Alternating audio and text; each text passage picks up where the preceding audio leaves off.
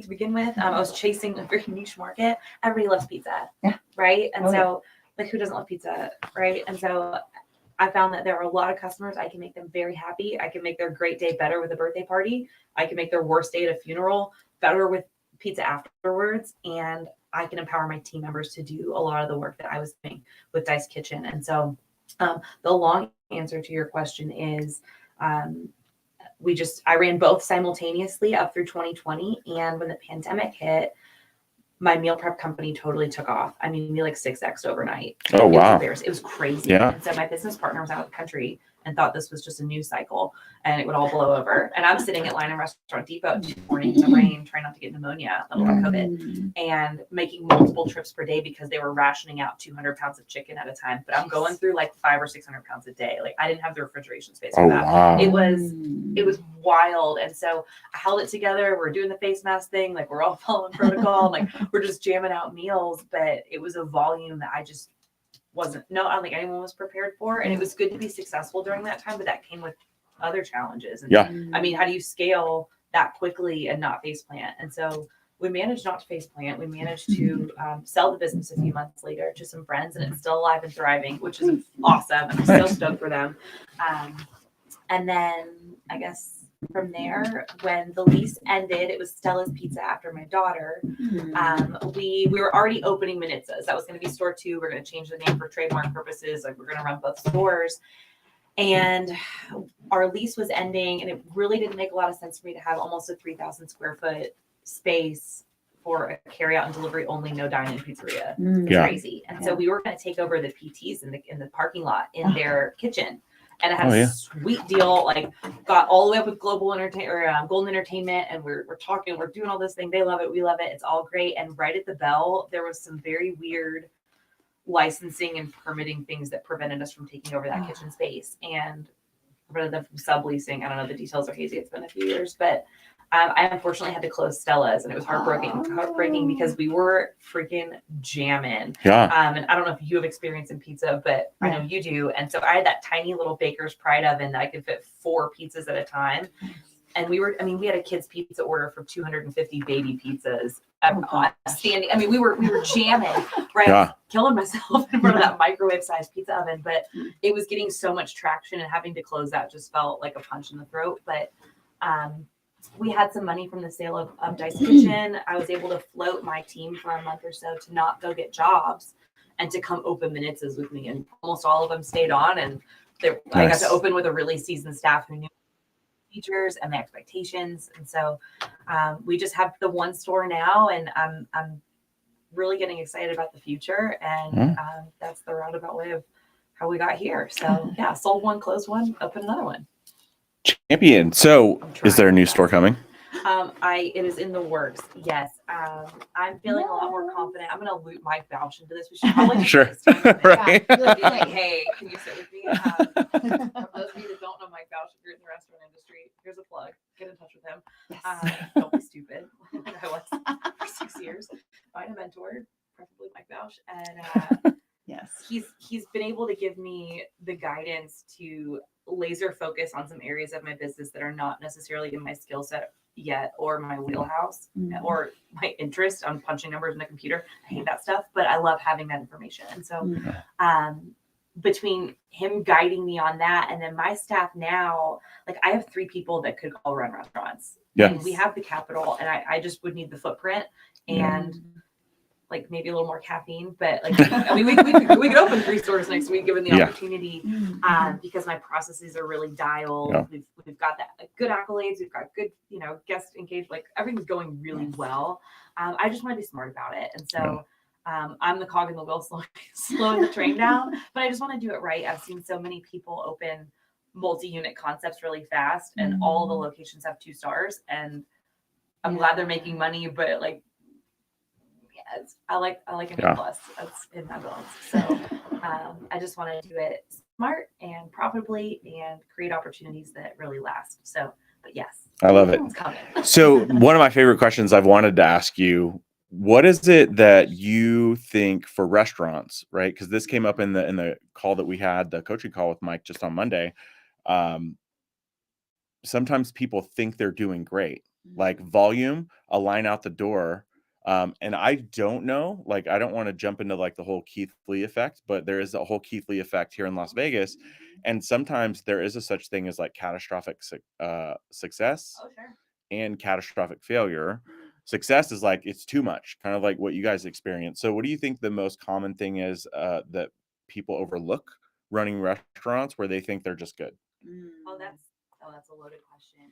Let me dissect that for a minute. But I've experienced catastrophic success twice, but it felt like failing because I personally was struggling to keep up and delegate. And so the first time was when the pandemic hit and we like 6X, and my I didn't have refrigeration capacity for what like there's limitations on a business, and most businesses don't operate with all this capacity and potential and fill it overnight and do it successfully. I think in any arena of your life, you would totally faceplant in that. Yeah. You know, and the second was when we got that big accolade in February. We got ranked in the top 100 pizzerias on Yelp in North America. So like including all of Canada. So like that's really cool. Yeah. I thought it was a joke at first, and then it was on the news, and then it was Super Bowl weekend. And I planned a Yelp event and a jiu-jitsu tournament, and I had way too much going on. My brain was scrambled eggs, but I'm like crying into my pizza boxes at 2 a.m, trying to get them folded for Super Bowl Sunday, and crying on Instagram Live, like, please stop ordering. You're like, I love you, like, no. Like my phones can't. I have 5 phones and all of them are ringing. Like, this is great. Yeah. So I think like building momentum this way, the Keith Lee effect is amazing if you're prepared for it. Yeah. But it is, you have to kind of just stay ready, but not live in the, don't run your payroll like you're ready. But because I've done that too. But for me, it's really knowing your numbers and having your processes dialed. Because even with Dice Kitchen at one point, I was hemorrhaging money and couldn't figure out where it was all going. But for me and my little business, pulling in like $1.5 million one year was one of our best years, and I couldn't pay myself. Yeah. I'm like, what are we doing? To me, that was a big number on $9 meals. That's crazy. Yeah. But, like, for what? Yeah. I'm working 18 hours a day for 6 months straight, and I'm not getting paid. Right. Like, what are we doing? Yeah. So knowing your numbers, and if you don't know how to get that not just the sales, but like what's driving profitability and what's taking away from it, and being able to hone in on those in laser focus and drive on both of those things. Yeah. It's so critical. Yeah. It's not just making money, it's saving and keeping. Yeah. I remember I did a $14,000 tea party a couple of years ago for catering. I couldn't eat bread for 2 months. I don't like bread. And so I was so excited to take on this huge job. We lost money on it. Like, Yeah. what? Well, and I think to your point too, that and that's something that I've experienced with working with a lot of different businesses in all different verticals, is that you got to know your numbers. And I feel like people that they go into a business and it's not numbers focused, like by nature. And so sometimes like that's when you like shove something off to somebody else, right? And you're just, oh, well, no, it's fine. Or you're just looking at revenue, but you're not looking at the profit margin. It's, when it's like, yeah, I'm making $1 million, but it's also costing me $1.5 million to run it. So I'm losing money. So it's saying, it's really showing that, again, that's where like knowing your numbers, that's a must have, a must do. And something for me, when I was in the coaching space with businesses, that's the first thing we did was, no, we're going to look at your numbers. And they're like, what? And we're like, no. Yeah, I know. It's like, but you can't be like, oh, but nope, it's fine. Like, you can't go in it blindly and things just like on a hope and a prayer that things are going to come together. Like if Keith Lee shows up at your restaurant and Yes. you're losing $5 a customer, and then the line wraps. Oh, that's such a loss. Like, how sad would that be? Yeah. He would hate that. You know, he's doing all this good for people, and like, please, by all means, come eat my pizza. You're like, shameless plug, Keith Lee, if you're listening. Come on. And my gosh, join forces. Oh my God. We put that out in the universe. Somebody heard that needed to hear that. You never know. We may just tag him. It's fine. We'll tag both of them. That's sad. I mean, I'm sure he would be devastated to know that I cannot be the only restaurant that has ever lost money. And so I see that, and I get so excited for people. I have a girlfriend who owns this cool chocolate covered banana concept, and she saw me really struggle through February. I mean, I was having to close every day at 5 o'clock, making 17 turns of dough a day. That is a dumb amount of dough for me. I don't know what Metro does or what Tony does in a day. Maybe that's just par for the course, but like not me. I'm much smaller. And so I'm good with that. for Yeah. now. But I'm sure he would hate to know that there are restaurants that have lost because of that. Like Yeah. you can get so much brand recognition and accolades and stuff, but if you're losing money every transaction and those multiply, I mean, I've been there. Yeah. And I remember with Dice Kitchen, it always felt like a step where it's like, we're here. And then when you go up, like you have to really keep your labor. You got it doesn't all go like this. Like it kind of has to go in steps. And when you leapfrog that, you just, you're toast, man. It's tough. Yeah. Well, so I started re-listening to Mike's book in this season while we're going through this course. Right in the very first chapter, he says, repeat after me. Yeah. I need this. Yeah. I need a pizza restaurant. And it's this whole manifesto. And he's like, if that felt weird to you, don't do it. Yeah. Quit listening. Yeah. So, and Stop it. when I say that, like there's something different about the restaurant industry. Like you don't make a ton of money. In fact, a lot of people don't know. I learned this too. Here in Las Vegas, we have some of the best food in the world. They don't really run their numbers on the strip. What do you mean? As far as like weight and stuff like that, Oh, it's really? not so much of a big deal because that's a big marketing. Sure. Like it's more marketing than it is like how much money can we make for every plate. It's a dual purpose because that gets them into the casinos, that gets them into the property. So it's kind of like it's like instead of a billboard, it's like come to our restaurant. Sure. You have to walk past all this other stuff to get there. But yeah, so for what you've learned, especially in the pizzeria, what is the biggest growth for you, the biggest aha that you've had where you're like, now I get it, and a lot of those problems kind of go away? That's a good question. I feel like this is gonna be the Mike Bow show. It's a big part of it's just getting out of my own way and delegating. And you know, my best friend in the world, he's actually going to be here in a few hours, or maybe on the phone. You know, we have this conversation regularly where it's just easier to just do things yourself, and it totally is. I completely agree with that. And I've done that for years, but in an effort to save on labor, aka like kind of be a control freak for 2 days a week, I worked lunch alone. I would live stream it a lot, so it was kind of fun marketing. But can I cuss? I was getting my ass kicked. Sorry, with your permission. I was getting absolutely just crushed. And I was so excited that you and Mike came in for lunch, but I just saw the look on his face when he tried to have a conversation with me. Like the phones are ringing and guests need stuff. And I'm like, this is so disrespectful. I am going to go home and just cry into my pillow for a second. But I had to step away. I had to give myself a deadline that was like, I will no longer work this line like the way that I'm doing it, unless it's an emergency or a huge cater. Like there's a good reason. By all means, I love making pizza, or I want to make a reel or something. But I was like, this is the deadline that I'm no longer going to do this anymore, even if it cost me money for a few months. And it did. I was like, looking at my numbers like, well, that's not good. But what I found is as I was able to step back, even though it cost me a little bit in the short term, my mental health was better. I'm able to go drive catering orders. I can do more of what I'm good at, which is use my mouthpiece and go drive business rather than be inside the restaurant making pizza. Like anyone can put cheese on dough properly, and a monkey can do it. Sell it can do it. We have pictures. Just do it like I have that. like all just like a monkey could do it if taught properly. And so not that pizza's not a skill, it totally is, but you can be trained. And so that for me, I had to step off the line to be able to see my business on a bigger level. And that helped me not live and die by yesterday's numbers, which like I've had 2 days in the last 6 months are probably the worst 2 days I've been open. Like I had to check the phones a few times. I'm like, oh great, no, it's just me. Okay, amazing. But to not live in that little nitty gritty, how many pizzas did I sell yesterday? Did I win or lose? And now I can move out to a week and to a month and look at the year projection and start to see things from more of a macro view. And that gets me excited. It has my team excited. They have jobs, they have hours, they're getting paid, they're making money. Like everything's better this way. But I had to like physically write it down on a piece of paper and say, I will no longer work after May 15th. Yes. Commitment. Done. And now when I do, it's like it's a big deal that I'm there. You're kind of a big deal. Well, and not like that. It's No, just but you are. There needs to be like last week we had 120 personal pizzas that needed to be made by 9 a.m. Do I terrorize my high school staff and have them come in at 5 in the morning? Do I just do it myself? Like, sure. But I'm managing my team in a way that like they're excited to participate, and it's just kind of get the hell off the line. That was my aha. So that leads to another question that we've been asking a lot of people, and we celebrated the road to GEW by steering some people towards your restaurant for your leadership library. Tell us about the path, what you create for your team, and the expectations, but also, you know, the clarity of how they can grow with you. 100%. There's nothing worse than having employees that are way paid more than everybody else because they've been there longer. But like the new guy comes in and he's crushing it, and he makes compared to it's crazy. And so when I opened Manitzas, and I implemented this at Stella's, but I made this like, I am not going to deviate, and I haven't yet, or I haven't, period. End of that sentence.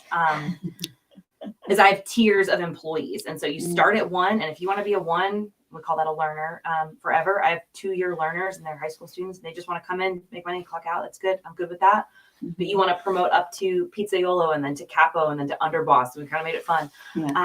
There are very specific skills you have to get promoted to the next one. And part of that prerequisite is reading certain books out of my library. And so Mike Bash's book counts for 2. So a lot of them happen to just go straight to Unsliced because they're busy and they're in school. But as it's basically 2 books per tier, along with other very just cut and dry metrics. And that way, when they come to me and say, I need to make more money, I'm like, perfect. Well, here's what you can do. Here's what you need to be able to do. And like, let's bridge the gap and put a plan together. And then it takes it, if the onus isn't on me to be like, I want to pay you more, but I can't.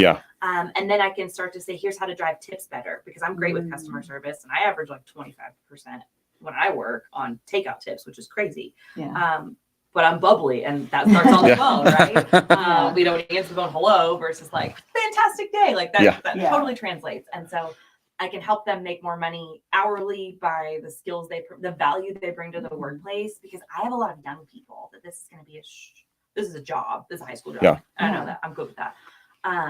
They're going to go off in the world, and I don't want them to think just because I've been somewhere and I'm not sharpening my skills, I'm going to get paid more than the next guy based on my time, because that's not how the world is moving. I get paid based on the value I bring or the value I provide. And so I'm trying to instill that in them young. But yeah, my library is awesome. If people quit stealing my books, it'd be great. But I have it like out on display. My pizza Bible is gone. I'm putting that out of the podcast world. Like if you have it, bring it back to me. Tony signed it. It's great. It's fine. But yeah, it's just part of, I want them to learn things they're not necessarily learning in school. I don't really care if you know algebra. I care that you know how to be a good person and communicate well and make something of yourself. So that's where my lending library came from. I love it. Yeah. And then what are you reading? Are you reading anything right now, or anything that you're listening to? So embarrassing. Yeah, I'm gonna have the worst. I'm gonna let Megan throw you on. I'm ready. What am I reading? I'm in my fiction era. And we all go through it. It's really okay. Like I've read all the fun ones and all the, you know, everything. Like my Audible is deep. But I've taken a little break from the personal development books and the build your business books and the get tactical this and the Navy SEAL that. I love that stuff. But with Mike's course, I'm hyper focused on work. And what I've learned about myself over the last couple of years is there's something called an internal monologue. I guess you can hear yourself talk in your own head. You have conversations in your house. It is silent in my head. That must be nice. It is nice. But I also what is that like? I don't like replay conversations. I don't have conversations in advance. And I think more like a flow chart than I think in thought. I don't know how to articulate it, but I like that aspect. I'm fine with the way I think. That's fine. But I do struggle to visualize. And so like when we did that visualization exercise a couple weeks ago, I really struggled, but it's better than it would have been 6 months ago. Good. And I participate in a sport that would benefit a lot from visualization. But if you said like, Christina, let's paint that wall purple, I wouldn't, like, I can't, like, it's just black when I close my eyes. I don't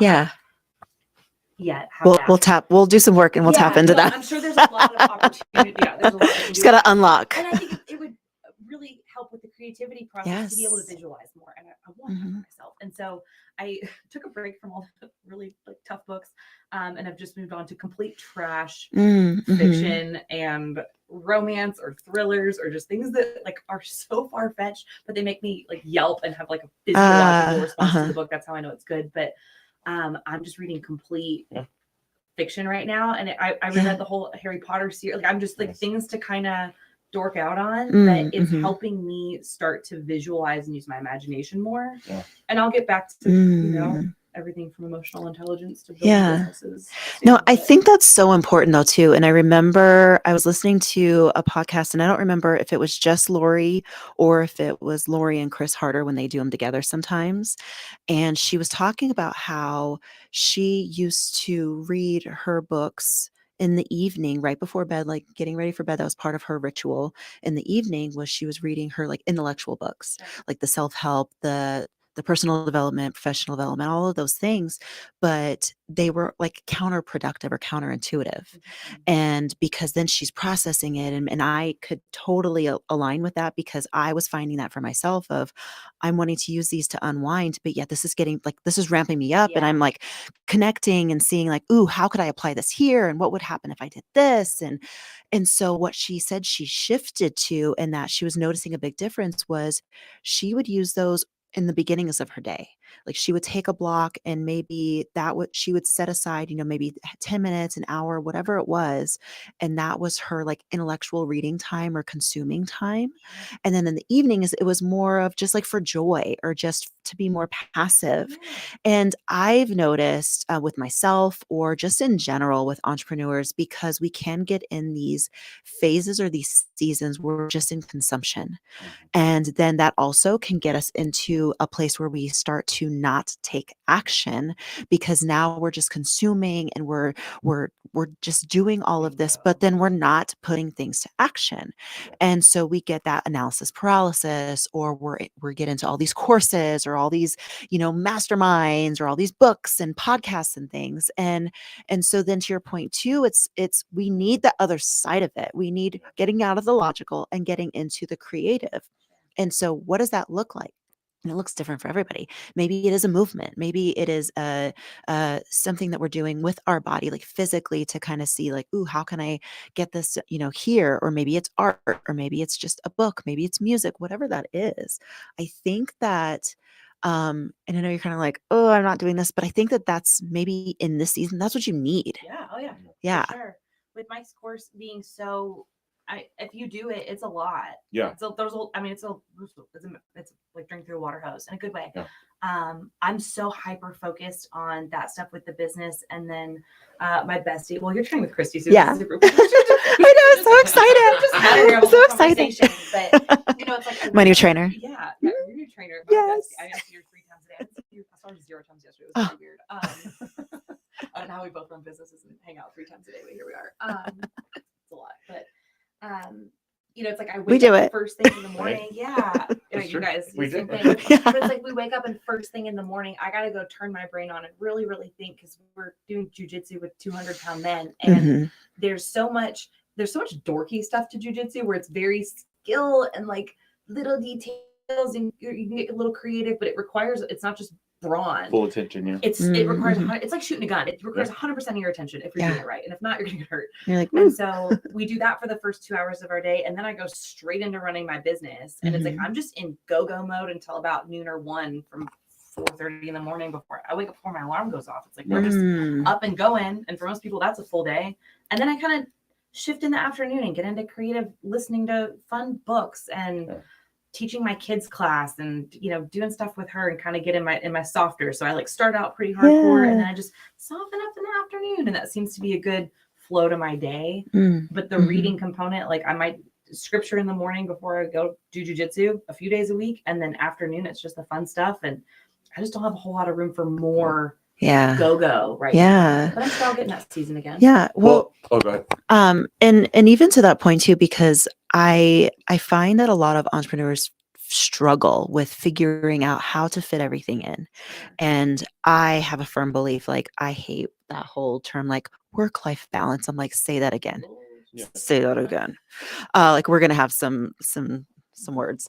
So I really like to think about it more of like the flow, like you talked about, or finding harmony within all of it. And I think it's also too, again, it's going in seasons of, there may be a season where more of your attention requires to be in your business or in your career, and it's going to take away from other things, and you're not going to be as present in those. And then, but it's also, again, like having those deadlines, having those timelines of, okay, and then when am I going to shift out of that? So how have you navigated that through your entrepreneurial journey, is figuring out, how does all this fit in? How do I navigate these different seasons and then be able to scale? Sure. Oh, that's a great question, because I'm just sort of figuring that out lately. I didn't for a while. I mean, I worked myself to bone, and not just a lot of hours, but I'm talking like full blown hospitalization. I'm so sick. I thought it was my last day on earth. I'm like, just take me. I'm in so much pain. Like sick. And that was probably 2019. And I had no balance at all. I didn't see my kid for a few days a week. And, you know, my marriage was not on the fritz, but it could have been a lot better if I was present.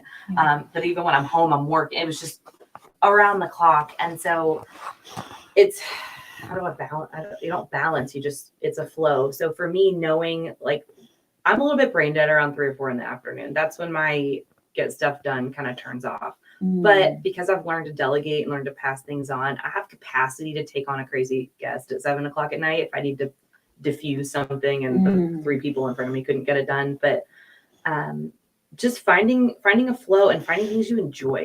I genuinely enjoy jujitsu. It's tough, but I enjoy it. I love working out with Christy. I love teaching my daughter's class, but I also love my business. It's my baby. I love it so much. And sometimes I've wanted to burn the whole thing down. And that's okay too, but it's rare, and for insurance purposes, I didn't and I wouldn't. But here, On the record, no, on the record. This isn't worth it. Like this is so dumb. Like why don't I just go get a job? At least I can clock out. But again, that goes back to knowing your numbers. Like, are you in a season where things are a little crazy right now and it's gonna end? Like every season comes to an end. That's just how seasons work. It's a cycle.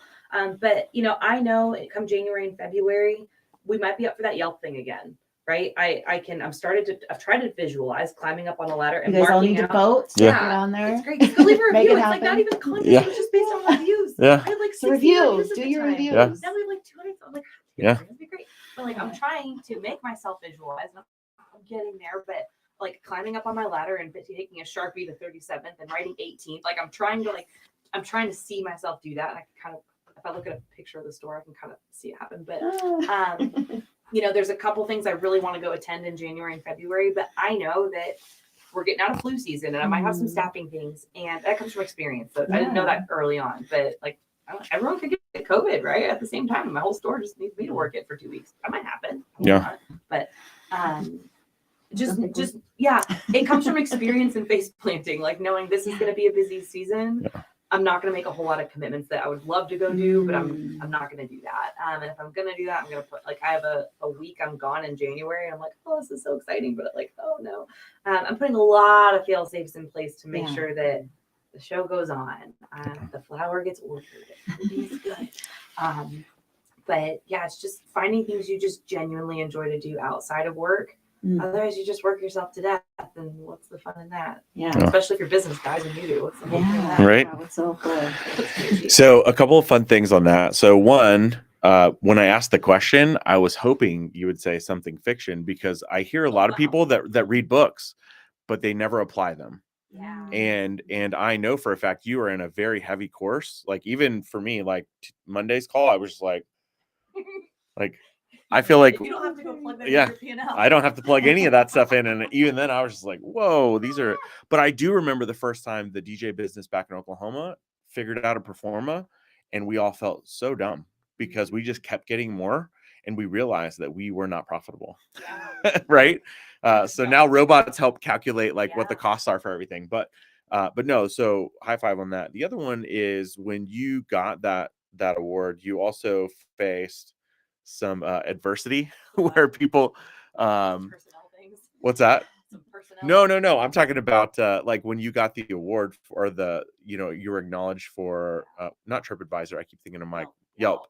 But then you had some haters that were like 37th best or 37th best pizza place on Rainbow Boulevard. Yeah. No, so that's what I mean. I love that you took that and you took that what somebody was trying to throw at you, and then right. But you turned it into, you made fun of it. Listen, comedy is no, I have 3 shirts, but that one, I think the exact quote was, Yelp doesn't know their ass from their elbow. More like 37th best pizzeria on Rainbow Boulevard. I'm pretty sure his name was Jay, Jordan, or Paul. I'd have to scroll through the Facebook interwebs, but it stung. You can visualize that. That one came in real clear. Rolling in my head. Guarantee he's not watching this podcast. If he is, you're a jerk. I have a T-shirt with your name on it. In my closet. I went to the gym the other day. Say something CEO of like mediocre pizza or like I have a few that's mediocre. Hard to find good pizza in Vegas. I was like, excuse me? Like, throw I a can rock. think of 50 people who make pizza better Yeah. than I do in this town. So what? Listen. Yeah. Oh no, I was just so last night, obviously did a long jam sesh. Yeah. Wanted some pizza, so searched up closest pizza spot. This place had like 300 5-star reviews, and I was like looking at the photos, and it looked like cafeteria pizza, and I was like, this hell is no. trash. So we went down to Double O Pie. Yeah, How Double was O. it? I gotta go. Oh, it's I gotta amazing. go. Yeah. Excellent it's so pizza. good. But they Go had like today. 37 No. 37 reviews, open and so today? I gotta go give them a positive review. Yeah. But it's just 100%. Well, they're new. They're still Yeah. they're still new, I but mean, I yeah. don't know what's his name, Mike. Michael, yeah. I need to meet Michael. Yeah. We don't know each other. Let's go down there. All Let's right. go right now. Do a pizza meetup. No, I'm Let's just go kidding. right now. We'll take the whole street. Yeah, we're let's gonna take take this it street. all- Let's just take the we're whole all staff. We'll just go live stream eating the pepperoni pizza that you say people need to eat. Yeah. Oh, Yeah, I heard it. we've set rules up for that place. We And break we've them every also broke time. 'em. We're there every I feel Sunday, like and we me get and I would pepperoni. be- I feel like we'd be homies. Yeah. Yeah. Because you know who's a homie? Chris Decker. Like, Yeah. Beth, but I Chris feel is like great. I feel like Mike and I would be home dogs. So that's this is a fun question. I don't think I've ever asked you All this. your questions. Ooh. Where is your favorite place to get a pizza that is not your own? My own. No wrong answer. But also there's a wrong answer. If you say Tostinos No. from Yes. Smith's, No. No, judgment. no. My husband loves trash pizza, and so does my daughter. They are. I can't do it. No. I like Carmine's and I like Metro. They're over near Okay. my house. Yeah. I love them a lot. They're great. Mhm. I also like Setabello. They have this pear and jalapeno Ooh. pizza that's spicy and sweet, and it, like, Santabello's oh, it's so good. But no, my family loves to eat trash pizza. I don't. 'Cause Yeah. I get a bellyache and I don't feel good for a few days. But yeah, I've come home to quite a few trash pizza boxes on my kitchen counter, and it makes me want to claw like everyone's eyeballs out. seriously. My favorite was when I first opened Stella's Pizza, and at that point, I had a lot of skills to acquire, but I was coming home with flour like in my ears, and like the whole front of me was just white just down to my ankles. I looked homeless, and I remember I came home and there was Angelina's box on the counter. They're not trash pizza, but there's Angelina's box, and I just was like, "The fuck!" Like my eyes started twitching. I was like, "Babe, like what?" He's like, "I didn't want to make more work for you." And I'm like, my eyes still twitching. Like, I would have brought you home a pizza. Like, Yeah, just tell me. are you Just serious? let me Like, know. oh, they have garlic knots, and I didn't have a fryer yet. And I was like, you got garlic knots now. Ooh, and they're right in my bomb. soul. It just, I'll never forget. I'll never unsee it. It was just right on. Yeah. I'm gonna cry talking about it. But anyway, my daughter would eat Little Caesars all day long. Yeah. That she does at school. She tells them it's trash pizza. She crushes it anyway. Don't Yeah. have me like I- on Wednesday to have Little Caesars. I'm like, whose kid are you? Yeah. Yeah. So full confession, I love the Tostinos ones or whatever, the ones that are the rectangle. I'm not judging. I would love to do like a really nice event, but like cut those into little strips and pass those as like tariffs, just as a joke, at a pizza thing. He is now no Yeah. longer part of Oh. this Yeah. network. Yeah, this no. podcast. I've gone too far. Our feed is about to go out. It's so I, weird. I did want to offer one thing, and I normally don't just give unsolicited advice, but you said something earlier and it really got me thinking when you're talking about visualizing and changing that number. One thing, at least that I've experienced, and manifestation is how I got here. 5 years ago to this week, Yeah. I'm running out of that. It's like birthday for me, so it's like it's my birthday Vegas month. But 5 years ago, last weekend, I was in a rental car one way to come out here and see if I could figure out this town. I feel pretty good about it, but it wasn't just like I didn't know where I was going to live. I didn't know any of those things. It's never like the visual part is part of it, but it's how are you going to feel? Sure. I think a lot of times that's what the universe picks up on. I don't know what your thoughts are on that, but it's not just doing that thing. It's how are you going to feel after it? And once you feel that all the time, everything starts to attract to that Sure. feeling. So I don't know. Oh, I'd love yeah. your thoughts. Oh yeah. I feel like Yeah, this is and your area. it is. And it's, what's really crazy is that so most nights I go to bed listening to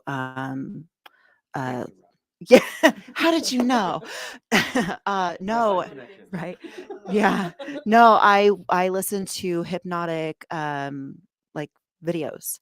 And so because that's something I'm a master hypnotherapist. And so going through the visualizations, and that's what I took you guys through. And so there's ways, again, there's so many inductions that you go because there's layers to go through. And so with that is very much to your point of it is pulling in all of the senses. And so it's okay, so yeah, so you have the space that you're going to be in. So now it's you're standing in front of your shop and you have the banner there, you have the ladder, you have the marker in your hand. And so okay. And so it's really putting yourself in your body then. And, what are you wearing? What time of day is it? Who else is there? What are the smells? Yes. Yes. And it's again, what does that marker feel like? Is the wind blowing? Is it warm? Is it cool? So it's really putting yourself in that future version of you and saying, okay, so what does that look like? What does that feel like? What does that sound like? Who is present? Who is not? And going through all of those things because it's layering and layering and layering and layering.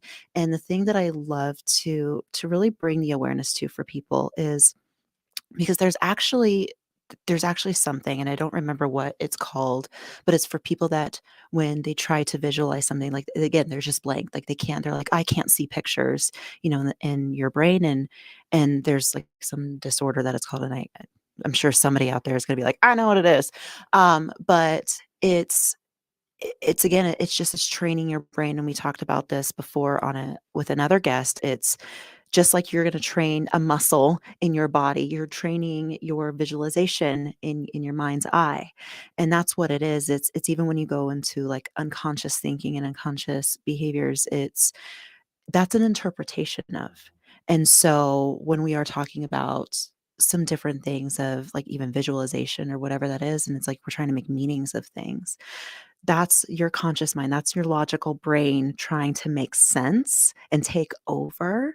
And so that's where it is getting more comfortable, and it's through practice. And so maybe it is through the books and just through play that you're getting in the practice of training yourself to be creative, to play, to go into the curiosity, to go into the what ifs. And because again, it's also remembering too, like, hey, this isn't real life. It could be whatever I want it to be. Yeah. I could be wearing a unicorn freaking blow up, whatever, and be using a unicorn pen, and that's what it looks like for me. And then somebody can come off in like a rainbow. I don't care, but just like, phew, and I'm here. Changed the Yeah. schedule because I was watching you change the number. Me and Mike were there eating Tostino's pizza. I'm just kidding. Damn it with the Tostinos again. It's not happening. It's not happening.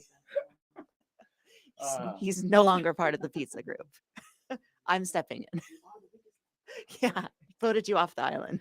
So Still love you. As we wrap up, what do you see? Because you've been here in the ecosystem for quite some time, and you work with other businesses. You've seen other businesses. What do you see as a challenge here in Las Vegas with all the growth and just all the things that are happening? What do you see as the biggest challenge for entrepreneurs, whether they're already up and running or people that want to start their own thing? That's a good question. Now that I'm kind of up and running, I'm a little bit removed from the getting started component. But I do remember at one point something that really bothered me with Dice Kitchen, and it was with the city of Henderson, so not so much Las Vegas, but it took me 8 months to get a business license. And that was after I signed the lease, got the keys, moved my staff in, was making meals, selling meals, operating. I was like, what am I supposed to do? Not operate without this piece of paper? Yeah. Interesting. I got to pay the rent. And so without boring, because I'm sure we're getting close to time, but I just kept getting pushed around from desk to desk because I wasn't a restaurant, but I wasn't really a caterer. Like I was innovative, and so where do you fit? no one knew where to put me. So I just kept getting blown off, and I had to finally have my attorney compel them to get something. I was like, maybe I'll just get a fine, and at that point, I'll have a piece of paper with my name and address on it, and that would be a great start. But it cost me a fortune. I mean, I got dragged through commissioners' meetings, like when they're building a cell phone tower in someone's backyard type of meeting. And I've got Stella who's kicking the microphone. She's 2, and they're like, "Can you make her be quiet?" I'm like, "Absolutely not. I don't know why I'm here." But I remember No, she's two. Like she's a toddler. This is dumb that I'm here in the first place. But Yeah. I got so mad about this. And so I remember seeing, I've got all these commissioners and they're all listening to all these, crazy things that people are wanting to get done. And I'm just trying to open my meal prep company that's fully operational. And I remember Bill Bokelman, one of the commissioners, looked at me. He's like, "Well, when do you plan on opening?" And I was like, I'm ready to get going as soon as you guys get me the paper. I didn't know how to lie and be like, I'm operating, but I didn't know how to omit because I just sort of circumvented. And the next day he walked into my establishment, and I've got, again, almost 24 workers going. I've got food everywhere. I mean, we're like plating meals. We are operational. And he was like, "Do you remember me?" I'm like, "I have no idea who you are." He's like, "I was the commissioner at the meeting yesterday." And I just started bawling. I was like, "I don't know what to do besides just cry. I'm so sorry. I'm breaking the rules." But here's what happened. He was like, "No, I was totally ashamed that you were dragged through all this because I've been driving by here and seeing that you've been operating for months." I'm like, "Well, okay. You can stop talking." You're like, any day now. Like you could've anyone, just walked in. that'd be great. True but- City, it's like somebody should stop by there and talk to her. Right. Someone should handle anyway, City of Henderson handles their licensing different now because I guess that was like so traumatizing for him that he was like, it shouldn't be that hard to start a business in Hendo. Yeah. Like we should encourage entrepreneurship. So that gave me a lot of good. peace of mind after that. I hope everyone else is You're having a great, pioneer. I hope everyone else is having a great time with their business licenses, but it's fine. But yeah, and there's just a lot of weird red tape. Yeah. There's no manual on get this business license because then you need your DBA, Yeah. you need this, and you need that, and it's kind of like I just kind of wait for someone to tell me to pay them and work back. Like there's no manual. I don't think there's a manual. That So, would've been helpful. But Actually, the first guest that we had today is from Oklahoma. She's the global community director for everyone in Global Entrepreneurship Network. So all around the world. Nevada was the first state to pass the Right to Start Act, which they passed, 2 months ago? July, I think it was. First is in now other states are watching and they're trying to take a different approach. Most people say, "Oh, we want to bring business. We want to bring business." They think big business is the answer. That really shifts new jobs. yeah. It doesn't create new ones. So it kind of tops out. So they know that small business, mid-sized businesses, that is the answer to create more jobs. And there's a lot of red tape. So Nevada was the first one to sign it. I don't know I can't speak to it. But I just know that they are trying to make things like that a lot easier. Because like I've had really crappy experiences with local government. Even the state of Nevada, I was in this huge audit for 3 years. I shit you not, over $8,000 worth of Quest bars. I can't even make this up. Yeah. The resources the state of Nevada wasted on me over, and I won when I was shocked we didn't have to go to district court. Yeah, we got out like 50 cans of Coke and Quest bars and stuff we bought at places. They tried to tell me I needed to charge sales tax on something. It was a non-taxable sales item. How many other small businesses were going to roll over and pay that bill? Yeah. Over my dead body. I will not. And so I was like, I'm just going to fight this because I'm young. I'm going to kick this can down the road. Yeah. I hope they're not watching, but like, here we are. Or I hope they are. Because I hope again, they like, are. But some it of just, this it needs was to so change. embarrassing to me that as a small business owner, our own state was like, let's pass this legislation. Let's make this easier and blah, blah, blah. I'm like, you're going to come at me over $8,000 to $10,000 worth of taxes owed. Like, go take the billions from Walmart then if I have to pay this. Like, I would love to see that on the 5 o'clock news next week. No. But it's amazing to me how like we have all this legislation and like rah and like make it good for small business owners, and then you have the local governments just like can't get a business license, or during COVID when they limit in my capacity to 3. Yeah. And I can say this now because I'm out of it and I'm not in Henderson, so hopefully but they put a sign on my door that said 3 people, and I was like, all right, we have the business license guy, me, and my 7 people working right now. You just wrote a 1 in front of 3 it. people. No, I wrote a 3 in front of it, made it 33. F that. Absolutely. Angel numbers. Absolutely. Yes. Yeah, whatever. I was pissed. But anyway, it's interesting to me that like we can have this legislation and that's awesome, but I would love to see that actually translate to like not Being trying helpful. to just squish I'm a one shop little 8-man operation and you're trying to squeeze like $8,000 or $10,000 from my cold dead hands. I don't think so. Absolutely not. So I'm glad we have legislation in place. But like, let's quit bullying small businesses. Right. That is hot garbage. Yeah. And I'm like hot talking about it. Yeah. Feel it. They called me the other day and I was like, we're gonna have Rewards. let's talk about this. It's crazy. So last thing, what piece of advice would you give to anyone that was looking at getting into the world of restaurants? into restaurant. Okay, go. I'm gonna say entrepreneurship. That's a big, yeah. I thought very carefully about that Um, question. I have this. And like, you can't say blind- call Mike Bausch. Yeah, I'm no, just I'm kidding. gonna say mine. Yeah. Speed dial. Gosh. I happen to have this just blind confidence in my ability to figure things out. I don't know where it came from. Maybe my parents, maybe upbringing. Like, I'm not scared to fail, but you can't be scared. And I think a lot of people, I've heard a lot of people who go to business school don't go on to open businesses, and I think they know too much. So I'm not saying don't know your numbers. I'm not saying don't like research what you're going to do and spend your time and livelihood and mortgage your house potentially over. Like, you should know what you're getting into, but like, just put one foot in front of the other and quit making AI generate a business plan and having third nose on your table. Or like, I just have friends who are like, have all these ideas. And I'm like, that's great. At some point you have to just put one foot in front of the other and sit your books down and set things aside and just execute. And that's my experience. If you just get the ball rolling, whatever that looks like. And just, what's the worst case scenario? You go back to living the life you're currently living. Is that so bad? Yeah. No, probably not. I imagine it isn't for most people, but yeah, just put one foot in front of the other. Just get started. Just start. Yes. I love Figure it. it out as you go. Love it. That's what we're all doing. Yes. Love it. Well, I don't know about you, but now I want pizza. I know. Now I'm I'm starving. super down for pizza. All of us need pizza. We need a pizza break. Can I walk into my Manitza swag? Is he gonna be there? Oh, they don't open till 4. I have to go Oh, to a no, wedding. till 4. Yeah. I know. It's a side. I should stay on my nutrition. Y'all have to talk to Chris. Oh, my favorite thing. I've got to say this because because you work at a pizzeria, you run one, but it's funny because like one day I was like, try it, and you were like, I can't until I have my shake. So you have very strict boundaries and disciplines. Yeah. Yeah. It's like I don't eat pizza when I'm hungry, right? It's like I have food for when I'm hungry. I have pizza for joy. Yeah.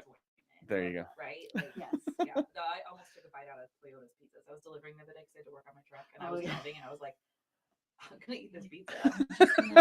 Like, if I just show up with the slice out, they could Just one. They could just blame it I on can each check other. it. I can check it. Yeah, it I'm was. sure it was okay. I was starving, but I failed to bring a protein shake, and that was why I was hungry. So, Well, plug that up. if you're looking for a new pizza spot, I'm your plug. there you go. Yeah. Tell them where you're at. We are on Rainbow and Patrick, so 6090 South Rainbow Boulevard, Suite 2, next to the French Cafe. Yep. And you can order online. You can dine in person. Maybe bring a book. If you have my pizza Bible, bring it back. You. Yeah, we're right in Spring Valley. Yes. Let's do it. Let's do it. This was so.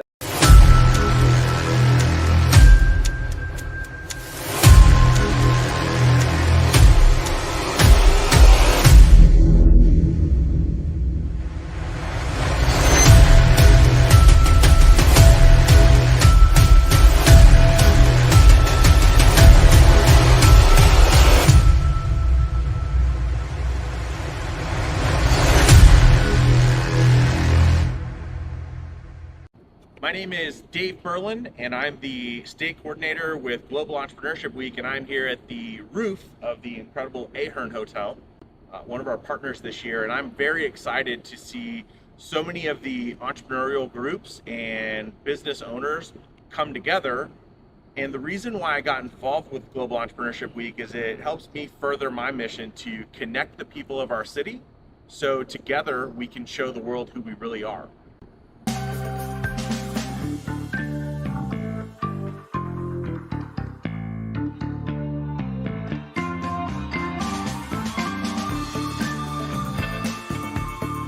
I just want to thank everybody for raising their hand and participating in Global Entrepreneurship Week. Drove down, had nowhere to live. We were in one of the hotels for 6 weeks trying to get somewhere to live. Yeah. So not planned well. But like the entrepreneurial community here is phenomenal. Like I joined a group called Entrepreneur Organization, and they're my people. Like I tell these stories, and they're like, "Oh my gosh, I did something just like that." Yeah. Whereas most people are like, You're crazy. "What? That's right. You did what? And then you did that after you did that?" Like, and so I love it here and family oriented. I've made, and I was in LA for 4 years. I don't have a close friend in LA, and here.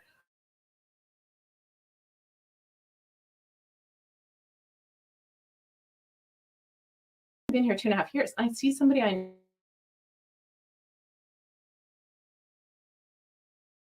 Maybe a degree of separation here in Yeah. Vegas. it's amazing. And again, and it's like that can be great, and that can also be.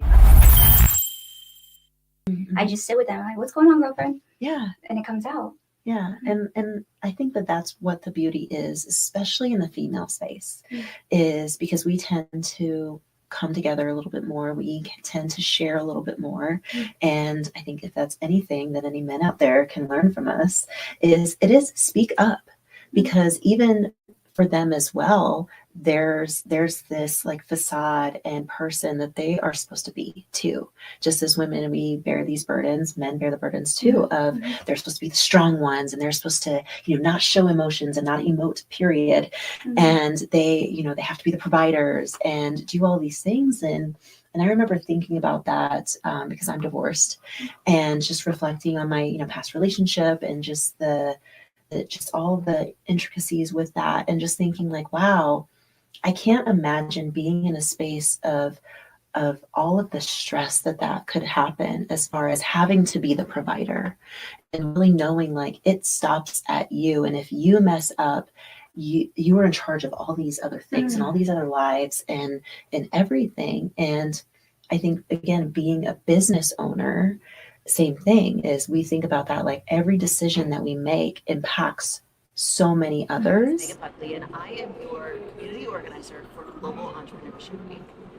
The reason why I got involved with Global Entrepreneurship Week is to give opportunities for everyone to see what we really have here in Vegas outside of the Strip. We are a big small town, and we are a thriving business community, and there's just so much to offer here, whether you are a new business going to come to start, or you want to just get out there and connect with more of the community outside of what it is specifically that you do. I mean, Alex Hormozy too even said, like, I'm trying to remember perfectly, so I'm not probably going to butcher it, but he hired someone and he was like, hey, I want to make this brand happen. And what do? He just was like, okay, we're going to pay this. I'm committed to it for 12 years, I think he was. So something like that. He was committed to it for a long time. He wasn't just thinking about instant results. He committed for a long time. That's a great point, right? Because I think, we're seeing Alex Hormozy really starting to dominate in the, marketing space and entrepreneurial space as a thought leader. And he did that event that had maybe like 155,000 people live, right? So it was a great demonstration of everything. But we're kind of seeing that, after the, 5, 10 plus years he's put into his business and into content creation. And it's interesting, that he made that comment, right? Because I think the juxtaposition of that is the small business owner who makes the commitment for like 3 months and then quits after 1 month.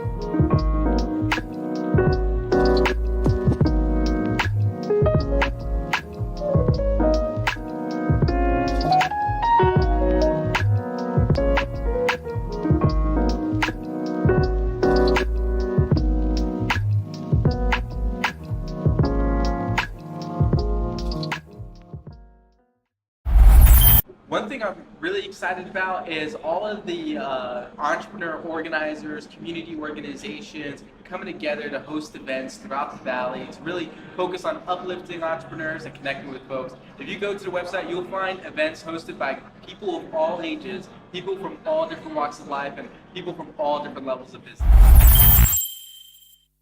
So find your niche, I think, is the main suggestion I will say, and think that everything can be a tourism attraction. That's so fun. And I mean, again, I think that's the fun part about just entrepreneurialism in general is, again, just hearing something like that. I know that sparked my mind to go in a million ways. And I'm sure somebody else watching this, they're like, oh, this and this and this. And so I do think that could really be that key of, instead of just going in that macro kind of vision, it's really looking at, okay, but what is this area or this sector of this city, this town, this region? What are they known Um, for? It's beautiful, but we wanted tourism so bad that we finally got it, and it was great. Yeah, Yeah. but I remember, so the same people who were crying 20 years ago saying we don't have any tourists, we are so beautiful. So the same people who were crying 20 years ago, we don't have any tourists, we are so beautiful, how is it possible? Today are the same people who are like, they cannot even open the door of their Like, why houses are because they they here? cannot physically. Like I had a friend writing on Facebook. He could one Sunday he could not physically leave his house because for how the how like for the Whoa, crowd it was that outside of his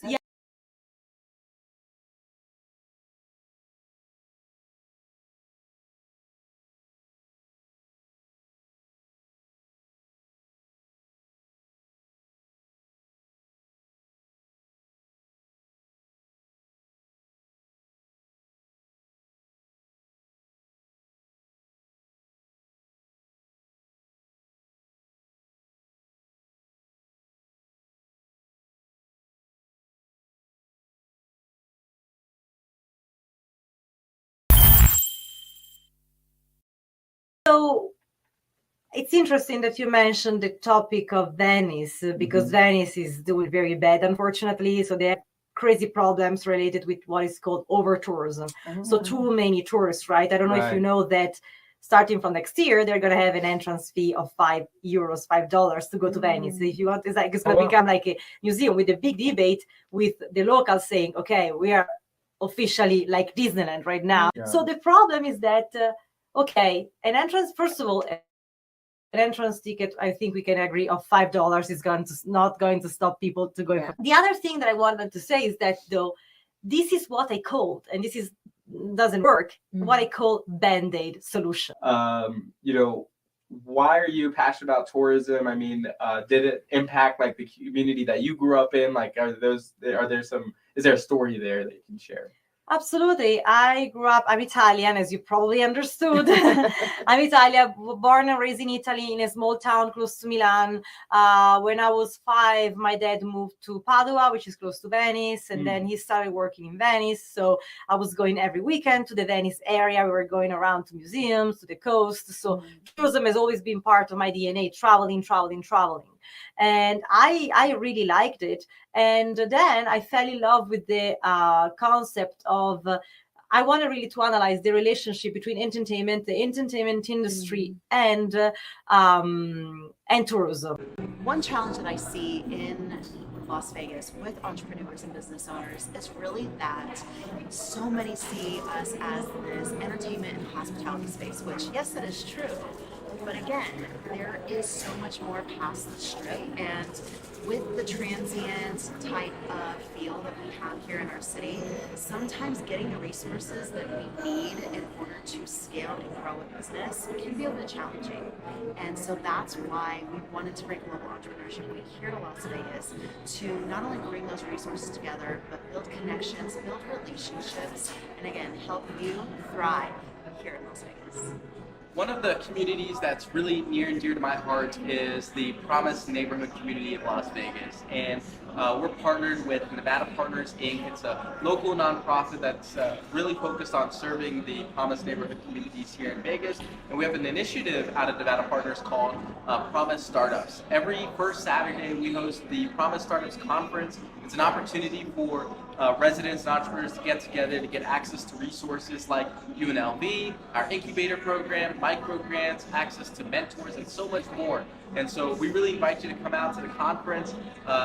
It's going to be a blast to have you there. It's every first Saturday.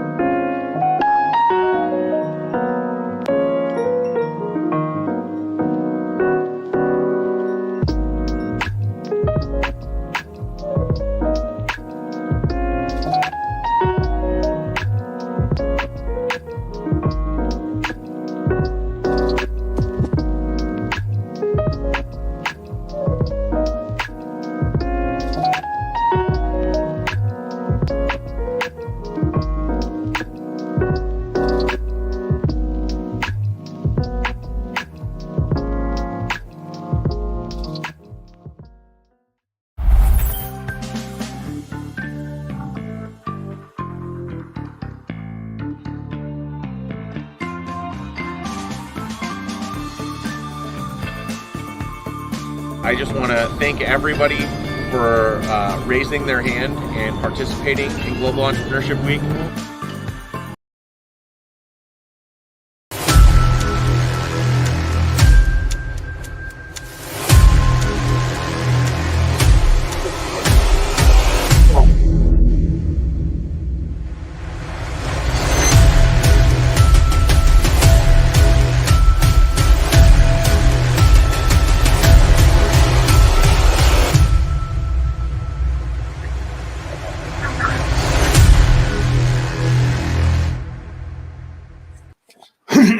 All right, we're back, you guys. Okay, so just this whole ride, it's again, we never know what's going to happen. and so we are going on to our next guest here. Very, very exciting. We were already talking kind of pre-mic. We're like, okay, we're going to get into this in just a minute. So we would love to welcome Mike here. And Matthew. Yes, It's Matthew. BMV Farms. Yes, Black and Market so Veggies. yeah, so very excited to learn more about this because I Okay. know there's been a lot of talk recently with, again, how do we diversify the agriculture here in our ecosystem in Las Vegas? Correct. What, can we make available? What can we do with the resources that we have? And so, yeah, please introduce yourself, your business, and really kind of how you got started. Okay, my name is Matthew Nelson, and I'm from Vegas. Military brat, so I moved around the world until I was about 11 or 12 years old. Then we crashed, or not crashed, but my dad retired here in Las Vegas, where I went to middle school, high school, and eventually joined the military. I joined the Marine Corps, did 2 tours to Iraq. And in the meantime, no problem. I just doing what I was told, I really didn't know what I wanted to do as a young man. So the military for men is like, is like a scapegoat. It's like, all right, I'm not going to college, but I'm gonna go join the military. It's just when I joined at that time, there was a war going on. So I was trying to finagle and maneuver my way around it, but I happened to get right into the belly of the beast. I wrote a book about it, and that was part of my therapy, but I was motor T, and it's a story. It's a chapter in my life that I'm proud of now, and I use as fuel for the future. So yeah, I joined the military, did 2 tours to Iraq, came back into the civilian world, a little bit of turbulence, getting back to the swing of things, but got my bearing. And then I went to school. I went to ITT Tech when it was a thing, because I wasn't trying to go to no regular conventional school. I wanted like something small, more intimate. So for-profit schools were the only ones that were really recruiting and like hyper, looking for veterans, They're like, predators. Bring it in. Come They're on, like predators, yeah. Like, do you want to do this? You're like, I don't know, I might. And so I went to school for project management, business administration, and then got a gig working for McCarran, or I mean, not, it was McCarran Airport at that time, but at the airport, and then an engineering firm. I was just really in limbo. And this is around 2015. Okay, so I had a bachelor's degree. I had an honorable discharge at that, and I bought my first house at 22. So I had mortgage. Nice. I had a kid, so I was really like, I was doing my thing, but I wasn't really entertaining like, the entrepreneur, or I didn't know what it was at that time, but it was something, some itch that I had to scratch. Yeah. And so it led me into medical marijuana. Okay, so I was in the cultivation side. I was on the front side. I was growing it. So I was in the plants. I was in the jungle. And I was in charge of, after a year and a half, I was in charge of propagation and like maintaining the mothers. So, and Was I that never, here in Las Vegas? that was here in Las Vegas. Nice. Yeah. And it was a big deal because this was 2015, 16. It just popped off. It's brand new. Everybody's getting money. There's plants everywhere. It's just fresh and exciting. Yeah. And so, yeah, I went in with, like I said, all that fuel, the military, degree, kids. Like I was coming in like a Navy SEAL almost. Yeah. I wasn't coming in just for shits and giggles. Yeah, Can I speak? you're good. Okay. You're all good. But you feel me? Like I wasn't Yeah. coming here to hang out. I was coming here to do work and Yeah, I get learn it. and try to leverage what this opportunity is giving me. So yeah, I started growing. I was like, man, I actually love working with plants. I love it, Mhm. I always tell people that I don't really like humans, but I love plants. So Yeah. that kind of like helped me navigate, you know? So anyways, I was like, well, I don't have a lot of money. I still want to work for myself. And what can I do? And I started brainstorming, put a thinking cap on, and lo and behold, you know, I found out, which is a no-brainer, but 98% of all food and perishables that come into Vegas come from out of state, you know? So I was like, all right, there's a niche. Yeah. What can I grow? Yeah. And then I started looking at my footprint and how much space I had, how much money I had, how much I can risk. Again, I have a family, I have a mortgage, like I have a wife. Like it's not just, you know, I'm gonna start a business. Yeah, Okay. there's some risk involved. Absolutely. For sure. So I had to be a little bit more tactical about it. And yeah, so I just started putting like feelers out there and Batman signals and what's going on, you know. And then I found out about microgreens. All right. And when I was in the cannabis industry, we were already growing in soil, hydroponics, vertically. Like we were doing a lot of really cool stuff. All right. And so I acquired all this knowledge. Okay. I took good notes too, and I studied. All right. Yeah. But yeah, so I got into the microgreens. I found out, oh, restaurants, you know, they love this stuff. Cafes love this stuff. And I'm like, all right. So I started doing my research and development, you know, in my garage, and had a little 10 by 20. And then the 10 by 20 turned into two 10 by 20 trays. And it just like a plant, started small and grew big, you know? Yeah. And yeah, so that's when I'm like, all right, I'm gonna put the paperwork in at the end of 2019. That's when I put all my articles in. You know, I got my EIN number, I got my state license, I got my county license, I got all my certifications so the state knows and the county knows what I'm doing, where I'm selling it, how much I'm selling it, you know, all the things that go with opening up a business, you know, all the red tape, if you will. Yeah. So yeah, I got that squared away in 2020. I started pitching my shit. I started straight up like slanging greens, going to chefs, like, calling you want chefs some? straight up. I go to chefs. I'm like, hey, I looked at your menu. I see you got avocado toast. Where's your micro broccoli coming from? And I already knew that they were gonna say, oh, it comes from Cali. It comes from Arizona. So I'm already waiting for the counter. You know, I'm Mike Tyson. I got my hands up. But I'm waiting. I'm like, well, listen, I'm local. When I'm harvesting, I'm harvesting usually the day of, so your shelf life. And I just go into the whole spiel. And then boom, that's why I acquired my chefs. But yeah, so 2020, COVID happened, shut everything down. And I was like, I'm not gonna tap. Again, I got all this momentum, all this fuel. I'm not just a fly by night. I'm gonna really try and, you know, put my best foot forward. And so I started building raised grow beds for people. You know, I'm still growing, still staying with the food niche, you know, since I wasn't serving my harvest to restaurants and cafes. I was like, well, I got all these seeds, I got all this knowledge. So boom, I started like plugging away at that. And then we opened back up. And then I was like, all right, since the restaurants, you know, they got shit on, like they were closing, you know how it is. They were struggling, and most of them they had to tap. So I was like, all right, my first time back in the mix in the community, I'm gonna go to the farmers markets. So boom, I hit the farmers markets hard, and it gave me a little bit of pulse, gave me a little bit of life. And we've been hitting the farmers markets pretty hard since the end of 2020, beginning of 2021. And we're at downtown Summerlin every Saturday from 9 to 2. Nice. And I'm not there, but we have our team out there. But we're slanging greens out there, produce, which is local. It's fresh, and we're not spraying any bullshit on it. You know, we're not big ag, so we're nice and boutique, so you get some quality. Yeah, and then we also got back on our restaurant tip. So we got some cafes, we got some restaurants, some sushi bars. And again, we're starting small and growing big, and that's pretty much where we're at right now.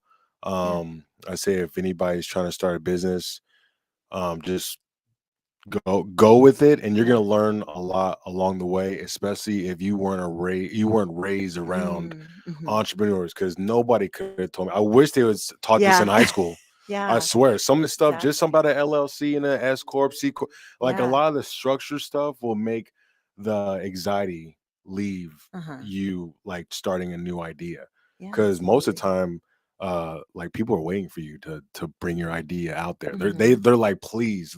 One of the first chef, the reason why I put so much fire into my ass is because he was telling me, he's like, dude, I've been waiting for somebody like you, because he Yeah. wanted micro cilantro, but I'm not a chef, you know, Mhm. and I never knew about microgreens. I'm not even, you Yeah. know, I just like plants. Yeah. So that's my thing.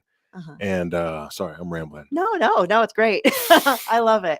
But and again, like that's what is so fun about just entrepreneurialism. And we've had this consistent conversation around just the innovative mindsets that happen. And like you were saying, you're like, I didn't know what it was, but there was just something inside of me that I had to figure it out. I had to do what it was.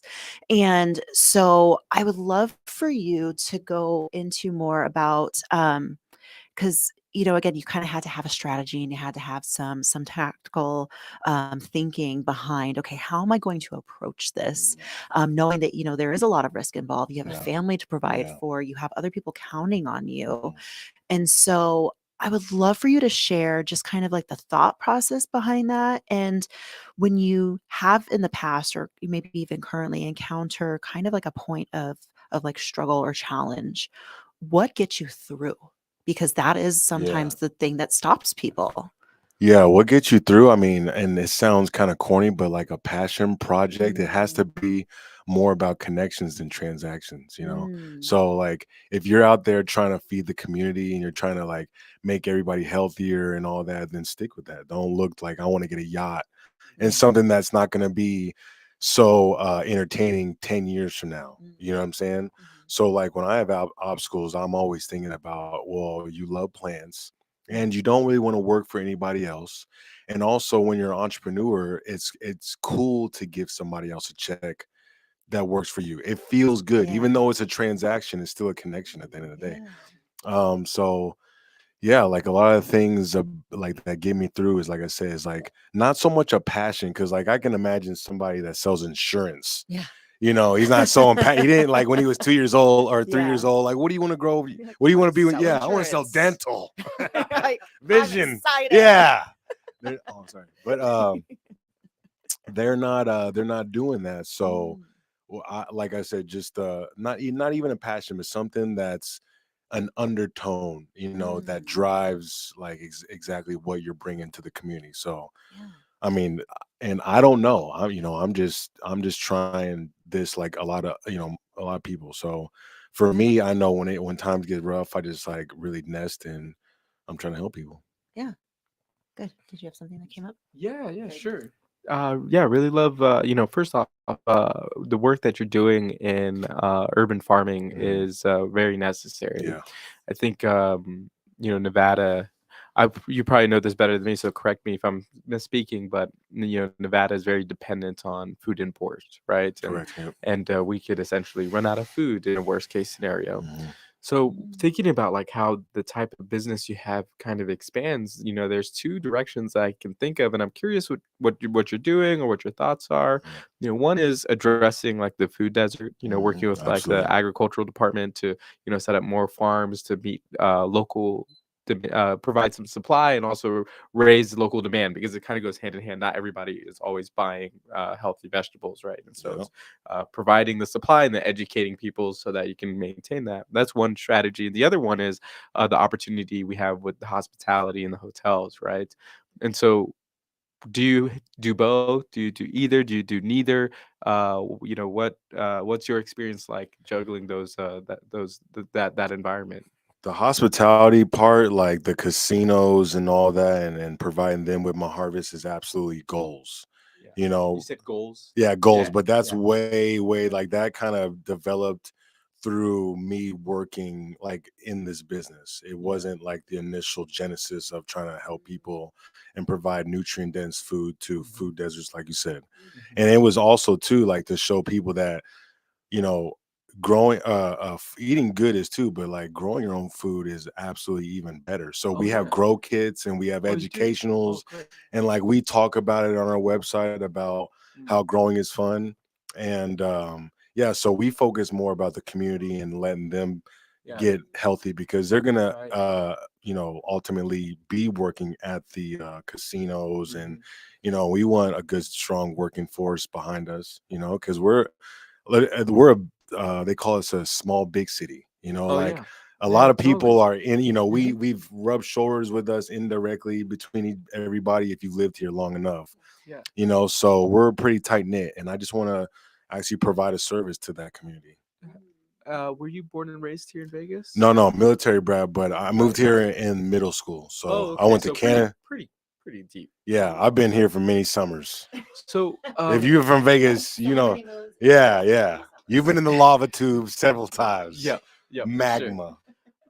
Just one more note on that piece on the Yeah. community side. Do you work with a bunch of other urban farmers? Yeah, we work with like, just for case in point, some of our residual harvest, like the leftover, biomass, we give or barter or donate to local chicken farms out here. Oh, smart. So yeah, sometimes we'll give them like maybe 5 gallons of compost material that their chickens eat, and we'll get a couple dozen eggs. Yeah. And then we also do schools. We go to schools and educate people on hydroponics. That's great. And I forgot your question. Oh no, it's all good. I think where I'm leading to. I'd love to introduce you to some folks. I have a program called Promise Startups. It's an incubator program for entrepreneurs on the west side, and we actually have a hydroponics business as a part of that. We also have like a local farm over on the historic west side, and so we're actually organizing a farmers market on the west side, like a west side farmers market. Okay. The first one will be in January with Okay. the city of Las Vegas, and again, what I had mentioned was there's not necessarily always enough supply, and there's also not enough demand. And so we're setting up a coalition of these, farmers that are kind of working together to make this West Side Farmers Market happen. And then there's like a new grocery store in town, on that side of town. And so Mario's? yeah. Mario's Market just opened up, and I don't know if. I hope I'm not misspeaking but I think, this is definitely the direction they're going to go. I just don't know if it's public or not, but they want to do like a local farmers row inside of Mario's. Okay, And cool, so yeah. all of the coalition of farmers doing the farmers market hopefully get plugged right into Mario's as well. That'd be So cool. there's some folks that I want to introduce you to. Yeah, man, I think everybody should grow. Like, and I'm not trying to talk about like you got to start a business to grow, to make money and pay your mortgage and, feed your family. But I think everybody should grow as an individual and grow something, because before, like my grandparents, they were growing they had all the trees and the fruit trees in their backyard. And at the same time, they had gardens at their churches. And at the same time, they had gardens at their schools. Like it wasn't hip to be sustainable. It was actually just critical. It was actually what we did as Americans to take the burden off of everybody else, everybody else that's providing our lifestyle. So I want everybody to grow, for real. One common theme that has come up over the last today and yesterday was grants, right? And since you're in the farming space, like agricultural department is huge in America. Have you played in that space yet? Man, I love that question too, by the way. But right now we're in the process of getting funding. So we've been looking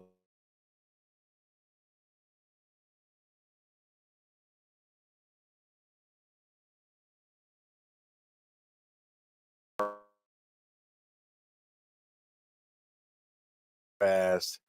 But that's all good. But yeah, we are trying to get grants for sure. And there's a group of grants for Black farmers, women farmers, any farmer. I feel like as long as you're trying to grow food, the government sees a little bit of light in you, because they also, and I might be a little bit optimistic with this, but I don't think they want to have all the pressure on them to feed their constituents and family. They would also like to have they could rely on communities to be sustainable. Mhm. And so with that, because you had mentioned something about like going into the schools, have you connected with like the university at all, as far as maybe like some kind of, because I don't know what all they have going on there, but even just again, like having like that bridge of education, bringing that academia into the community, and just sharing like knowledge and expertise, and maybe even launching something with them. No, I haven't. I went to like some open. I don't know. I don't really know what it was, but it was like a open house for all the freshmen, and I saw one of the booths that was going to be there was like they have like a small garden. I don't know. It's like a group, okay. And I went down there, you know, not expecting anything, but it was like all crazy kids, and you know, I was like, you know what? Let me get out of here.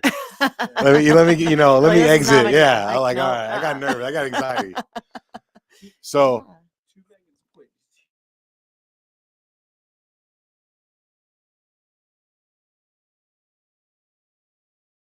I think the garden, you know, if it's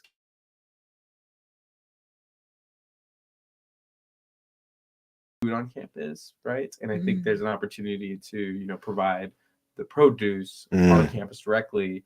And because of the grant opportunity to attach a university to your application, that's how you start getting grants, right? When you start building a coalition of like your organizations that can, you know, co-sponsor that grant with you, and even with other farmers, because again, you might not have like all of the farmers combined in Nevada still might not meet the need of Nevada, right? And so that's kind of how the government is also seeing it too. Well, and that reminds me too, and they're announcing it more, I think, the coming soon. But so there are some funds out that the university is doing. So there's already the Battleborn Fund, then they have Rebel Fund, and then the new one is going to be the Scarlet. And so these are different. Yeah, that one's a 50 mil. So it's 25 50, coming. man. Yeah, I don't need so all it's that. 25 nice, coming from Scarlet, and then 25 as a match from Battleborn. And so again, these are programs that are available, and more is becoming available to the city. And so again, it's like that's why Global Entrepreneurship Week is so integral, and we are really again becoming that bridge to gap. Like, what is the need? Where can we, you know, connect you to? What are they already doing, or what are they looking for? And I know that more recently I was in the conversations with UNLV to learn about some of these things that they've been working on and that is coming soon, to then say, okay, cool, who else do we need in the conversation? And so even going through, because we were talking with like what was it? Marta? Yeah, with Marta, Director of with tourism. And so that was going into just kind of like the economic effects of things, right? And so we can stay in our sector, we can stay in our vertical, but there's a ripple effect. And so the one that comes to mind with you, and I'm curious how you've navigated it, is really again like the water. It's you know, the water is that's a big topic. We got to figure out how can we still get the water that we need here in our city, but also knowing that we're sharing it. And so from an agricultural standpoint, what have you been doing to impact that? And also, what do you see that could scale out, that maybe again being a resource in this to help teach others, here's how you use it? Man, you guys are giving me some softballs. Okay, I'm about to knock this out of the park because water retention is really big, especially living in the desert. You know, however, if you look at like tribes like the Paiute tribe, they're already staying out here. You know, there's a lot of tribes that are living like New Mexico, and they already have ways of gardening. Okay, like one of their methods is called waffle gardening, and if you picture like the top of a waffle, and the imprint would be where the crop is grown. And then they would have sister crops that would all work in concert. So they have one that grows tall and then one that crawls. And the one that crawls is going to provide shade. And the one that tall is going to, you know, it's going to provide more beneficial bugs, but it'll be the corn, it'll be the squash. Like they already figured this out. Maybe not at the scale of Las Vegas, but we're smart enough and we can do it too. And that's where we have our technology, because like hydroponics, aeroponics, aquaponics, all this stuff is like, it's nothing new and we can apply it to right now. And so with that being said, right now, look at all the cannabis is being grown right now. A lot of these companies, they don't care about water retention. They don't care about water waste. Okay. But some of these companies are taking it as their passion. One of these companies is my favorite. He's my mentor, Steve Cantwell at Greenlight Productions. He does living soil. It's indoor, But if you go in there, it's like a lab, you know, it's alive too, though. So you have, you know, nasturtiums, roses, and, you know, ladybugs on the bottom, and worms inside, and nematodes, and bacteria, and good, healthy fungus. And then on top, just beautiful buds of cannabis, you know. But he's dialed this in, and he's got LED lights.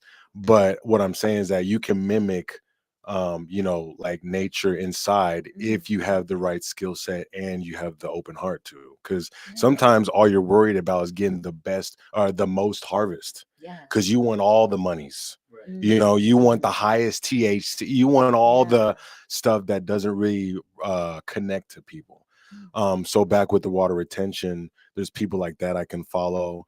There's like the natives that I can follow, and Google and YouTube, man, they've given me so many answers. So just to like tell you how we grow vertically, so it's on top of each other.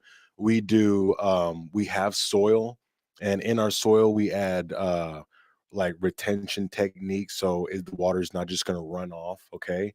And we are recirculating, so our water doesn't just run off into the, you know, the ocean, or not the ocean, but you know, the dam or whatever. It actually goes right back in the reservoir where it's aerated. We use LED, so there's not going to be a lot of water evaporation. I don't know, there's many things that we do to combat, you know, the fact that we live in the desert. But at the end of the day, we can't change that we live in the desert, but we're not just going to tap and not try.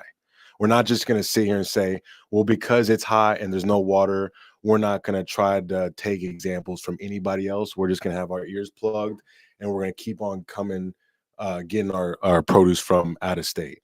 And like I said, with the cannabis, that was one thing that everybody should have waken up. Well, damn, if we can grow that, if we can grow weed, then we can grow basil, we can grow lettuce, and there's some things that thrive in our weather.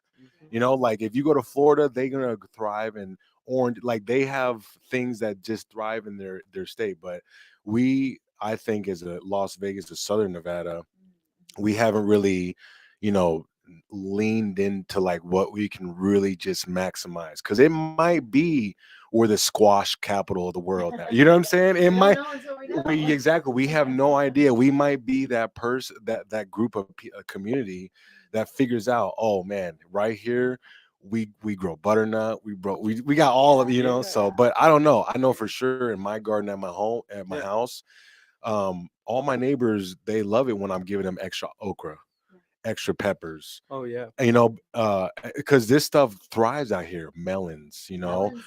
I mean, they love this. So my pomegranates are blowing up right now. I got grape tomatoes that are still harvesting right now, green onions, sweet potatoes. I mean, I can go on and on, but again, the water retention scares off a lot of people, or like the water scares off a lot of people. But I think that at the end of the day, you know, it shouldn't scare you, but it should make you have a little bit of reverence. Like, all right, I'm gonna grow, but I can't be like growing like I live in Oklahoma. Right. I gotta grow like I live in the desert. So, like I said, you gotta look at the people that lived here for they've been doing it. They never thought it was like, you know what, I might want. No, they had to do it. So they figured it out, and that was tried and true. You know, so. Yeah, definitely great feedback there with the water piece. I think I have two questions. One question, the first question is a bit easier, which is what's like your farming capacity like right now? Is it something, is it at a place where you can do like tens of thousands of dollars in produce every month, or are you trying to scale it? And I'm asking that question because I think if you are at a higher capacity, I think I have something you could work with, another farmer that has already a grant that just needs to meet capacity. Man, hook it up, dude, because I'm looking right now. Like I've been, as an entrepreneur, I'll like give you the number right after this, and you can call him, and you guys can make that deal happen. Brother. I've been doing this, like I said, since 2019. Yeah. And when I first started my business, again, I didn't know exactly how to navigate. You know, I wish, but it is what it is. But whoever's trying to start a business out there, another thing you gotta kind of swallow the jagged little pill is if you want to make a business an opportunity for other people, Right. or if you want to make another job for yourself. Yeah. That's heavy. fair. That's Yeah. heavy, and Yeah. and I learned that the hard way, where Mm. I almost, I had I had Yeah. COVID happen to me, and then you can only take so many chefs saying no, Right. and like there's a lot of things that come with this. Yeah. But if I would have known off the from the jump, it would have gave me a little bit of ease, Yeah. where I wouldn't have wanted to cry myself to sleep. You know what I'm saying? Yeah, And my wife asked me like, "What's going on?" Nothing's wrong. Yeah. So It's okay. You're not sure. Yeah. The definition includes crying. Yeah, It's real. like- Yeah. yourself to sleep at least once a week. Like, what are you doing? Yeah. You have to freak out at least once a month. Yeah. Yeah. What was it? I did have a second part to the question, or second I forgot question. the question, the first No, part. The first question was about capacity, and it was just. Oh, if right. you The have- capacity. So the capacity, that's a good question. That's another question that I didn't ask myself in the beginning, because let's say that chef, you do your pitch and he's like, dude, I've been waiting for you. Mhm. And then he says, I want 8 pounds every week. Mhm. You're like, hold on, dog, about that. You know what I'm saying? Yeah, Harvey. Yeah, real. Yeah, this is my first. But this is a real thing, because It is a real if, thing. That's part of why then the chef will be like, you know what, I'm going back to California, because And they'll they're go to your brand. Cisco, and that's where I lost some businesses with MGM Resorts, straight up, because I had good product, I had better quality, my shelf life is long, like all the things that are yes, but the scalability is no. And coming with the farmer, that's where the entrepreneur, that's really where it comes down to. You got to have a skill set that you can answer a problem. Right. So my problem is, like I said, food is coming from everywhere else. Well, guess what? I got it right here. Yeah. That's my skill set, and I can grow it. And then it's like, all right, well, I need this every week. That's when, like, all right, now as a farmer, you got to be on some black belt shit. You got to be on some, Yeah, all right, dude. and You I, gotta- again, like if you knew the farmer, you could tell the farmer, hey, bro, I need 1 pound of cilantro every week, and then pay him accordingly. For sure. But if you're the farmer and the marketing and the HR, now you got to figure it out, which is fun. It is cool. Like you said, crying, like all that comes with the baggage. At the end of the day, when you look back, you laugh at yourself at the way you were crying. You know what I'm saying? But it's all worth it, and it's all growing pains. And for me, like the reason why I like to do it, because nobody can tell me I don't know how to do it no more. Yeah. Because now I'm I've messed up so many times. I've been choked out so many times in this octagon Right. that I come into the UFC, the fight with my chest out, like I'm ready. You got calluses on the neck. Oh you my know? God, Yeah. I have a cemetery of dead cilantro. You know what I'm saying? And I'm telling you, if you're trying to grow herbs and stuff out there, like it's hard, man. It's a grappling match, but once you fine tune it, it's big money, man. It's good money, yeah. So on that Scaling, yeah. So scaling is hard. It should be thought of before. And as a farmer, it's a thing that's going to get you the money, because it's not your money's not going to come from like the piecework 1 or 2. For sure. It's going to be with the perpetual harvest over time. Absolutely. Yes. One more question passed back to you here. I think you mentioned lettuce, for example, right? And I had a buddy who I was like consulting. I've consulted a couple hydroponics companies, and so I have not a grower, but I've gotten that like insight, which has been awesome. And one of the things that I've seen in the companies I've worked with was that certain produce is going to yield better than other produce, right? Especially in terms of what you're investing in resources wise, right? So like lettuce, if you could do that at scale, cool. But if you have 3 containers, then you might not make the revenue that you need. Versus like spices, if you go for a niche spice or a niche product, might have a better opportunity. Have you been exploring that kind of stuff? Don't share anything that's like confidential or whatever. No. But like It's all good. Are there like niche directions that are like deep Yeah. margins, that give you deep Absolutely. margins that aren't necessarily weeds? And it's cool that, sorry to cut you off. No, please. And it's cool, and I don't care about telling everybody, because it's just like you could tell somebody how to be a bodybuilder, but nobody's gonna be a bodybuilder. That shit is hard, So if I could say, grow flowers, grow marigolds, all these bars, all these top-notch bars, your profit margins are gonna be like 300%. But you're not gonna. The learning curve is a lot. It's going to take you a lot of failing to get to that point where you can start pitching and having contracts and be reliable. Because that's one thing a lot of these people want, is that not only they want consistency, not only do they want quality, but they want somebody that's reliable. And when I say reliable, I mean like, the cilantro, we'll stick with cilantro. Yeah. The cilantro's looking a certain way. They can call on the person and they know that this person is not only going to listen to them, but they're going to adjust accordingly to meet the vendor's discretion. Yeah. And that's what I mean about reliable. Mm-hmm. But yeah, so about the exotics, I call them, because there are stuff that anybody can grow. Like my grow kits, they come with sunflower, they come with sweet pea. Cool. Those are like, if you fuck that up, you need to just calm down. You know what I'm saying? You're probably or this is the main problem. You're doing too much. You think you got to do all this, but the plant's been here longer than you. They'll figure it out, So yeah, so there's ones that everybody can grow, but then there's exotics. Like I said, I keep on saying cilantro, basil, Swiss chard, beets, stuff like that. And those are things that if you're local, you're already shitting on everybody else that's out of state, because those things are so much of an exotic perishable that during the logistics of that, they get bruised. There's a percentage of like Exact. That's what I'm saying. Their shelf life is only so long. Sorry, I'm getting hyped up. Yeah. Their shelf life is only so long. So if they come from California, okay, they got harvested on Monday. They got packages on Monday. Hella people touch them, grab, wash, they went through the whole manufacturing cycle. Then it gets packaged. Then it gets put in a truck. Then it gets the sprouts. By that time, it's Thursday, Friday. We're talking about, we're talking about a perishable. It goes bad. You're not the only one that wants to eat it.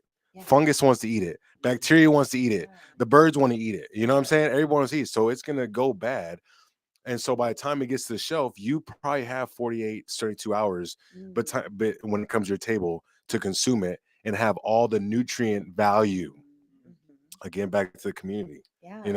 So I'm sorry about the exotic. Yeah. So you being somebody that's growing something that literally like mushrooms. I don't know if you noticed, like there's mushroom farms here. And the reason why all that, like if you're trying to have the powder, okay, but if you're trying to have some you're trying to have some nice lion's mane, some crazy, you know what I'm saying? You want to have some good quality stuff.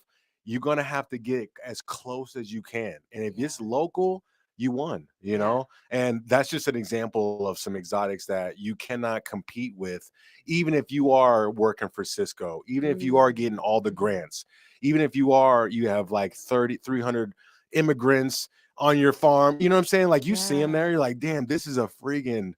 This is big ag when they talk about big agriculture. Yeah, they can't compete with you. Because this is the connection that nobody can really compete with is local, fresh, and just with the connections over transactions. That's another reason why I kind of stay away from the strip right now, because I'm not even ready. Like Zen wise, I can't handle. Man, there's so much. Talk to this person, then you got to do this. Like, well, you know what? I'd rather just talk right to the chef. His dad owns it, or he, something like that. And we could talk one-on-one and we can cultivate relationship. I love that. Like just so many questions came to mind. So first one is really, so you're talking about even just the amount of like hands in the transaction process of from when it's harvested to when it even gets to and what they're spraying on it. That's all of that. And so, we talk so much about, and there's so many stories, online and in the news about with the FDA. And just different things that are coming, like again, like romaine again, I think had another thing. And so so I would love for you to just speak into that as far as, again, the benefits of not only going local but also going through a grower such as yourself. Absolutely. And that's why like local farms is the move. If you look at all the the pictures back in the day of like, our grandparents on the beach and stuff. These guys were yoked. The good women were thin. They were looking good. And it wasn't like it was a niche to go to farmers markets. Like I said, it was a survival. And I'm going to go to grandma's house because she got a lemon tree and she can't eat all these lemons. And, so they're getting more nutrition in those, those meals. But I'm sorry, I have a brain fart about what were you saying? With like FDA. Yeah, the FDA. So and- like, that and like the FDA and all that, they can only govern so much, So they're governing these big agricultural farms that house, chickens that are butt to butt, and the owner's trying to, he's trying to turn a profit. He got kids too. He got, he's not trying to do, the evil and all that. And then sometimes shit fucks up and you got salmonella.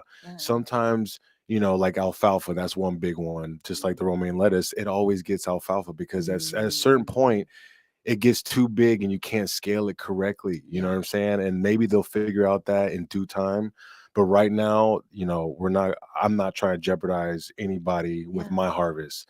So, the scale, I don't know. I like boutique. I'm not saying I don't like big, big companies, big industries and stuff, but I feel like the quality is more focused on and it's saved longer with the smaller, boutique type of things. And if you can go to your local farms, if you could buy eggs from a local, like it doesn't even have to be a farm. If you have a neighbor that just got a whole bunch of chickens, man, fuck with him. Tell him, hey, You're like, hey, what can we, just like a barter system, yeah, right? straight up. I'll go check your mail, dude. I'll go walk to the mailbox. I'll go grab mail, or I don't know. I'm just talking shit. But there's so many ways where you can connect with your neighbor, where it's going to ultimately serve you. And on top of that, it's getting crazy expensive out here.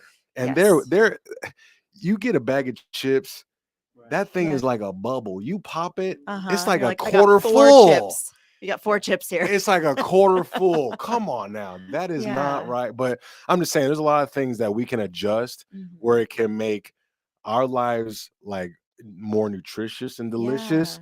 And it can make the people that are trying feel better. Because I love when people say, oh my God, your rainbow mix. That mix, it had the sweet pea, it had the radish. And they're going on and on and on. I'm like, man, I appreciate it, because that's another like a little bit of fuel to get me through those hard moments, Yeah, I love that. And that actually brought me back to another point too of just like the nutrition factor. Oh yeah. And so I feel like that's such a hot topic in like health and wellness Yeah. and that's where like supplement companies are like banking on it. They love it. Because they're like, yeah, our soil's shit and the nutrition values are trash. And you're not supposed to grow corn Yeah. on 20 acres for 10 years. Yeah. You're not, it's just not, I get it. You got subsidized and they're telling you to do that, but that's not good for anybody. That's not good for the soil, like you said. That's not good for the harvest. That's not good for the bugs and the everything around it. That's not good for us. And at the end of the day, we're trying to be, servants. We're trying to be the best we can. We don't need like an obstacle course to go through, just because you're trying to buy another yacht. Yeah. And when it comes to nutrition, again with the local and just to pitch microgreens and all that, microgreens and sprouts, this one thing I had to learn because I didn't know about raw vegans and Rastafarians and like I didn't know other cultures like this, but they already hip to this. But sprouts, microgreens, that whole field, they're 40% more nutritious than fully grown vegetables. So if you don't even like vegetables, just eat an ounce or 2 of the microgreens and you got your fix. If you're vitamin D deficient, if you go do blood work and stuff, they say, man, go adjust. And you don't like leafy greens, okay, well find the one that fits your needs, implement it in your diet, and then boom, you can go right back in the community and kicking ass. I love that. And so really to kind of like take a lot of these ideas and theories and out of specifically your field and really just in general in business ownership. And so we've had the conversations too around the impact of small business as opposed to large corporations. And we were just talking about this with the last interview of, again, some of the legislation and some of the policies that are bringing in, and it's especially with the Right to Start Act, it's how do we bring some ease to the process for a small business owner to get started? And so I would love to hear your thoughts on, again, just even that differentiation of just business. And yeah, we'll just start right there. Well, I mean, I might be the bearer of bad news, but there's no ease to starting a business, especially if you come from a blue collar world where there's systems that you just plug and play. You go to school for this long, you get this job, you work for there's no ease. Like I said, if you come from that, if you come from an entrepreneur, that type of background where you've seen, your family and loved ones hustle and sell and, do all that, it might be a little bit easier. But there's still angst, and it's hard. It's hard either way. And if you have that itch, I think it's going to be harder for you to just show up and clock in for somebody else than to show up and clock in for yourself. Yeah. And then even more for you, going more into your personal background, how has it been of benefit to you being a veteran and being a veteran-owned business? Shit, I mean, right now, I'm talking to you about what came into my head. I know a lot of homies ain't doing that, Yeah. So I don't know. I mean, what was it? The advice I got? What was it? What was the question? Or really just because just being Like- here in Las Vegas, I've interacted. I have veterans as family members and military family, and so I've just noticed that it's just a different mindset too. And so I was just curious for your thoughts and just maybe how you've gone through of just being a veteran, being, former military, and how you utilize those skills that you learned in entrepreneurship. Man, if you can, I used all the skills I learned in Iraq and the Marine Corps. And if you can be an NCO if you can just go to Iraq for fucking 6 months and just do what you have to do day in, day out. There's no Christmas, there's no holidays, there's no Saturdays. People are really dying. You're doing really fucked up things. You can come home and use that same focus and power to open up a bit, to make your idea into fruition for profit, straight up. And it's like a cheat code that I got, that I had to endure all of that. And I feel like that with a lot of veterans, like most veterans have the capacity to deal with the shit that entrepreneur deals with. Like I said, we get our ass chewed all the time. So when a chef says no, it's not that bad. And there's things like that. Like I get to go home every day. Every day I get to go home and lay with my wife and just chill. Nobody's like, dude, you might not go home, bro. So those skill sets come in full force with entrepreneurship. And honestly, and I was gonna say this too, and you don't even have to be a veteran, because living in America, we're so spoiled. We almost have too much information. We have too much opportunity, where it ends up being where you're just scrolling through Netflix and you never end up watching a movie. You know what I'm saying? And that's what really you just have to, if you got ADHD like me, and every shiny object, you're like, ooh, what's that? You got to turn it off, man. You got to turn it off, and you got to focus, and then, cut the fat, clear it out, and focus on what you want to do. And there's so many things. Like I didn't know you were going to talk about grants. I had no idea, but he just told me all that stuff. And when you tell me that, I'm gonna go home and I'm gonna Google, I'm gonna do my due diligence. And that's like my only advice, because my wife, when she was giving birth, I cannot do nothing. There's nothing I can say. You know what I'm saying? Sorry, I apologize. You're like, You I don't know, even know. for real, man. But she has to do it. She has to do it. I can't do it. The doctor can't do it. Like everybody else can kind of help her out, but at the end of the day, she's gonna give the world a new life. So Yeah. And that's again, same as being an entrepreneur. It's these things really do become our babies. And we're giving birth to something, to an idea, to a movement, to a project, whatever that is. And have you experienced this of maybe feeling stuck because it is your baby. Yeah, And man, so you it's guys got like, good questions. ooh, how do I like let something go? How do I pivot? Like, what has that been? Yeah, the ego is a motherfucker, man, and that's why I think I chose another. Like, I indirectly chose to build myself another job in the beginning because my ego was like, I'm gonna do this and I'm gonna do that and I'm gonna show them, and and then again, and then that gets in the way of, like I said, you making opportunities for other people. Because at the end of the day, not everybody wants to be a farmer market. They might just want to pay off some debt. They might want to just, I don't know. They want to. They're looking for opportunities. And if you have an opportunity to give, that says a lot. If you're good people, they're gonna they're gonna work for you.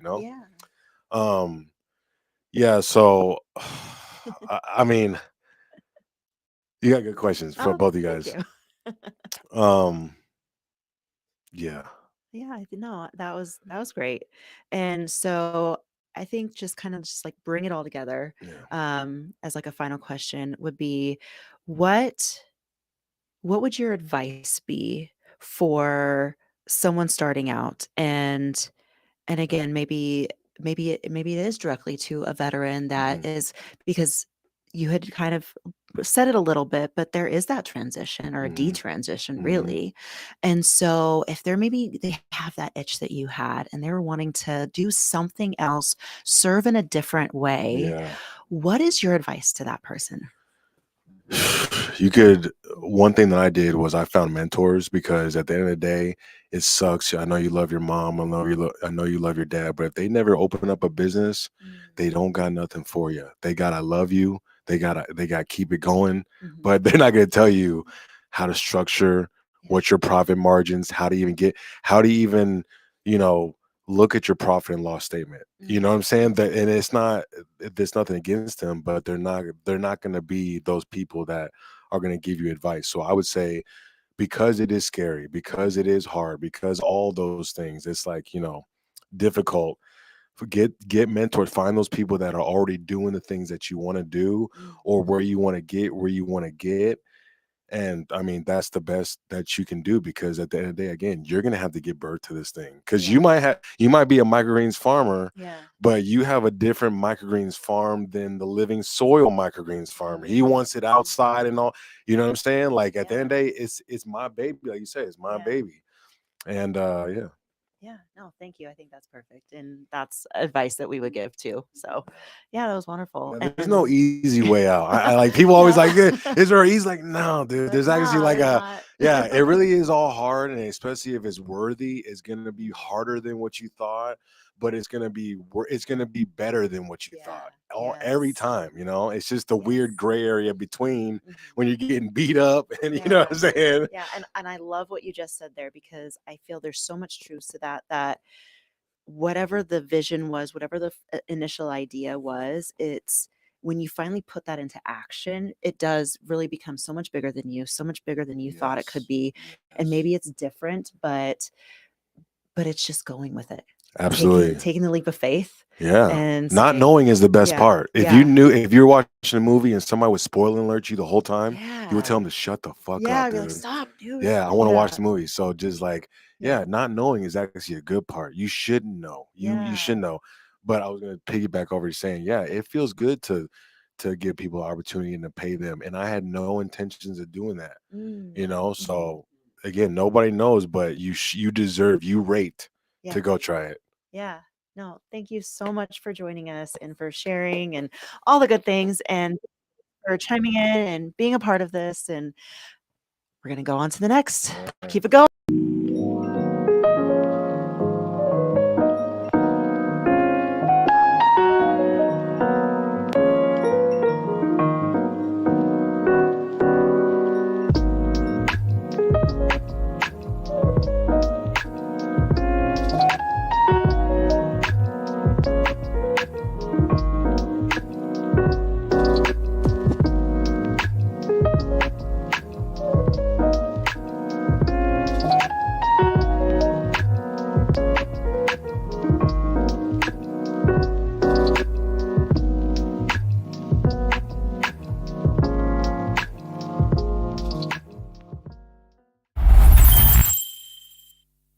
some people come, a lot of our clients are people who have had success in some capacity, but they're not known for it, right? So they've exited a company or they've done really well in corporate, and now they want to speak or to consult or to, sell a product or a service. So they come. So a lot of people will launch their brand using a book.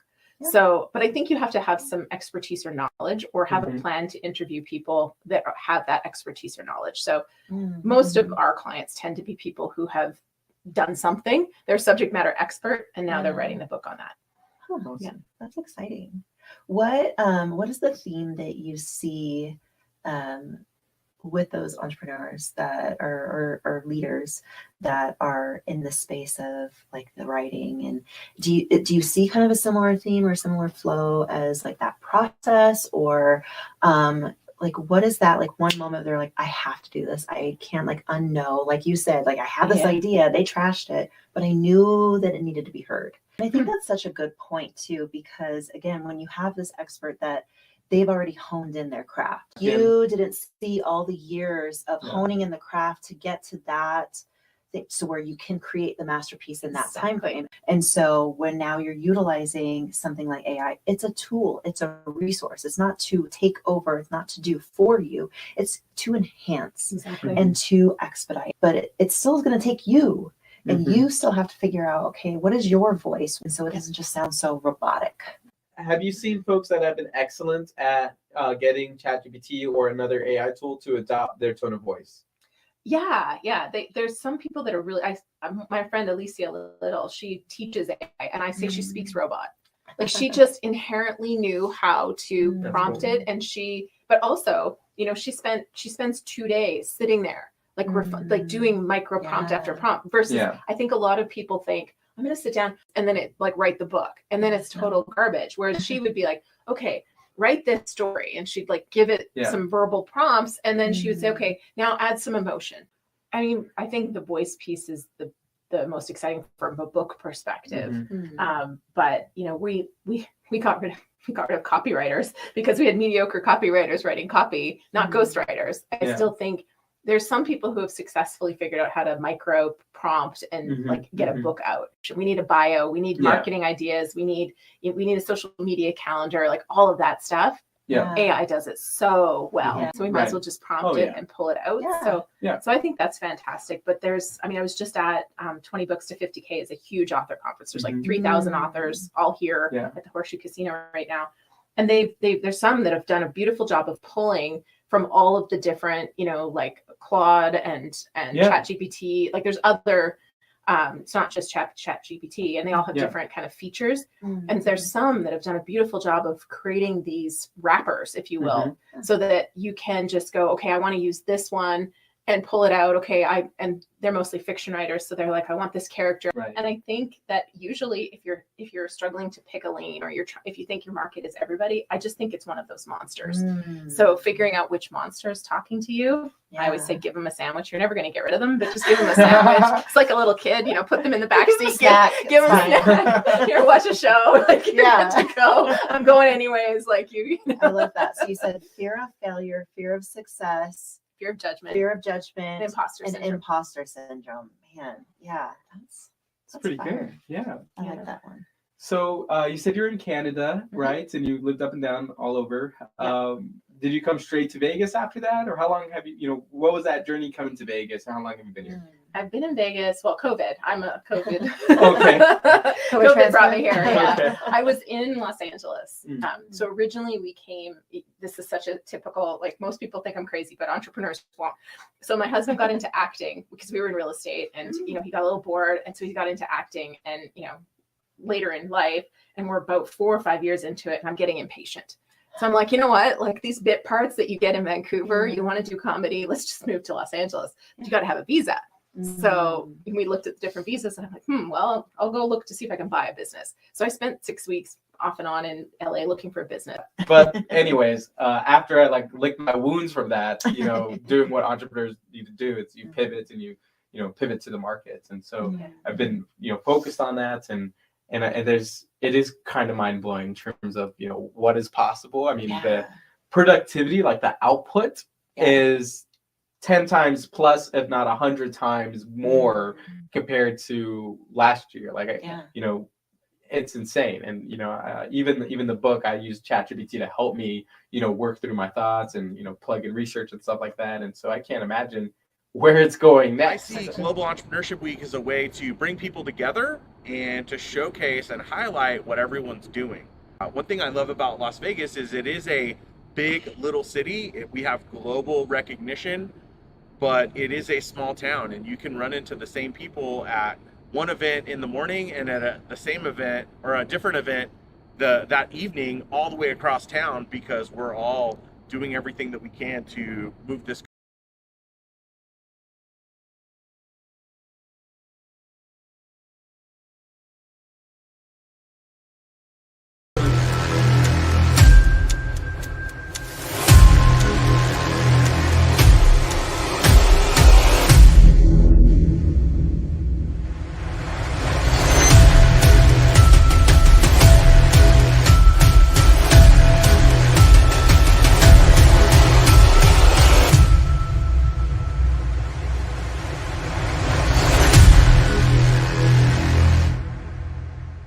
One piece of advice to entrepreneurs, not just here in Las Vegas, but around the world, if you're looking at getting involved with Global Entrepreneurship Week, just show up. Show up. You don't have to host an event. You don't have to create this whole crazy thing. It could be just as simple as showing up and supporting other people, sharing those events. If you see something, let people know what's going on.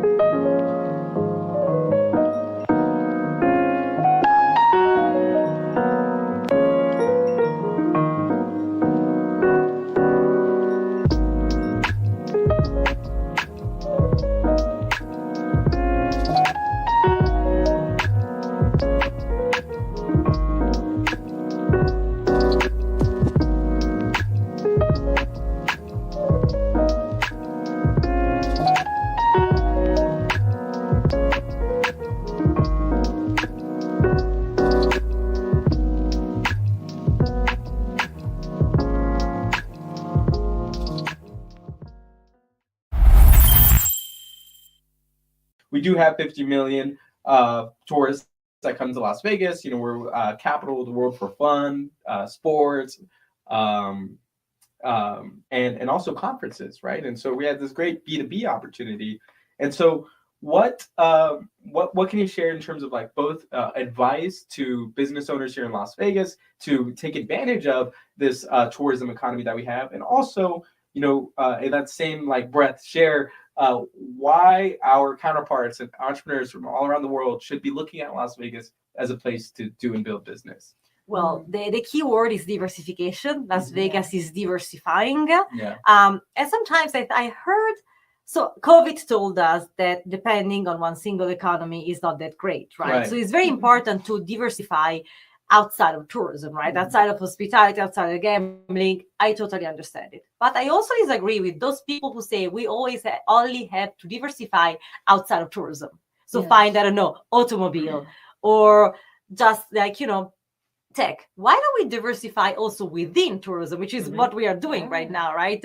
If I told you 10 years ago that we were analyzing sports tourism in Southern Nevada for the Super Bowl, you will be like, what, right? So diversification is the key word. Usually one of the best solutions is what is called the win-win solution, which is finding experts who are able, and I'm happy because sociologists and anthropologists increasingly are part of those expert groups who can help the community, like everyone at the stakeholders, who can sit at the stakeholder table and say, okay, let's see what everyone can give up and everyone can win. So in terms of regulation, that's very important.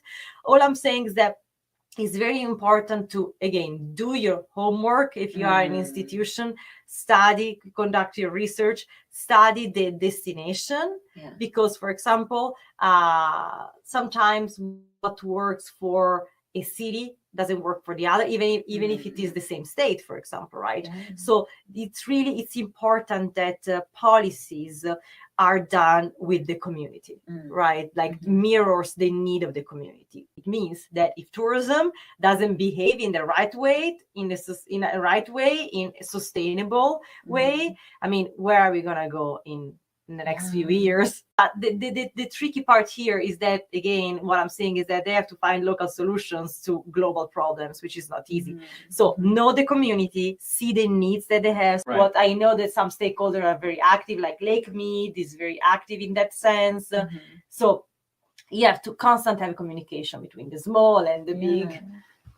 And even to that point too, I mean, because again, when you have these politicians or these policymakers and they're saying, well, we tried, oh, well, we did it, oh, we did this. And so, I mean, going back to even just like basic business, it's a value proposition, right? And if somebody doesn't see value, then they're not going to listen.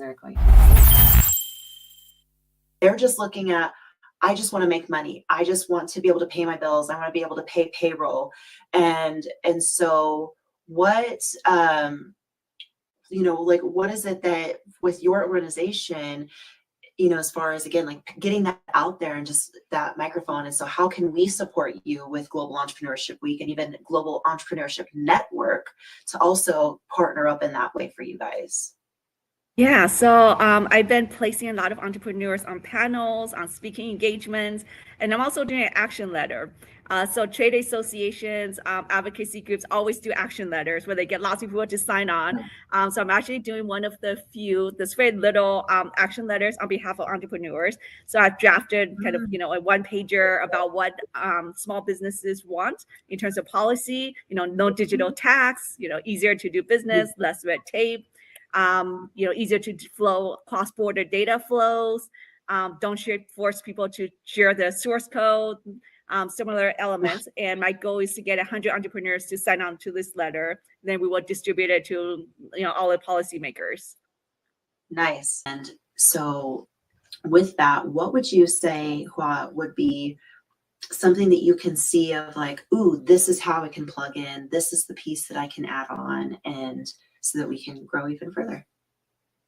Yes, how to plug it in and add on.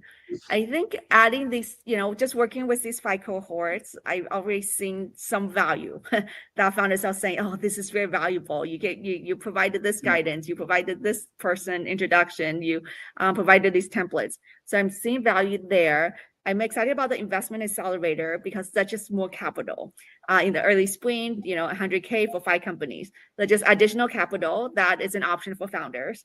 And I think it's always good, right? The more investments, the more people coming in, making capital investments in companies is great for the ecosystem. And the goal is to attract more, so there could be more options. Yeah. And so here in Las Vegas, what would you say is kind of just like your biggest piece of advice as far as maybe a founder getting started or launching, or maybe, something?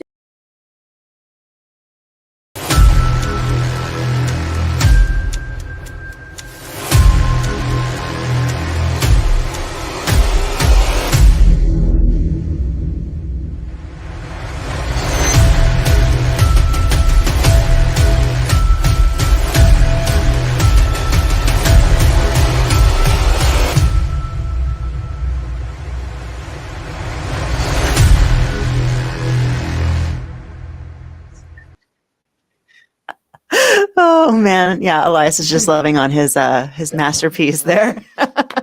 Hey, but honestly, I mean, again, if that's like just true entrepreneurialism, like if you're not excited about something that you did, Right. you're just like, yeah, I made that. I mean, what are you doing? Why are you doing it? Right. So, all right. Welcome back, everybody. We are continuing on the road to GEW with our next guest. And I'm so excited to introduce her. And so this is Miss Christy here.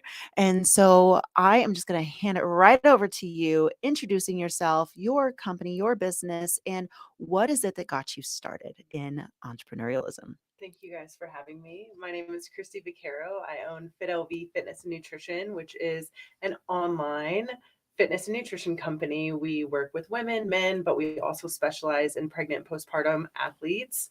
We call everyone we work with an athlete, because every human body is an athlete.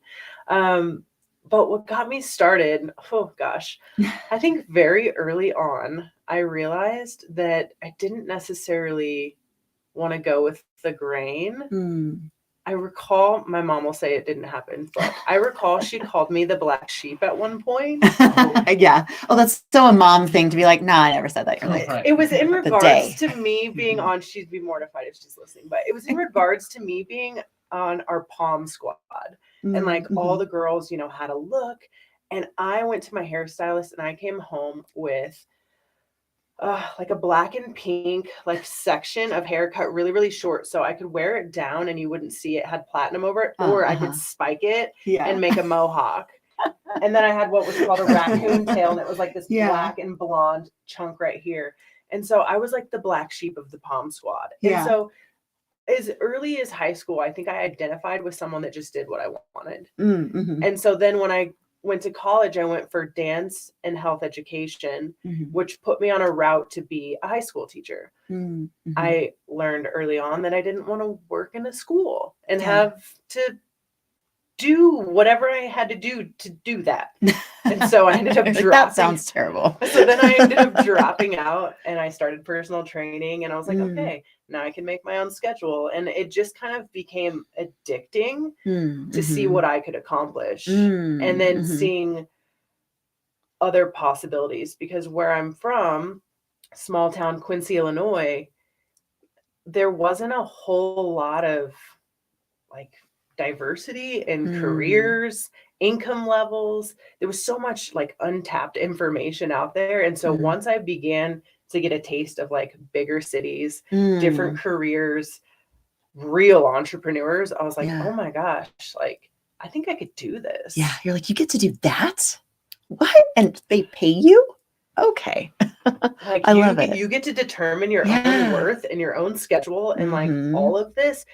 That's for me. Yeah. Yeah. You're like, sign me up. I don't know what I'm signing up for, but bring it here. Yeah. I'm willing to suffer. I love it. And so was it just because you were already, you know, very active that's what got you to gravitate towards fitness and personal training, or was there some else that kind of sparked that in you? What did that look like? Yeah. So I've always loved helping people and empowering people and connecting through movement. So even when I was a dancer, I loved teaching dance, whether it was to little girls or adults. Like I loved showing someone how to move their body and then seeing it like click for them. So that was one piece. But I also never really fit in like the ballet and the like modern aesthetic. I was always like, I wanted to get tattooed. I wanted to get jacked. Like I just didn't really fit in. So fitness, I could be whoever I wanted to be and still fit in, you know? And so I loved being able to teach movement, feel like I fit in and could just kind of create my own thing. And then just helping and connecting with all different types of people. Yeah. Most everyone needs a fitness coach. Like I have a fitness coach. Like I have one too. And she's right here. Yes. I just hired her this week. Oh yeah. Oh cool. Like so exciting. We all need a fitness coach. And so if I could just, you know, figure out how I could help and empower people through fitness and nutrition and lifestyle, like it felt right. Just at an early age. I started when I was 20. I love it. Yeah. Yeah. And so just even when we had connected earlier this week, because I am in a space, so I was actually in the fitness industry for just over 10 years and navigated my way through, you know, being a personal trainer and then a group instructor, going through corrective exercise, nutrition, Pilates, gyrotonics. So it's all of these different methodologies to same thing of I wanted to help improve people's quality of life. I wanted to help them move better and easier and feel better. And so again, like coming from that service space, and something that I recognized early on, because my background prior to that, growing up, my dad was an entrepreneur. He created his own advertising agency. And so I grew up in that world and advertising. And so as marketing and bringing things to market and having campaigns and what does that look like, you know, for different size companies and entities. And so it was taking that knowledge, because I originally went to school for marketing. And then didn't end up because I became a mom. And so many different avenues. But what I noticed with fellow trainers and even studios that I worked for and different things was they had this passion to help people, but had no idea how to run a business. And so, I mean, you've been doing this for quite a while. You have definitely been, successful in many different verticals, even within fitness. And so, what is it that you attest to that, and how have you navigated that? Yeah. You're absolutely right. There are so many great trainers that love to help people, but they're missing a huge business aspect. And I think there's a few different pieces of it. Even with, some coaches that I've mentored, they're like, I'm not a salesperson. I hate sales. You're like, there you go, right there, and that's why you're gonna That's fail. a big problem, right? Or I hate systems in the business. Ugh, Yeah. I just want to write cool workouts for my clients. Yeah, you're like, okay, bro, then go work at a club or go work at a gym. Like that, no. like those two, and then the third piece is probably not hiring a mentor. So like those three aspects are huge missing pieces with a lot of up and coming trainers that I Yeah. see. And so you got to be good at sales if you're going to be an entrepreneur, and if you're gonna essentially sell your services. And fortunately for me, like I started selling when I was a kid. I sat in the back of my dad's pickup truck selling sweet corn with a spray love it. painted like big You're like, wooden buy sign. hours here. I'm like, this Yeah. I like put on the John Deere hat and like braided my hair and like wore the cowboy boots and sat in the back. Like I did everything from a young age, selling lemonade. Like I was a salesperson through and through. Yeah. And so that helped me once I realized that, and then started to understand like the value of my time and my worth and like all, we could rabbit hole that way. But the other piece that a lot of fitness and just online coaches are missing is the systems. This was one that when I was only personal training, I struggled with too. I was like, oh, why would I want to like pay the fees for like Zelle, or not Zelle, but Venmo and PayPal and all the different things, the service fees, when I could just take cash from my client. I'll just do that. It's fine. You're missing so much money when you're not making your services easy to pay for. And so that, and then, CRMs and all of those systems too, a lot of people in the fitness space don't want to touch that stuff. Yeah. Yeah. And so do you mentor other trainers? Like, is that a space that you've kind of stepped into at all, or what does that look like for you? So I have 2 trainers on my team that I mentor, right? Because they're on my team. And I think it's kind of the first step to the next step for me. Yeah. So my vision is that the amount of clients I take on personally becomes less and less. I'm already getting really exclusive with who I say yes to. For a while. I made it. Yes, I made the cut. For a while, I said yes to everyone. Yeah. Because I was afraid that someone else couldn't do it as good as me. I have to get over that. I have to get over myself and put the trust in my team that they're going to do just as good of a job as me, if not better, because they're not as busy as me, right? They're going to do it better. So that's something I'm working on in order for me to get to that next step, which is mentoring coaches to do what I do, saying, hey, I learned all these lessons the hard way. Let me give you the roadmap to the systems give you the need. blueprints. Yeah. Here it is. Like, that's really exciting to me. It is. And then the other like passion projects that I want to start working on. Yeah. Yeah. And I think that translates in all business, right? Because it's figuring out, okay, because we were talking earlier on another interview about how so often small business owners or entrepreneurs, they go in it because they have a passion. They have this idea and they want to bring something to market. They want to do, a service, but they don't have the idea of, oh, but how am I going to exit this eventually? Or how am I going to scale this so that it's not so laborious for myself? And so I think to your point, I would arguably say that is the next step for you of figuring out, like, you're plugging people in. How do I scale it back so that it's not so contingent on me doing all of the work? And so even as you navigate, that space for you and because I think something else that came to mind too was very applicable to fitness, but also in general, it's, it's like, oh, niche down, niche down, niche down. And it's it's like, okay, yes and no, and there's a lot of nuances to that. Right. But again, it's as you grow your team, it's even looking at, okay, cool. If me personally, I only want to work with this person or this, avatar. Okay, so then if I want to also hit these other areas, then it's looking at, okay, so how am I building my team? And am I bringing people in for those so that I can hit all of those? And so I'd really love to hear about kind of like your process, even like in who you're choosing to bring on, and maybe what is the advice to give through that.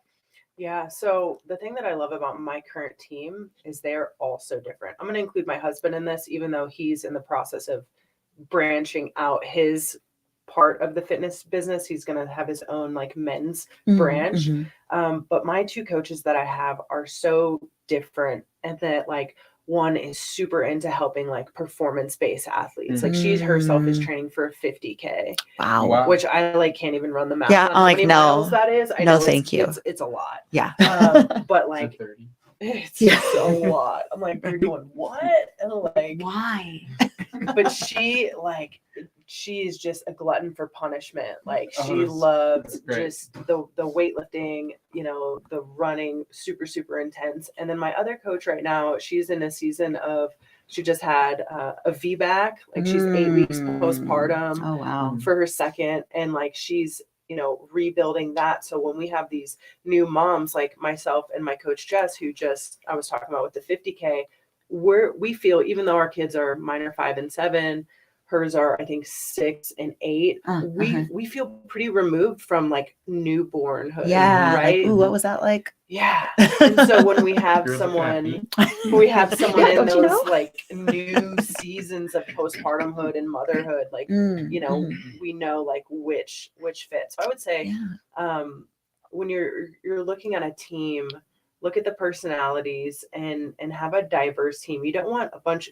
It's like you sort of want a kind of a clone of you with certain aspects, right? Yeah. But you also want them to have their own. Like I just wrapped up a consult call in the parking lot before I came in, and she was asking me about my coaches. And it's great when I can, still do some sales calls and talk about, the women on my team and like decide this coach. I would say, do you trust me? Yeah. And if you trust me, I'm going to pair you with the coach that's the best fit for you. Yeah. So find people with different personalities, because everyone gravitates towards different people. Christy, thank you. So it's a pleasure to meet you. How long have you been here in Las Vegas? I've been here for 9 years. Gosh, All right. As of like It's just gone 2 now. weeks Yeah. ago. Oh, Yeah. nice. One more year and you can call yourself a local? Is that how that works? My husband's born and raised. I'll bring it to so- the committee. I don't Okay. know. Oh, Okay. okay. I guess you got married in it. Yeah. Oh, I got okay, married okay. in. Okay, We cool. accept you. Well, that's great. And so where were you at before Vegas? So I was born and raised in Quincy, Illinois, and then I lived in Bloomington Normal, which is it's kind of near Champaign, if you know where like U of I is. Oh, okay. Not completely, but Kind of close-ish to Chicago. Oh, okay. Thank you for clarifying. Yeah. Yeah, I appreciate it. So, Global Entrepreneurship Week, really big on highlighting Las Vegas, as a place to do business in. And so, could you share a little bit about your experience doing business in Vegas? Like, have you found it to be friendly or challenging or something you wish you could fix? And if you compare it to the other markets you were in, that's cool too. Yeah, so I actually chose Las Vegas. So I'm going to back up prior to my move a little bit. So I owned a brick and mortar gym in Bloomington Normal with my ex. Okay. When we split, all I had was myself and my dog and my Jeep Wrangler. And I was like, where am I going to go? And I literally wrote down Colorado Springs, Colorado, Cancun, Mexico, and Las Vegas. Wow. And then I wrote California ? Like I think I still have this paper somewhere. Yeah. And the family that was so gracious to let me live with them, she was kind of a life coach, and she's like, okay, walk me through your process with all these different cities. And like, what are you going to do? What's the long-term plan? Mhm. And so I was like mapping out like what my like part-time jobs might be to make money before I had in-person clients again. It was this whole thing. Right. I chose Las Vegas because I didn't know anyone, because it was more affordable than California. It was warm year round. Like I needed to get away from the Illinois, like snow. So I was like going for the weather, and I wanted to challenge myself. And by me not knowing anyone, I knew that would challenge like Mhm. challenged me. Colorado Mhm. Springs, I would have been moving in with my brother temporarily. Oh, I see. Oh yeah. Cancun, Mexico was going to be a temporary. I had a gig at a CrossFit gym, but it would have been temporary and I couldn't take my dog. I was like, that's fun. Sacrifice. It's more like Yeah. a sabbatical. Yeah. So, Yeah. okay. California, too expensive. And I was traveling on my firearms and like, that's a whole other thing. So Mhm. they're gun laws. So I was like, okay, Vegas it is. Nice. So I started out with, I got my armed guard card and my CCW immediately. And I got a graveyard shift as a security manager. Okay. And I knew there was a lot of gyms in town. So I found a gym and I was like, I want to work your front desk for free. I just want to meet people as they come in and I'll get them signed into your club, whatever. That's like something that has always been ingrained in me. Like I'll do what it takes to figure it out. So I started working at this front desk. I was working the graveyard shift. And then I had like written down like, do I want to like try and be a bottle girl? Like I didn't really want to do anything industry related. I had no idea. Someone was like, tried to get me an interview at like Sapphire as like a bottle something. And I was like, I don't think that's a good fit for me. Like, I don't think that's going to get me I don't think to that's this the way. like no shade at all. Yeah. But it just, I knew that was going to be like probably quick, easy money and not the hard route to where I really wanted to go. It's like a fork in the road. Right. Decisions. So Continue working free. There was like a lot of decisions I had to make to figure out how to get. I mean, I was sleeping on a mattress with a sheet as a curtain. I share this photo every single year because I had such just a rough start here. But as far as the people, I know you asked about like how the people have been for me. I truly believe you can have an incredible circle of clients and friends if you yourself are an incredible person. Yeah. I have made the Absolutely. best connections. I could not imagine living anywhere else right now because of my connections. Like my circle of humans, I'm just every day, I'm so grateful for the people that I have in my life. And anyone that I meet's like, oh, the people are so this and the people are so that. I'm like who are you meeting? Who are you? Look in the mirror. Like maybe you need to do some self-work because everyone I've met is incredible. Yeah. And then like down to, as far as cost of, living and income and all this. I know when I was living in Illinois, in the small towns of Illinois, like the average income is much lower than Las Vegas. And so I have an easier time, like even when I was personal training, it was much easier for me to sell personal training and things like that out here than it was where the average income is 40,000. You know what I mean? Yeah, because it is, it's kind of luxury. And that's the point is that, and I think that's also the struggle too is, and I'd really love to see how you've maybe navigated this because there is kind of, I guess like a cycle in a way of how fitness goes, like even throughout the year. And, because we do get a spike in January and then it kind of can go dormant, but the bigger spike, in my opinion, having been in the industry was really like April. And because it was like, as things were warming up, then people were like, and it was usually the ones that they're like, oh, okay, maybe I did something for January, made that like New Year's resolution, but it wasn't like real yet. And then now it's starting to get warm out and people are like, oh shit, I need to go work out. I need to like get myself ready. And so even just knowing too, and then it's just, again, just like kind of how the year goes of, well, then it's summer and sometimes that starts to go down a little bit and then school starts and then it's when, and so I'm curious how you have navigated your business to continue growing, to continue scaling, through the wave that happens in that. Yeah. I think a huge part of it is having been doing it for so long, you have the reps in, you have the self-trust, right? Like I know that my business, as long as I stay the course and stay consistent, it will continue to grow every single year. I know I can kind of predict the market a little bit with that. And I get around it by strategically placing different challenges and different things at certain points of the year that will, get a boost of income. Like re-engage. And then, it'll hold even if there's a dip. But honestly, if you're really good at putting out the right content and speaking to the right people, like I was on a coaching call with my team yesterday, and one of my coaches said, yeah, we just got to remember, like everyone's thinking about spending money for Christmas. So they're probably not going to spend money on coaching. And I said, or Yeah. they're already in the habit of spending money, or they're already in the mindset of spending money for Christmas. It'll be easy for them to spend money on coaching. Right now. It's a mindset how, switch. it is a mindset. It's like, how do you want to spend this Mhm. and in your favor? Mhm. And I'm all about like, how can we create the win-wins? And so it's like even some of that too, again, it goes back to like the campaigns or how like what am I going to launch in this season right now? And so some of that could even just be like, well, yeah, you are already going to spend some money, and arguably you're going to spend something on yourself. Mhm. So why not invest it here? Sure. And why not shift that here? And so it really goes into like the mindset of and psychology behind marketing. Yeah. And the other piece, if you're in a truly slow season, for whatever that may be, I encourage every entrepreneur to have some passion projects on the back burner. Mm. And if you get in a slow season, look at it as an opportunity to pour into that.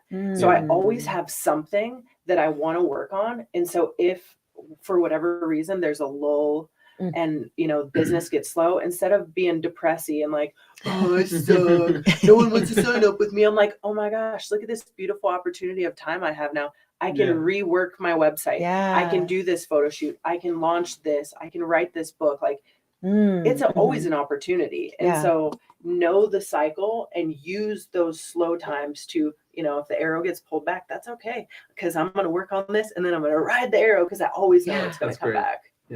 Yeah. Did you have something? Oh no. Oh, okay. Oh, I thought you had something to say. I thought I was like feeling a question I over here. was about to, but it wasn't a question. Yeah, you're like, It was just it was just something one of my mentors told me. It stuck with me for a long time, and it is life's we're all like arrows in life, right? And so you can drag towards your target, or you can go towards your target enthusiastically. And I think it's just you're really honed in on mindset. It's come up like 4 or 5 times already in terms of like just shifting the mindset to a positive perspective, right? And I don't know if y'all remember this. I maybe it's just the type of people I'm attracting has changed in terms of like magnets, but maybe a decade ago, I used to remember everybody complaining all the time about Vegas. And now sometimes I still hear people complain about Vegas, like random Uber driver or something like that. But most people, I think, are really excited about what's happening in Vegas. But do you remember people complaining a lot about Vegas? Do you still hear people complaining about Vegas? For a long time. Okay. And no, it's what, it's so funny that you bring that up, because I was even thinking about that yesterday. I am blessed to live kind of on the outside of town, to where every single time I pull into my neighborhood, there's just this gorgeous, gorgeous view of the city. And so, I mean, having lived here my entire life, it's easy, and I think we all do this respectively, like no matter what it is, whether it's our hometown or it's our industry that we're in, we kind of take it for granted. And so for me, it's always been like, and anybody that's grew up here, like you guys feel me on this. We were always like, we're not raising our family here. Once we're graduate from high school, we're out. I remember my best friend and I, we had our plan, and it was, we were both going to go to SDSU, and we were going to play volleyball, and we were going to work at SeaWorld and like play on the beach and like right off into the sunset. And that did not happen. And my life took a different direction. And so it has been that of, and so it was like really like I had to, kind of go through these evolutions. And so it's talking about mindset, because it is such a massive piece in really just the success or failure of any single person, any single project.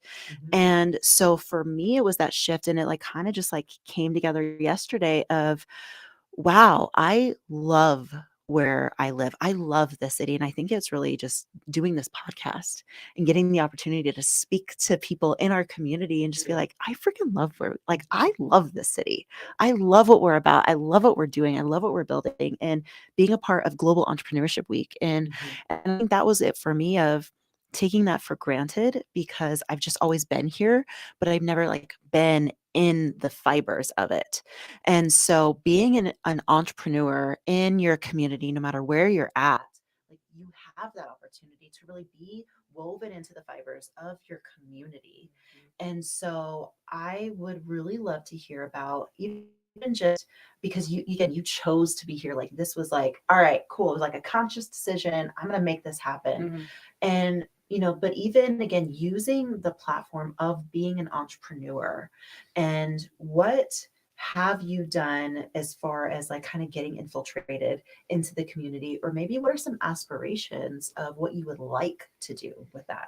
Yeah. Well, when I was personal training, it was a little bit easier for me to infiltrate into the community, right? Because I was in different gyms in town.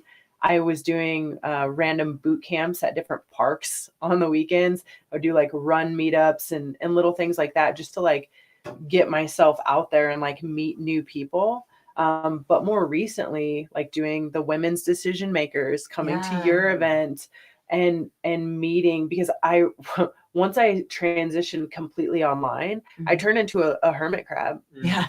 I'm like, okay, and now I'm married to my computer screen and this virtual thing. Like, I've got to get out. And so one of the goals I set for myself was get out of my house at least once a month.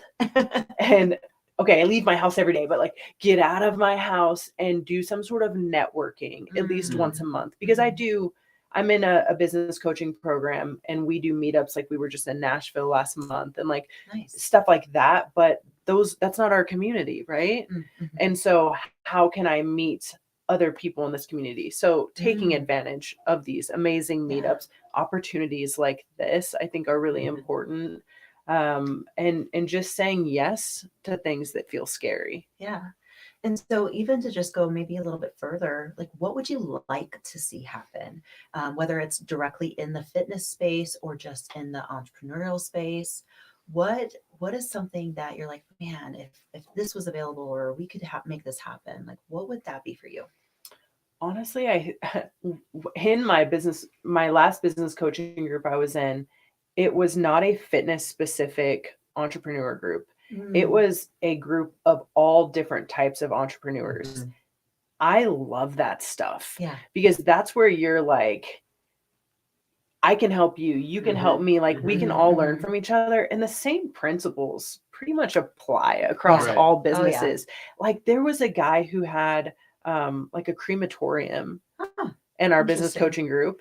And he was selling these really high-end cremation packages. And it was so fascinating hearing my business coach give him advice on how to scale that business. And you're like, compared to my fitness business, compared to this custom closet business. Yeah. And I just love, like, I don't know, brain dumping, like whether it's Shark Tank style, where you bring an idea. I mean, me and, you just had Christina on. We've sat down and like spitballed so many different ideas for like, different just innovations in the pizza space or in the fitness space or the antimicrobial dry shampoo, like just like spitballing all these ideas. And so I don't know what that looks like, but that. Yeah. Well, and I mean, I kind of feel like it's Global Entrepreneurship Week. And so that's really what we are creating and we are bringing here, and also figuring out, okay, and what else? Yeah. Because it is that thing of, so earlier this year, I worked for a coaching firm, and what we did well was we were not industry agnostic, or we were industry agnostic. And so we didn't just do one single thing. It was business is business. To your point, the advice I'm going to give you is the same advice I'm going to give you, and you're going to apply it in your own ways that make sense for your business. But it's all pretty much the same. Like the bones are the same. And that's what I really, really loved about that opportunity, was getting people in a room that were so different in the where they were in their business, the types of businesses and the different industries, and even seeing those conversations happen. But that's again what Global Entrepreneurship Week is all about. There are so many great things that you are doing that you could also benefit from, maybe something that he's doing or vice versa. And so it's getting those conversations together, because it's that idea of community, it's that idea of service. And so how can we all come together to build something even better, even greater? And it's kind of with that idea of knowing, like nobody's self-made. Yeah. And, we can do it by ourselves, but why? Yeah. I was listening to the Ed Milet Jen Gottlieb podcast a couple days ago. Those are two fire people. I know, it was such a good episode. And she was talking about how, you know, if there's this goal you have and it's way out here, like making a list of who you know, you know, how often you communicate with them, like how could they help you, how can you help them? And it's like, I feel like if you brought all these powerhouse entrepreneurs in, like even I made a connection with Christina over at UFC. Yeah. Like this past week.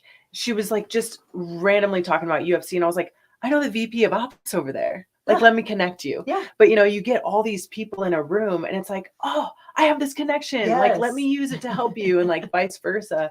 And like all that stuff just helps us keep the ball rolling. And we're all excited to share. Yes. We all want to share our connections. Well, and I think to your point too, and like we've talked about, it's, you know, we're all mirrors and we're magnets, and we, you know, like attracts like. We talked about this in depth yesterday with Z, and really kind of going into some of the intricacies. And it's when you have that mindset of like more is more is more, then it's, I mean, and I've always argued this too when I was in fitness and even when I was more in coaching, was I could be in a room with 100 coaches that do the same exact thing as me, but they're never going to do it like me. Right. And even to your point earlier of even who you want to work with. Yeah. It's when you like really like zero in of, oh, I do this really, really well, then, and that's what I want to do. And that's what lights me up and lights me on fire. It makes it that much easier to really, again, be able to provide to others and say, hey, I can do this and I can help you, but also here's all of this stuff. Yeah. And hand it off. Yeah, you know, if I could take it a little bit in different direction, kind of on the same vibe as mindsets, you know, for entrepreneurs, you know, Vegas is such an amazing place to be, right? But I like to joke, especially, you know, back when I was in college and I'd have all these like college students, you know, my classmates coming in from other places, and they would, you know, trying to get into the scene. I'm like, yeah, that's great, but also big warning, Vegas is like a trap. If you, you know, you can fall into a trap, right? And I've witnessed it. I've witnessed it, you know, classmates and, you know, business, you know, folks that have done business with it and stuff like that. And so I want to like alley that up without saying that much more. Which direction do y'all want to take Vegas, it? it's a trap. Vegas, it's a trap. How do you avoid the trap? But it's not really that Vegas is the trap, right? It's more so, I think, like the fact that the Vegas Strip is 24/7 on, and then there's like all of these things happening as part of that, right? Alcohol, partying, all these things that are not like constructive to entrepreneurship, because we need to like conserve our energy and invest that energy in order to get a return on our energy. But it's a trap, because the conferences are out there, and the VPs of sales from the other, you know, companies are, they're like, come you know, over here. or they're throwing down tequila shots at the Bellagio bar. And so, you know, I bring this up as a topic because, you know, it's something I want to talk more about and just highlight a little bit more. You know, it's not every entrepreneur in Vegas has this problem, but I've seen it in some folks, and it's like obviously a problem in some folks, right? And I've been in environments where it's been a problem in the environments that I've been in, and it's just not constructive. And so this year, I was, you know, we were sharing like this year I've like totally stopped drinking, like backed away from it, you know, big time, and just refocus on fitness and mindset and everything. And I've been getting a lot better results in my business as a result, which should be obvious, right? But you know, I go to other entrepreneur events, like there's these house parties and stuff for entrepreneurs, and then I'm like, oh, that guy's always wasted every time I come here. And it's like, what do y'all have to say about that? Gosh, I feel like there's so many different, I was like, oh, I could take it this way, this way, this way, this way. Yeah. There's so many different layers of it, right? Like, I think there's the layer of maybe feeling like this is a part of that lifestyle because of what you see on social media. Like you see the bottles popping and like the thing, all the lights lights and the flares, and you're like, oh man, this person's doing that. Like I have to do that to keep up with the Joneses, so to speak. Like I think that there's that aspect. I never fell into that. I also started like partying when I was like 14. So by the time I got out here at 24, I'm like, I don't even care about all that. Sorry, Mom.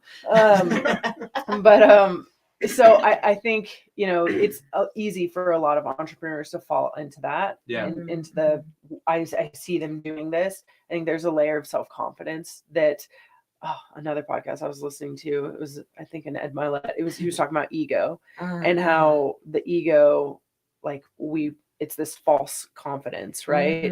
And oh no, I saw that. and going and like partying and drinking, like I'm so confident, but deep down, like I know for me, similar to what we were talking about earlier, like cutting out alcohol, big time over this last year, my confidence has skyrocketed. Yeah. I know who the F I am, and I'm thinking clearly. I know the direction I'm going in life, and I don't need alcohol to have these conversations. Right. I mean, maybe 6 years ago, I would have had to take a shot of tequila in the car before I came in to have this interview. Who knows, you know?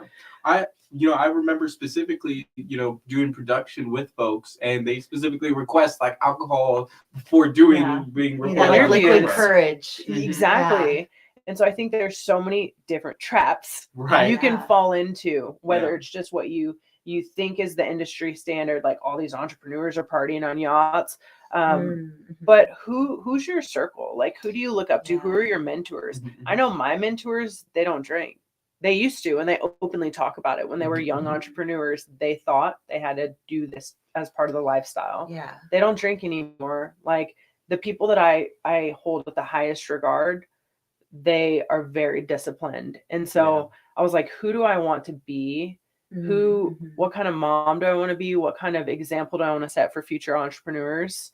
And the actions, are in alignment with that. My actions are.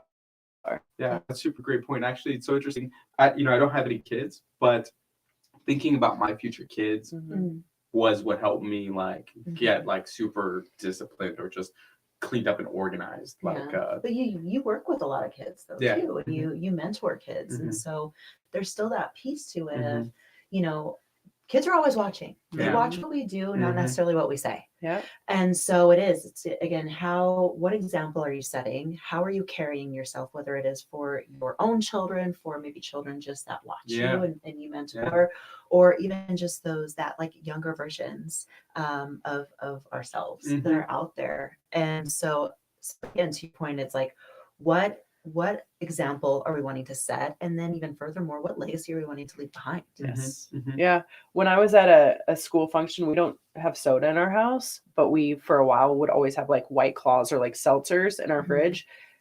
And so our kids at a young age learned that those were alcohol. They just called them all wines. And I realized in this one moment, we went to a school function and they had soda there. And there was an 8-year-old had a can of soda. And he was probably 5 at the time, runs up, he goes, "Mom, that boy has a wine." And I was like, okay, I guess it's good that my kids don't drink soda all the time. Like they don't even know what it is, but it's bad that they think that's alcohol. Yeah. So I'm like, I don't know. I was like, we're done. I was like, we're clearing this crap out of the house. Like, I don't want my 6-year-old asking me if I want a margarita. Like, I don't want that, and we weren't drinking every night or like, it was just a weekend. It was what we did on the weekends. And even that, at that age, I'm like, they're watching everything we do. They're associating us sitting by the pool on a Saturday with mommy and daddy having margaritas, which isn't a crime. It's okay if you guys wanted to do that. But for me, it made me feel kind of, I don't like this. Well, when it's like so consistent, right? Like if it's like every weekend or like multiple times a month, multiple times a year. And just going back to entrepreneurship, right? Like our output is so important, and I've got to that point where like what I eat and drink and have my fitness and my meditation and all of that, direct correlation to my outputs. And so now I'm like protective of that because I want to be competitive in my business. And so, like that to me now that's a lot more clear than when I worked in corporate tech. Because in corporate tech, everybody would just like immediately after the all hands, everybody just goes to the bar and everybody gets crazy drunk. And it's like, I'm just confused by like why that's so great. I'm not confused. I get it. Like it's high stress environment, but it's a trap. And marketing. Yeah. So to kind of shift gears a little bit, because you had mentioned that your husband is going to kind of do an offshoot, he's doing all the men's things. And so how has that been doing the business with your husband? So it's been interesting in the beginning. So my husband was a bodyguard for celebrities for a decade. Like he traveled the world, had a really exciting, like just high stress, but high fun, like just crazy environment job. And then once I became pregnant with our first son, he decided that he was going to step back from that because traveling for 12 weeks with a celebrity is not conducive to raising a newborn. He decided to kind of get into real estate, but that was not a passion for him, and I could see it. You know, and there's nothing harder to witness as a individual who has created the life of my dreams through a passion to see your favorite human not living a passion. And so I would constantly be like, babe, like whatever you want to do, I support it. You know, like you took a step back, like let's figure out what you want to do. And so he, every time he would share his fitness journey, like he inspired men, and they were like reaching out to me for coaching. I'm like, well, he's got all this like background himself, and he's a former D1 athlete and like all this stuff. I'm like, why don't you go this route? And so it was hard at first because I felt like I was mentoring him and like, hey babe, you gonna make a post today? You gonna do this? You gonna do that? And that can be contention. Like I want to be the wife. I don't want to be like the nagging business coach. So we recently went to Nashville and invested in a business coach for him. Nice. And so now, even if it's the same information, it's coming from someone else, which takes that off of my plate. So now I have more space, and he can work one-on-one with his business coach and develop his own messaging and everything. So it's already more exciting. And then if he has further questions, he can come to me for it, but it's his. Yeah. And I mean, and that's something that I navigated with some individuals, that even if the spouse wasn't involved, the spouse is involved. And so, but it was also to that point too of like, don't by default put your spouse in that position where they're having to be your coach, they're having to be your mentor, they're having to be your accountability partner. Like, let them just be your spouse. Let them just be your partner.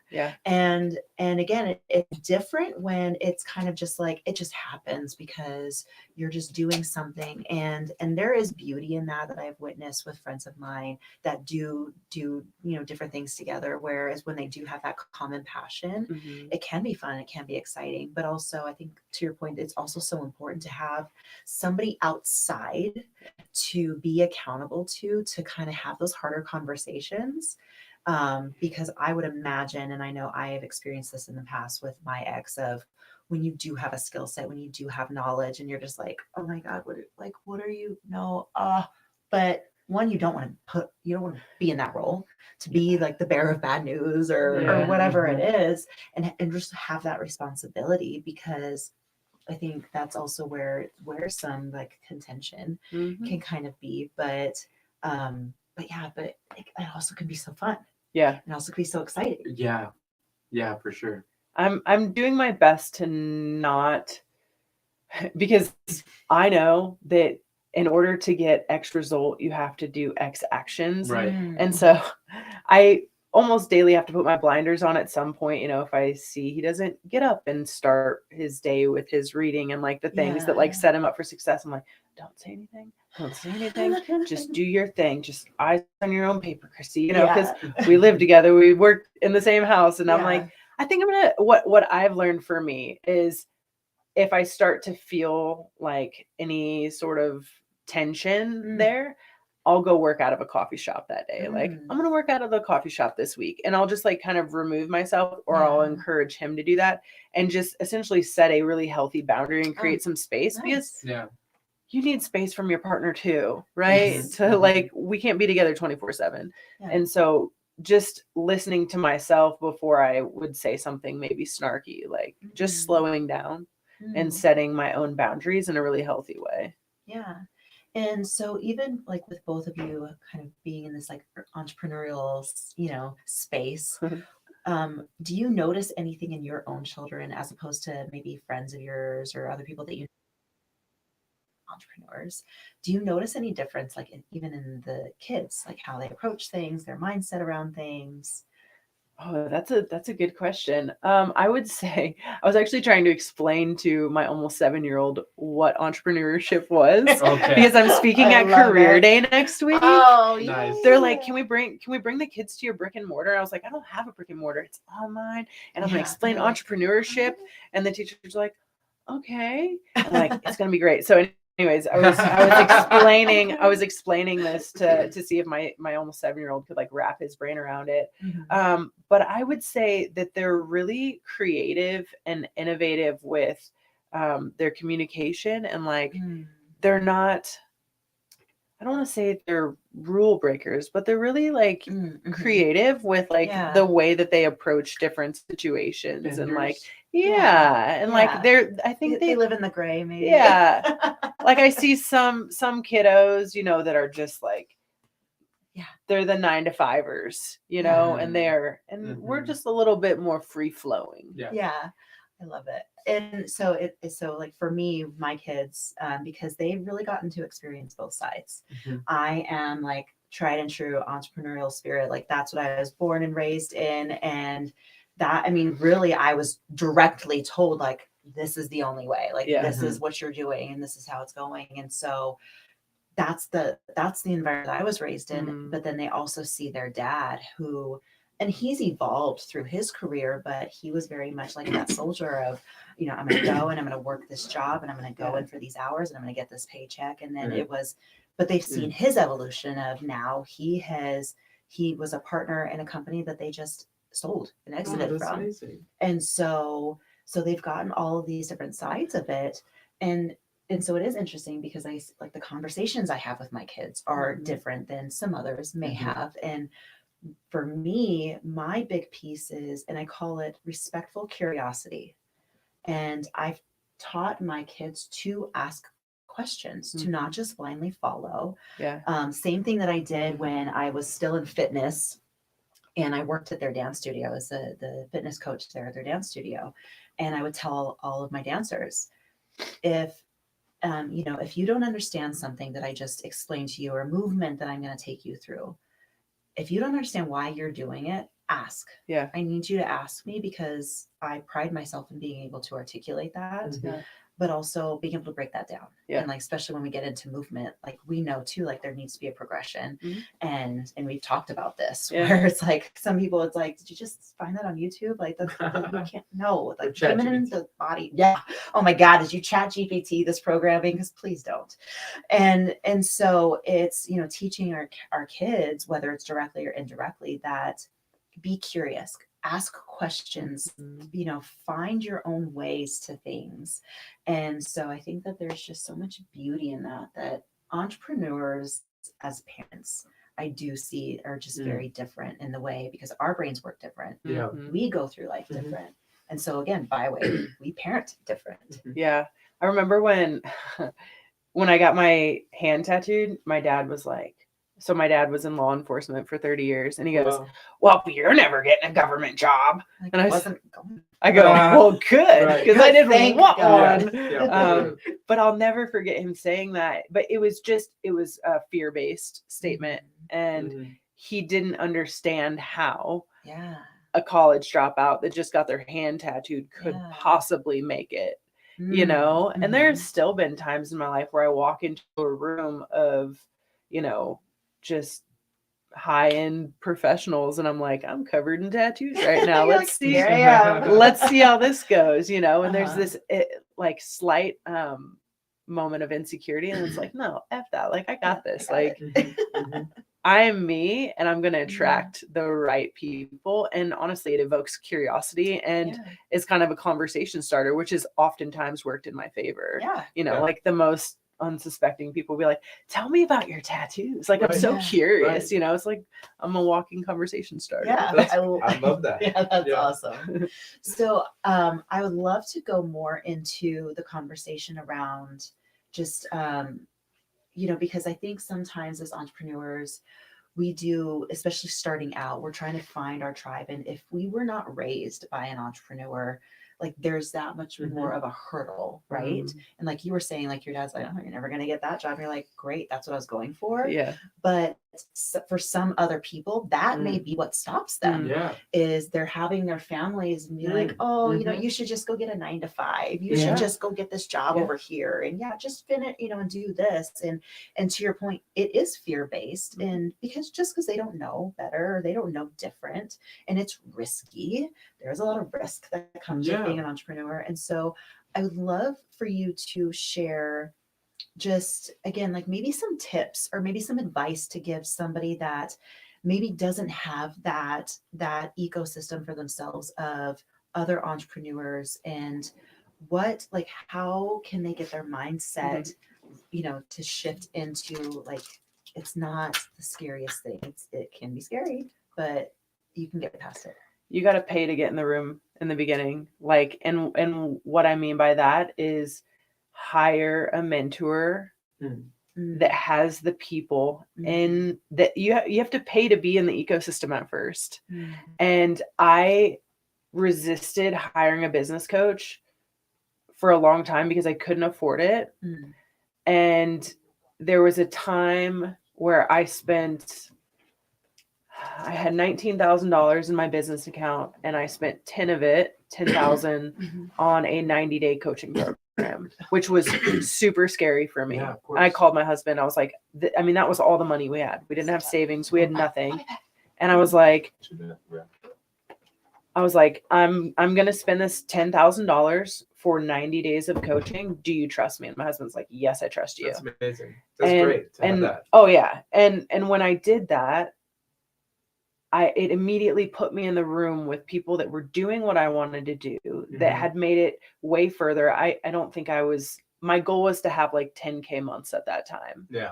Like that was the goal for me, because where I'm from, unless you were like a doctor or a lawyer, you're not making 6 figures. Yeah. You know? And so for me to be able to have a 6-figure fitness business, like that was the goal. And so I'm like, I have to spend this 10K to understand how to get 10K months. Yep. And from there, it was like, I just made connections, put myself in the room, and then the next room, then the next room, and then, you know, signed up for another coaching program and just kept meeting people. But you have to take a really scary risk on yourself, because that's sending a sign to the universe. I trust myself and I'm worth it. And people that are afraid to invest in themselves, like, if you can't invest in you, how are you expecting other people to? Yeah. Right? Yeah, absolutely. Yeah, Christy, I mean, this was a super amazing conversation with you, and, you know, definitely love the positivity that you bring to your business, and the conversation that we had is definitely very enlightening. Is there anything else that you want to share with folks, or, you know, tell people how they can get in touch with you? Yeah, for sure. I mean, my closing advice, like I said, pay to get in the room, invest in yourself sooner than later. Invest in the systems. Like it all comes down to the investment and the belief, and then do the work on yourself, the personal development, the mindset work, cutting out toxic people, toxins, alcohol, things like that. And then to find me on Fit LV Fitness and Nutrition on all accounts. Cool. Awesome. Well, Christy, this was amazing. We really hope to see you at Global Entrepreneurship Week next week, right? We've got Ahern Monday kickoff, and pretty much have events every single day of the week. I don't know if Megan told you, she's doing an AI panel on Tuesday. Wednesday, there's a youth leadership thing. There's an NFL alumni thing. Friday and Saturday, there's a Formula One thing. Saturday, there's Tech Alley. And then Sunday, there's a pizza party. So if you can make it to any of those, it'd be great to see you again. Thank you so much. Yeah, thank you. And folks, I'm going to just play the upcoming events.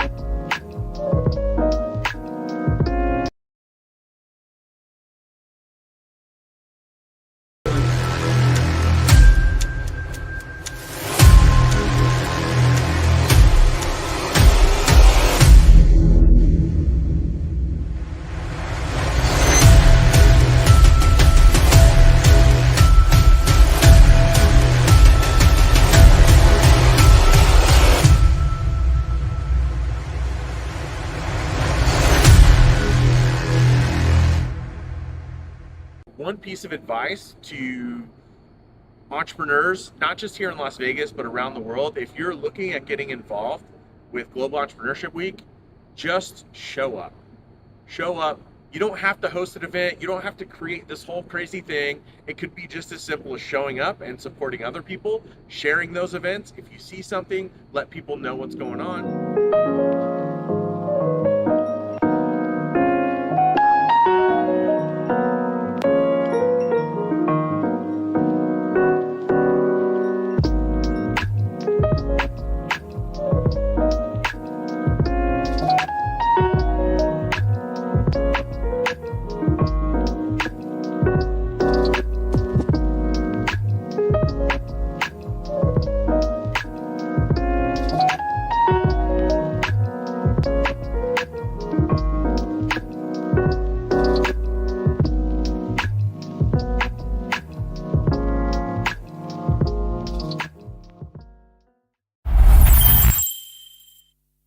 We do have 50 million tourists that come to Las Vegas. You know, we're capital of the world for fun, sports, and also conferences, right? And so we had this great B2B opportunity. And so what can you share in terms of like both advice to business owners here in Las Vegas to take advantage of this tourism economy that we have, and also, you know, in that same like breath, share why our counterparts and entrepreneurs from all around the world should be looking at Las Vegas as a place to do and build business? Well, the key word is diversification. Las Vegas is diversifying. Yeah. And sometimes I heard, so COVID told us that depending on one single economy is not that great, right? So it's very important to diversify outside of tourism, right? Outside of hospitality, outside of gambling. I totally understand it. But I also disagree with those people who say we always only have to diversify outside of tourism. So find, I don't know, automobile or just like, you know, tech. Why don't we diversify also within tourism, which is what we are doing right now, right? If I told you 10 years ago that we were analyzing sports tourism in Southern Nevada for the Super Bowl, you will be like, what, right? So diversification is the key word. Usually one of the best solutions is what is called the win-win solution, which is finding experts who are able, and I'm happy because sociologists and anthropologists increasingly are part of those expert groups who can help the community, like everyone at the stakeholders, who can sit at the stakeholder table and say, okay, let's see what everyone can give up and everyone can win. So in terms of regulation, that's very important. All I'm saying is that it's very important to, again, do your homework. If you are an institution, study, conduct your research, study the destination. Because, for example, sometimes what works for a city doesn't work for the other, even if it is the same state, for example, right? So it's important that policies are done with the community, right? Like mirrors the need of the community. It means that if tourism doesn't behave in the right way, in a sustainable way, I mean, where are we gonna go in the next few years? The tricky part here is that, again, what I'm saying is that they have to find local solutions to global problems, which is not easy. So know the community, see the needs that they have. What I know that some stakeholders are very active, like Lake Mead is very active in that sense. So you have to constantly have communication between the small and the big. And even to that point too, I mean, because again, when you have these politicians or these policymakers and they're saying, well, we tried, oh, well, we did it, oh, we did this. And so, I mean, going back to even just like basic business, it's a value proposition, right? And if somebody doesn't see value, then they're not going to listen. They're just looking at, I just want to make money. I just want to be able to pay my bills. I want to be able to pay payroll. And so what, you know, like, what is it that with your organization, you know, as far as, again, like getting that out there and just that microphone. And so how can we support you with Global Entrepreneurship Week and even Global Entrepreneurship Network to also partner up in that way for you guys? Yeah, so I've been placing a lot of entrepreneurs on panels, on speaking engagements, and I'm also doing an action letter. So trade associations, advocacy groups always do action letters where they get lots of people to sign on. So I'm actually doing one of the few, this very little action letters on behalf of entrepreneurs. So I've drafted kind of, a one pager about what small businesses want in terms of policy, no digital tax, easier to do business, less red tape. Easier to flow cross-border data flows. Don't force people to share the source code, similar elements. And my goal is to get 100 entrepreneurs to sign on to this letter. Then we will distribute it to all the policymakers. Nice. And so with that, what would you say, Hua, would be something that you can see of like, ooh, this is how it can plug in. This is the piece that I can add on, and so that we can grow even further. Yes, how to plug it in and add on. I think adding these, just working with these 5 cohorts, I've already seen some value that founders are saying, oh, this is very valuable. You provided this guidance, you provided this person introduction, you provided these templates. So I'm seeing value there. I'm excited about the investment accelerator because that's just more capital. In the early spring, 100K for 5 companies. That's just additional capital that is an option for founders. And I think it's always good, right? The more investments, the more people coming in, making capital investments in companies is great for the ecosystem. And the goal is to attract more, so there could be more options. Yeah. And so here in Las Vegas, what would you say is kind of just like your biggest piece of advice as far as maybe a founder getting started or launching, or maybe, something going to market? What would you say is that piece of advice from you? Yeah, so advice, I think, make sure you're solving a problem that is big enough and that people will pay for the solution, as you need to make money and you want to make lots of money if you can.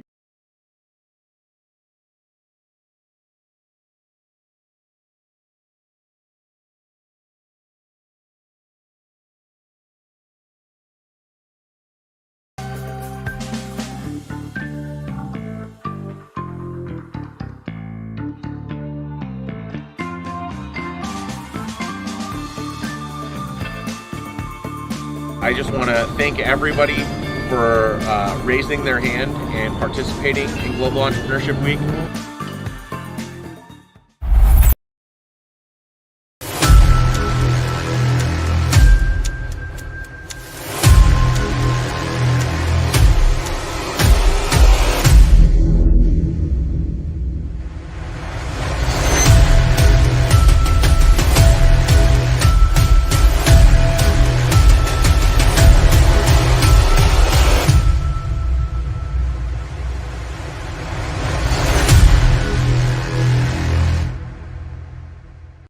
My name is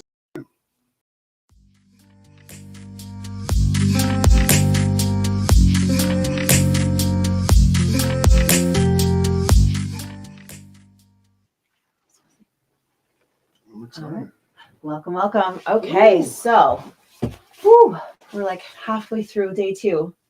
It's only day 2. And this is only the road to GEW, my friends. Right. So we're not even at GEW yet, but we're getting there. We're getting closer. And I hope that anybody that has hopped onto any of these live broadcasts, you're starting to wrap your mind around what Global Entrepreneurship Week is, what Global Entrepreneurship Network is, and really what is possible by getting plugged in to this movement and to this platform. And one of those things is really, that was our vision on our team, was to figure out, okay, how can we not only highlight what is possible with Global Entrepreneurship Week, but also, again, starting the conversations, bringing people together, because that has been the common theme. And in so many different interviews that we've had, it's been, okay, cool, we're doing all these projects, we're doing all these things over here, but like nobody else knows about it. Or we need something, we need a resource, we need a tool, we need a person, but we don't even know where to go. And so I've lived in Las Vegas my entire life. y'all are a little bit, well, you've been here longer, and then like you're kind of like the newest addition, right? Yes, yeah. And so we get this variety of, having this like kind of like immersion. And so as we go into our next interview, I am so excited because I get to bring on and introduce my CEO, whom I just so much love and so much respect for. And we are working on such an amazing project. I get excited every time I think about like, holy smokes, this is insanity. And even doing some of these interviews, I'm like, yo, we're plugging in. So yes. I'm going to introduce you, Isaac, and welcome. Thanks for coming on. Oh, thank you guys for having me. A little new to the podcasting thing. Which screen should I kind of be looking at? Just casually conversation. It's all good. Well, thank you guys for having me. I really appreciate it. It's an honor. And, just I think any level of proactivity in the entrepreneur world is something that should be celebrated, but also recognized, because it's all these steps that add to this huge picture of just changing the way the world works, whether it's through business or media and art, whatever the case may be. So I'm always appreciative of things like this. Yeah. So. Thank you. Absolutely. So I would love for you to kind of walk us through your entrepreneurial journey. I know it's been all over. It has been a journey. Yeah, of course. and not even including the one that we've been on together. And so really kind of like, what was your first step into entrepreneurialism? What got you, going down this path? And so just launch us in. I mean, there's so many different pieces to that, but I know I started off in entrepreneurship kind of indirectly when I was into the whole Pokemon card craze as a young kid, and figuring out how to kind of trade or sell and figure out business dynamics behind those things. And I think it kind of evolved with me all the way through college. And I was initially going to be a defense attorney, and when I was embarking on that road, I think there was a moment, I'm not kidding you, where I saw this defense attorney with a huge, I don't even know what, these push carts. It must have been like a couple hundred cases in this push cart, and I was like, and they look miserable. Yeah. I was like, I don't know if I could do this. I was let alone, and I'm not great at manual labor. Absolutely. So I kind of made a decision to kind of pivot from law to business. And as random as it was, I had a colleague that was just like, hey, I like your business mindset. Do you want to start an application or a mobile app at the time? And I was like, yeah, sure, let's do it. And so that was the very first initial peak. I think that was back in 2013, I believe, was when I first embarked on my first software company. And now I've been in software for about 15 years, I would say. And it's been quite a journey. So it's been fun.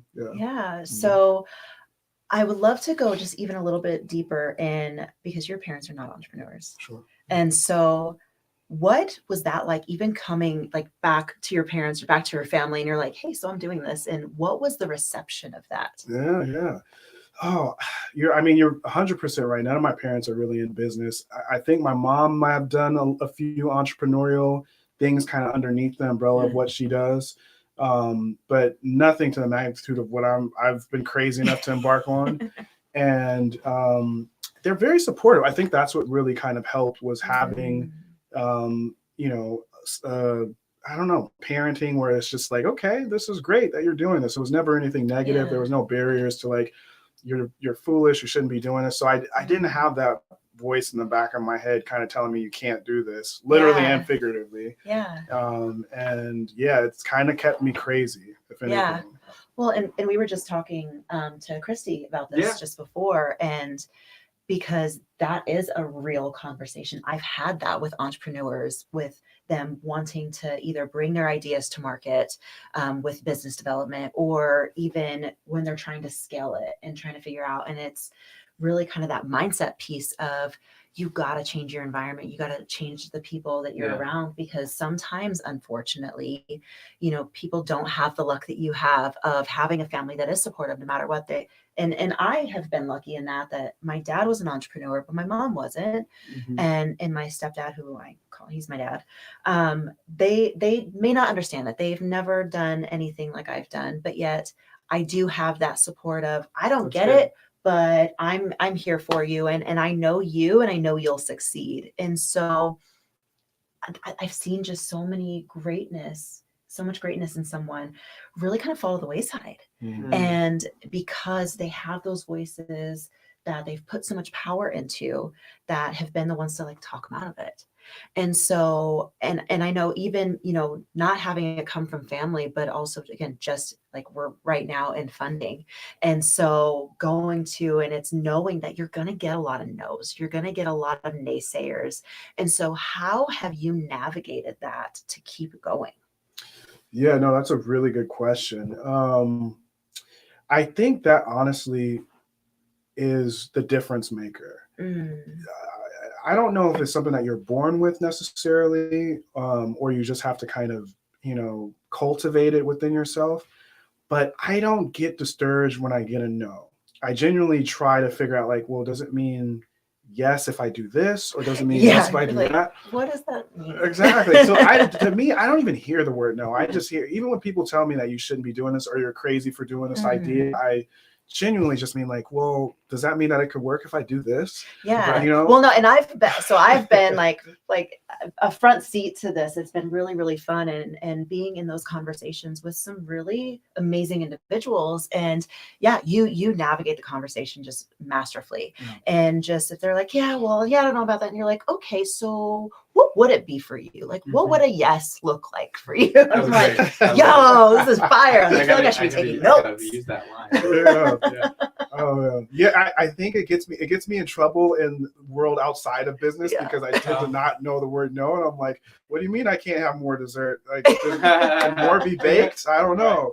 But in the business world, I think it keeps me really just kind of tenacious and intrepid, because I do think that anything's possible, and if you do genuinely believe that, you have to believe that a no can be switched too. And so I just like, well, let's go for it and see. So, but part of it is it's a little bit of a joyride, because in having that mentality, you do have to kind of understand that life can be very unpredictable, because when you do finally get a yes, and it's not from the way that you presented the inquiry for, you have to pivot, right? And that could be a whirlwind in itself. So, it's a blessing and a curse. And, I always encourage, people that ask me for either advice or insight on that, to just say, like, hey, if you're going to be really proactive on going after those yeses, you are going to have to really be mobile and flexible with how you approach business too. So yeah, it's been crazy.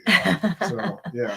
For sure. So I would love you to share, because you haven't only been in the tech space. Yes. And so you have also had other business entities and things that you've done. And so how have you used your knowledge and experience to apply to different industries and different verticals? Yeah, absolutely. I will honestly say I don't know if I have this novel of experience to where it's like, okay, for every single industry. I honestly think it's more so because I'm more of like a simplifier and a problem fixer. For me, I feel like there's a general rubric that you can apply across the board for starting any business or any industry. And I feel that when you have that, or at least you've simplified it enough to do that, well, you could start a chewing gum company, you can start a like Elon Musk does, maybe a boring company that digs tunnels underground. I genuinely am testament that you can start a rubric to kind of just go from one thing to the other. So I have done a wine company that did pretty well. This was after I sold my first software company.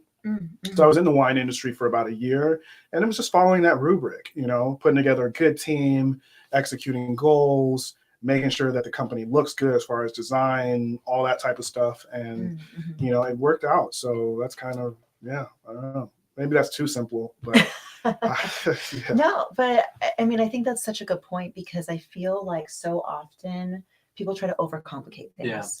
And they're trying to figure out, like, oh, but it's got to be this way. And it's almost this idea of it has to be hard. Yes. And one of our guests that we'll have on later on, her and I have a conversation a couple of years back, and it was actually, I think, our first meeting. Mm. And she's sharing with me, some of the struggles that she's having with her business and all of this stuff. And I said, let me ask you this. If it were easy, do you still feel like you'd be successful? And she had to sit with that for a minute to come to a response. And she's even shared with me since then that she's like, man, I have your voice in my head constantly. And when I'm coming up against a challenge or an obstacle, is does it have to be hard, and can it be easy? Yeah. And so I think sometimes, more often than not, it is the simplified answers. It is the simplified approaches to things that's actually the answer.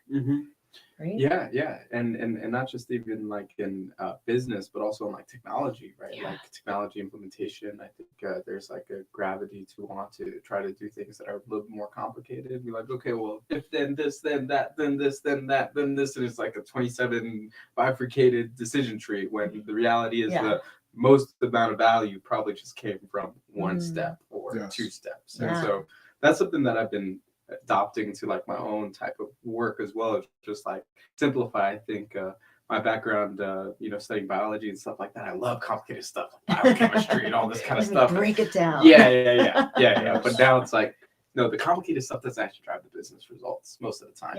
So keeping it simple. So I love that you led with that. And I just want to comment on the Pokemon cards. Were you selling Pokemon cards through college? Like, no, that was when I was in God, it must have been 8 or something like that. Oh, okay. Yeah. I used to sell Yu-Gi-Oh cards as a kid. Oh, nice. But I remember one day, when I was in college, I had all these Yu-Gi-Oh cards, and I'd go to the game room at UNLV, and I'm like, guys, I'm selling my collection. And I literally walked kids down to the ATM, and I sold like a couple $1,000. Show me the money. I sold all my cards. That's how you do it, man. I love that, man. Yeah. Pokemon cards were my version of Yu-Gi-Oh cards for you, and for someone else, maybe it's like Costco candy bars or something like that. I feel like it's just, you just have like a general sense of like capitalism, and it's like, okay, here's an item. Can I get some more money than what I paid for it?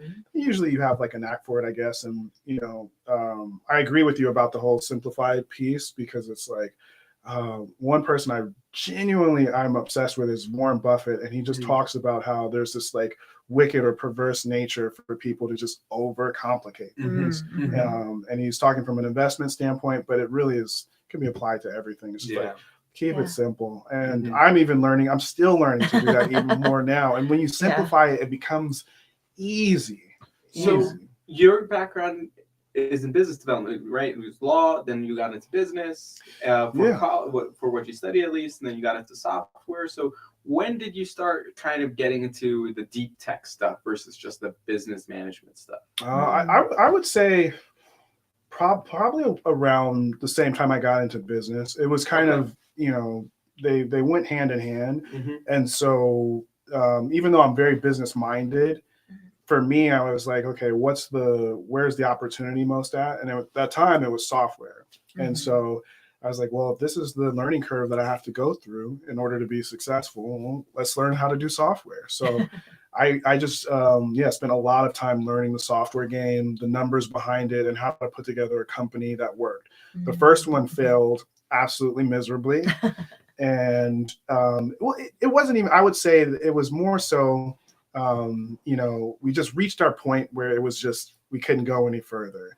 And so because of that, I had a choice. I could have either went to like a 9-to-5 or something like that. And I just decided, I was like, let me just start another one. I think I started another software company, I think a week after the first one just kind of fizzled out. And that one was in the gaming space. And that one had a lot of behind the scenes business development, which was why the business sold. But I just used my strength, honestly. I don't really think there's one way to be an entrepreneur in business. Maybe you're just good at making really great products and then it catches on fire, right? Or maybe you're really good at being a salesperson or a marketer and you can sell pet rock, right? I don't know what, but so it's just really kind of playing the hand you're dealt. And mine is just really kind of seeing how deals can be made and getting the yes to those deals. I think that's my strength. I don't know. We'll see. But, we'll see. Yeah. So I would love for you to share kind of, again, you've kind of been through these different like evolutions for yourself as far as like entrepreneurialism goes. And so we started working on a project earlier this year. Of course. And so I would love for you to share kind of how you even got there to where we got, like you reached out to me, we got into a conversation. So, and how we're in this room. So, what was that? Yeah. So I don't, so I mean, I'll try to shorten this up as much as possible, but I had a really just crazy injury I was dealing with at the time. no. And then I was locked in my bedroom because moving around just wasn't an option. And so I'm just like, okay, the world's got to be better. I can't be the only one that hates dealing with this. And I was reading a lot about AI, and I was like, let me dive into this. This is the time to dive into something. So you were my first choice, actually, when I was going to start the first round of this, but I didn't have your contact info. So I remember I met you at like just kind of like a networking event, or it was something of that nature. And I just always remembered your poise, and I was like, yo, this might be, she has like the magic, she has magic going on. And so, but I didn't have your contact info. It was my other colleague that you gave your contact info to. Yeah. He ended up investing in the company, actually. Yes, thank you. And so, so I went with someone else that was like kind of like a second option. And God, did that turn into a hot mess. And I ended up just bowing out all of the IP after like kind of 2 months, 3 months of just hard work on it. I was like, you guys keep it. I have to put together a team that works and has integrity and, has just vision. And so that's when I kind of reached out to you, because I was able to track down your number. I was like, wait a second, he has her number. Let me see if I can just go. Got your number and reached out to you. I was like, hey, this is what I'm doing. Can we figure something out? We had a meeting, and we were initially going to do, it was business suite tools at the time. Yes. And I was excited about that. Yeah. I was like, yo, I have so many businesses that need this, because I was heavy in like business development and scaling. And so I'm like, I can get so many users. Yes. And that was my goal, because I was like, oh, you're a perfect fit. And then we pivoted, as a lot of things do. And I was like, I think we can go bigger. And yes, we can. I was like from a fundraising perspective, and just really cracking the door to kind of that like, A-level company to just kind of being like a B SaaS model software company. I was like, I'd rather be that A-level, wall breaking company. And, we pivoted to something that was a lot bigger, which was now kind of like AI guidance and personalized AI, which I think is the next step in this movement specifically. And it's kind of like the whole Gmail thing. Gmail came out, was very bare bone, basic. And then over time, they start slowly personalizing it. What's your name? What's your birthday? Right. What's your gender? And so because of that now, it's one of the biggest marketing, email platforms in the world. And so we want to personalize AI to really enhance the experience for users and also businesses. And yeah, you've been very instrumental in that ride. And so, I'm just happy to have you a part of the team. We have a great team, by the way. We are. Yeah. And so even going into the team aspect, because I mean, I think we're both, a little impartial too, that they're all rock stars. All rock stars. But again, for me coming in for like a business development standpoint and really putting that hat on for a minute and looking at just the masterpiece that we have already put together and we talked about this in some other interviews of, what does that look like? Because, we each do something really, really well. Yes. And so it's looking at, okay, so when you're building a team, how do you effectively do that so that you are able to maximize on everyone's skill sets? And so I would love for you to share even what was kind of the thinking, and I know we did a lot of that together too, but what was that process of how we're building our team, how we kind of see some of that evolution in the scale going forward? Absolutely. I think psychology had a huge, was a huge proponent to it. I'm really big on reading a lot of psychology. And when you do that, you understand the nuances of just kind of how people are, how people react, and you kind of see the inner stuff that maybe they don't even see themselves.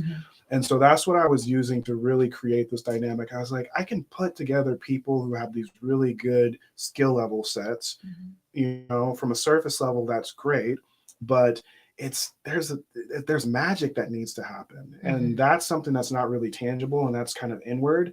And so I really wanted to kind of hone in on that with everyone. And it takes building them up to that too. Not everyone is going to be a great basketball player as soon as you put them in the game. You have to kind of do some player development, and I'm open to those things, and I love doing those things, as I'm sure you do too. And I think when you do that, you're investing in people, they invest back into you, and the energy is contagious. And one of the things and the most consistent compliments I get is, our team is amazing, the energy is contagious, this is going to build a great brand. And I'm like, yes, that's what we want to do. Thanks. That was the goal. Yeah, Yes. I love that you said that, because especially in the tech scene, right? I think there's a huge emphasis on getting like the best players out there and the best talent, and only surrounding yourself with like A players and stuff like that. And I think, for me personally, like I love hanging out with youth and interns and hiring them, and mentoring folks and helping people launch their first business idea or whatever it is. Like I just love doing that kind of thing. But I've actually been criticized for that kind of thing too. And so, before I gave it some thought for a period of time, like, am I doing the right thing being a nurturer or not? And I love how you brought that up. And so can you talk a little bit more about it? I mean, is it just the way that you are naturally? Is it something that you, is it something Yes, that, I'll say that. you've thought about? I mean, in terms of, is it something that you've juggled with in terms of like other people nurturing you, or, can you tell me a little bit more about like how you come to this conclusion versus the hardcore tech guys that are like, A players only, otherwise get out of the office? Yeah, I think I've evolved. I used to be kind of in that only A player space. When you're like that though, it's a very short-sighted mindset. And for me, I want to treat this company as a long-term vision. And because of that, loyalty is going to be the most important thing. Right. And you only develop loyalty when you develop true nurturing relationships with people, and I want a very low turnover rate. And more importantly, if you believe in people, I'm a huge believer in karmic energy. So what you put into people, you'll get back. And if you believe in people, they'll believe in you, which is ideally, hopefully, the business and the product. And so one of the things that I've learned was from Steve Jobs, who's I'm an adamant fan of his, and Apple was on the verge of bankruptcy. I think it was like 90 days until insolvency. Okay. And there was just a few people left in headquarters at the time. And he talked about how he asked me, he's like, why are you guys still here? Yeah. And everyone there that was left, they didn't have the greatest skill set to get out of that situation, because obviously they were in that situation. But he asked me, he was like, what are you guys still here? And they were like, well, we bleed the colors of Apple, because at the time Apple was, I think, like blue, green, yellow, all that stuff. Yeah. It's like, we bleed these colors. And he was like, I can use this. And they turned the company around, not because of a specific skill, but because people believed in it. And I'm a firm believer that faith can move mountains. Belief is the core fundamental step to the next phase of our lives, the next decision of our lives. It's the baseline of AI. Right. So yeah, that's kind of the element to it. I hope that answered your question. Yeah, totally. Yeah, and and I think too, we talked with Netta yesterday, because what she does with her company is she builds up what she calls those soft skills. And so it really is going into companies, going into corporations, and kind of just being like, hey, they can have all those hard skill sets in the world, but if who they are as a human does not align with the rest of the team or the vision for the company, that's how you get high turnover, because you need to pour back into your team and into your company. And so that was the conversation we were having yesterday. And so it's very much to that point of when you're building a team, and I've had this firm belief, coming from a background in personal development and professional development, and really bridging those two together, of when I was working with CEOs and I'm working with leaders, I'm like, hey, you can try and compartmentalize as much as you want to, but you are the center of all of it. And until you work on you, and I think we talked with Z about this, it's like, where you go, there you are. Yeah. And by way of, again, we're all mirrors, we're all magnets. This has been the theme, especially for today, I feel.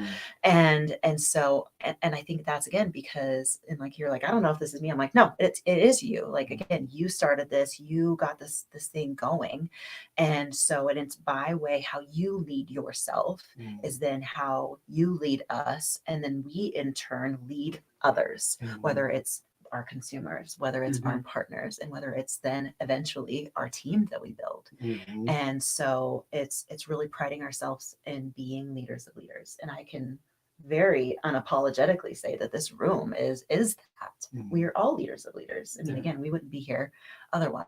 Yes. And so I think that's maybe sometimes what people miss when they're going into building a company or any of that is, again, it's that short-sightedness, right? It's like, ooh, how can I exit as quickly as possible with the highest evaluation? And we started talking about this too, and I don't even know if we got it on film, when we were talking about like raising and evaluations and all of that. And so I would love for you to speak into that a little bit, as much as you want to, as far as just even the strategies behind evaluations, because I think sometimes that gets lost. And we were even discussing earlier around, small business, and I don't want to say versus, but it kind of like versus like tech or startup, because there is a lot of overlap and they do play together, but there is a lot of difference.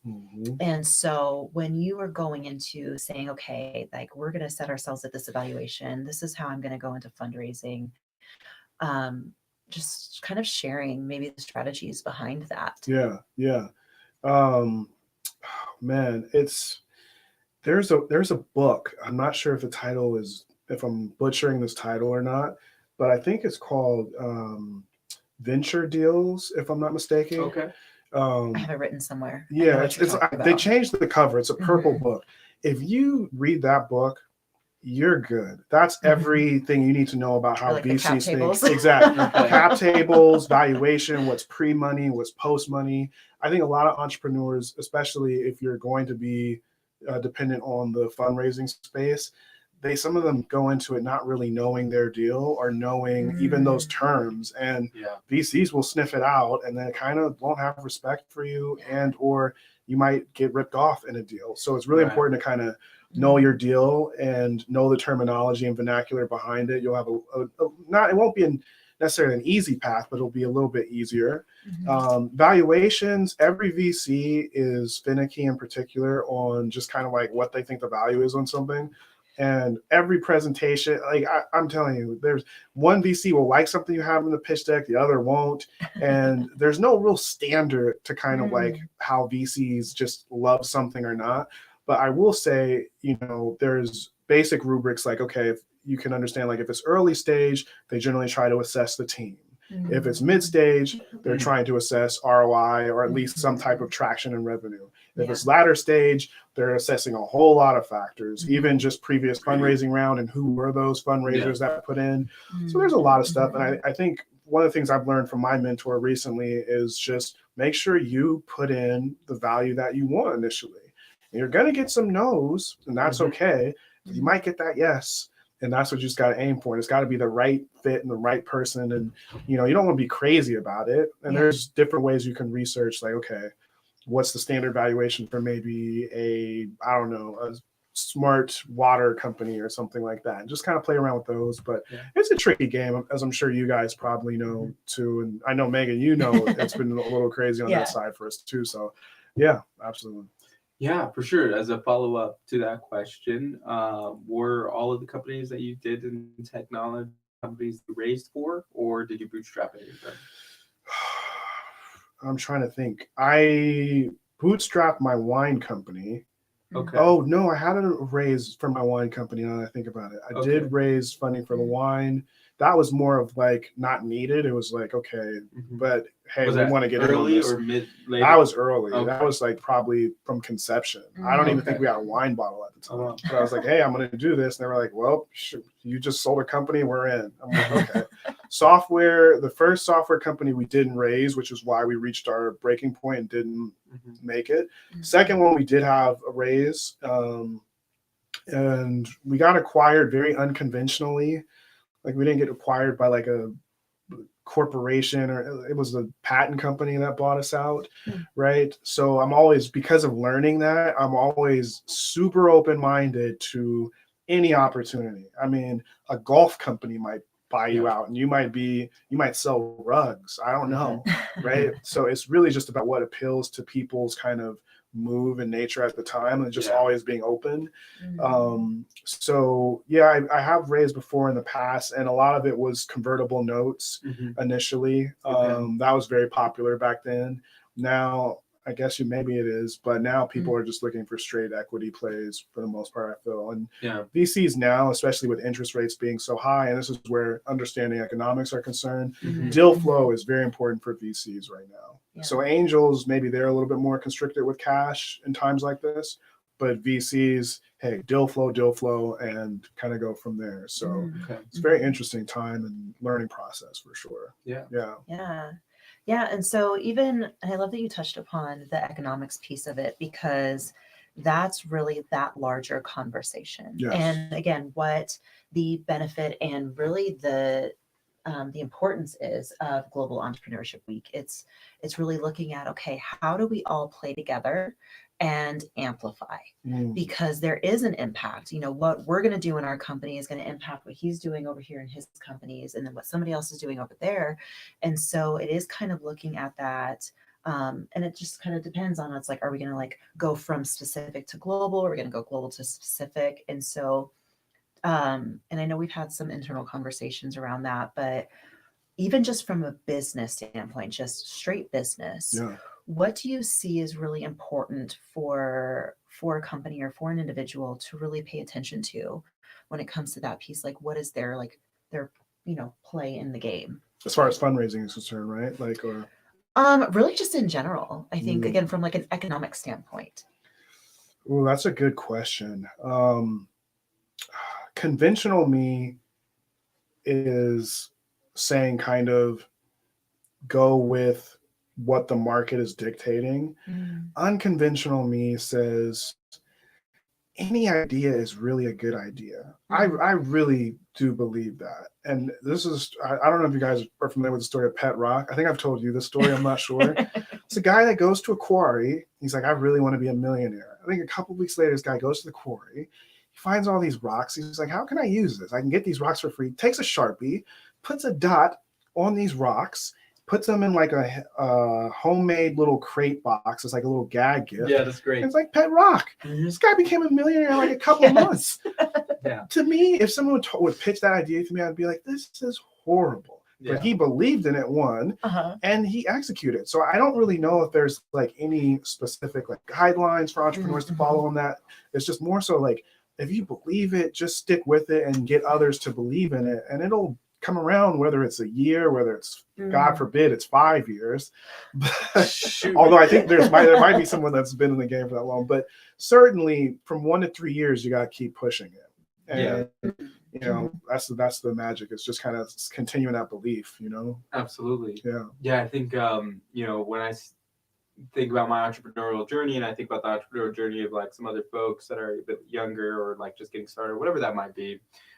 Something that I've been really big on not doing as a mistake that I've seen many other folks do is the shiny object syndrome of like hopping into a different vehicle altogether, right? It's like, I'm going to do this thing and, could, work or not. But then people, they're like, okay, well, the digital marketing thing didn't work. So let me go try, real estate wholesaling and do that for a year and a half. Okay, well, that's not working. I'm going to try direct mail or whatever that might be. And so I think it's really important that folks just kind of stick through it and, put in the work and, give it time. And that's kind of how I've been focused on my business as well, because, at the very least, by moving forward and getting more clients in and repeating the process over and over again, the quality gets better. And, I could see where it would go. And I think I'm like 18 months into this business. Nice. That's awesome. That's good. And I would also say, add to that, I think that entrepreneurs have been told a lie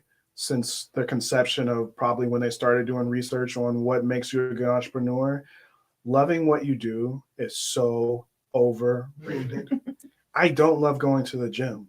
I don't like eating healthy. I know that they're good for you, and it takes discipline. Discipline is what makes a good entrepreneur. Kobe hated working out. Right. Well, eventually he started loving it. But do you think Kobe liked breaking his body apart every single day? No, he enjoyed being disciplined. And I think that is a mindset thing. I think joy is something that kind of you're just blessed with. If you happen to do something that you really love to do, that is not for everyone. Yeah. And I really get upset and frustrated when someone is like, love what you do and you'll never have to work a day in your life. Well, not everyone is going to find that. That's horrible. And like, I've been very lucky that I love AI. That I will say, but I'm not going to spread that false nuance to entrepreneurs. I think that people really just have to go into it saying like, this is going to be hard. This is going to be a lot of work. But if I'm disciplined, I will get a result. Yeah. Right. And maybe that result looks like you lose 10 pounds in the gym for the first 10 months. It might take you 2 years to lose the 10 pounds, but it doesn't matter because you have no expectations. You're just focusing on the discipline day to day to eventually get where you need to go. Yeah. And I think if more people thought like that, you'd have less people kind of burning out, less people, getting screwed over. It's just it's just a better mindset to have. So I did want to kind of hopefully shed some light, and hopefully for people that are watching, I hope that you kind of, whoever says that, you disregard that immediately. So well, and that is such a good point too, because yes, you want to have joy and you want to have a passion for what it is you're doing, but it's again, it may not be directly and specifically that. Yes. And that's something that we've talked about with Titan is like, for me, my journey has kind of been, it's been a little bit, I wouldn't say all over the place, but there's the common theme has been, I am here to improve people's quality of life. Yes. I am here to serve them. And it is like kind of to that idea is it's been doing these different vehicles. And for just over 10 years, I was in the fitness space and then took a slight, not really pivot, but kind of like a hopping into another lane, going in the same direction of, okay, now going in that mindset. Yeah. And really because thinking of like, oh, well, I can change their body, but I really need to change their mind in order to change their body. Yeah.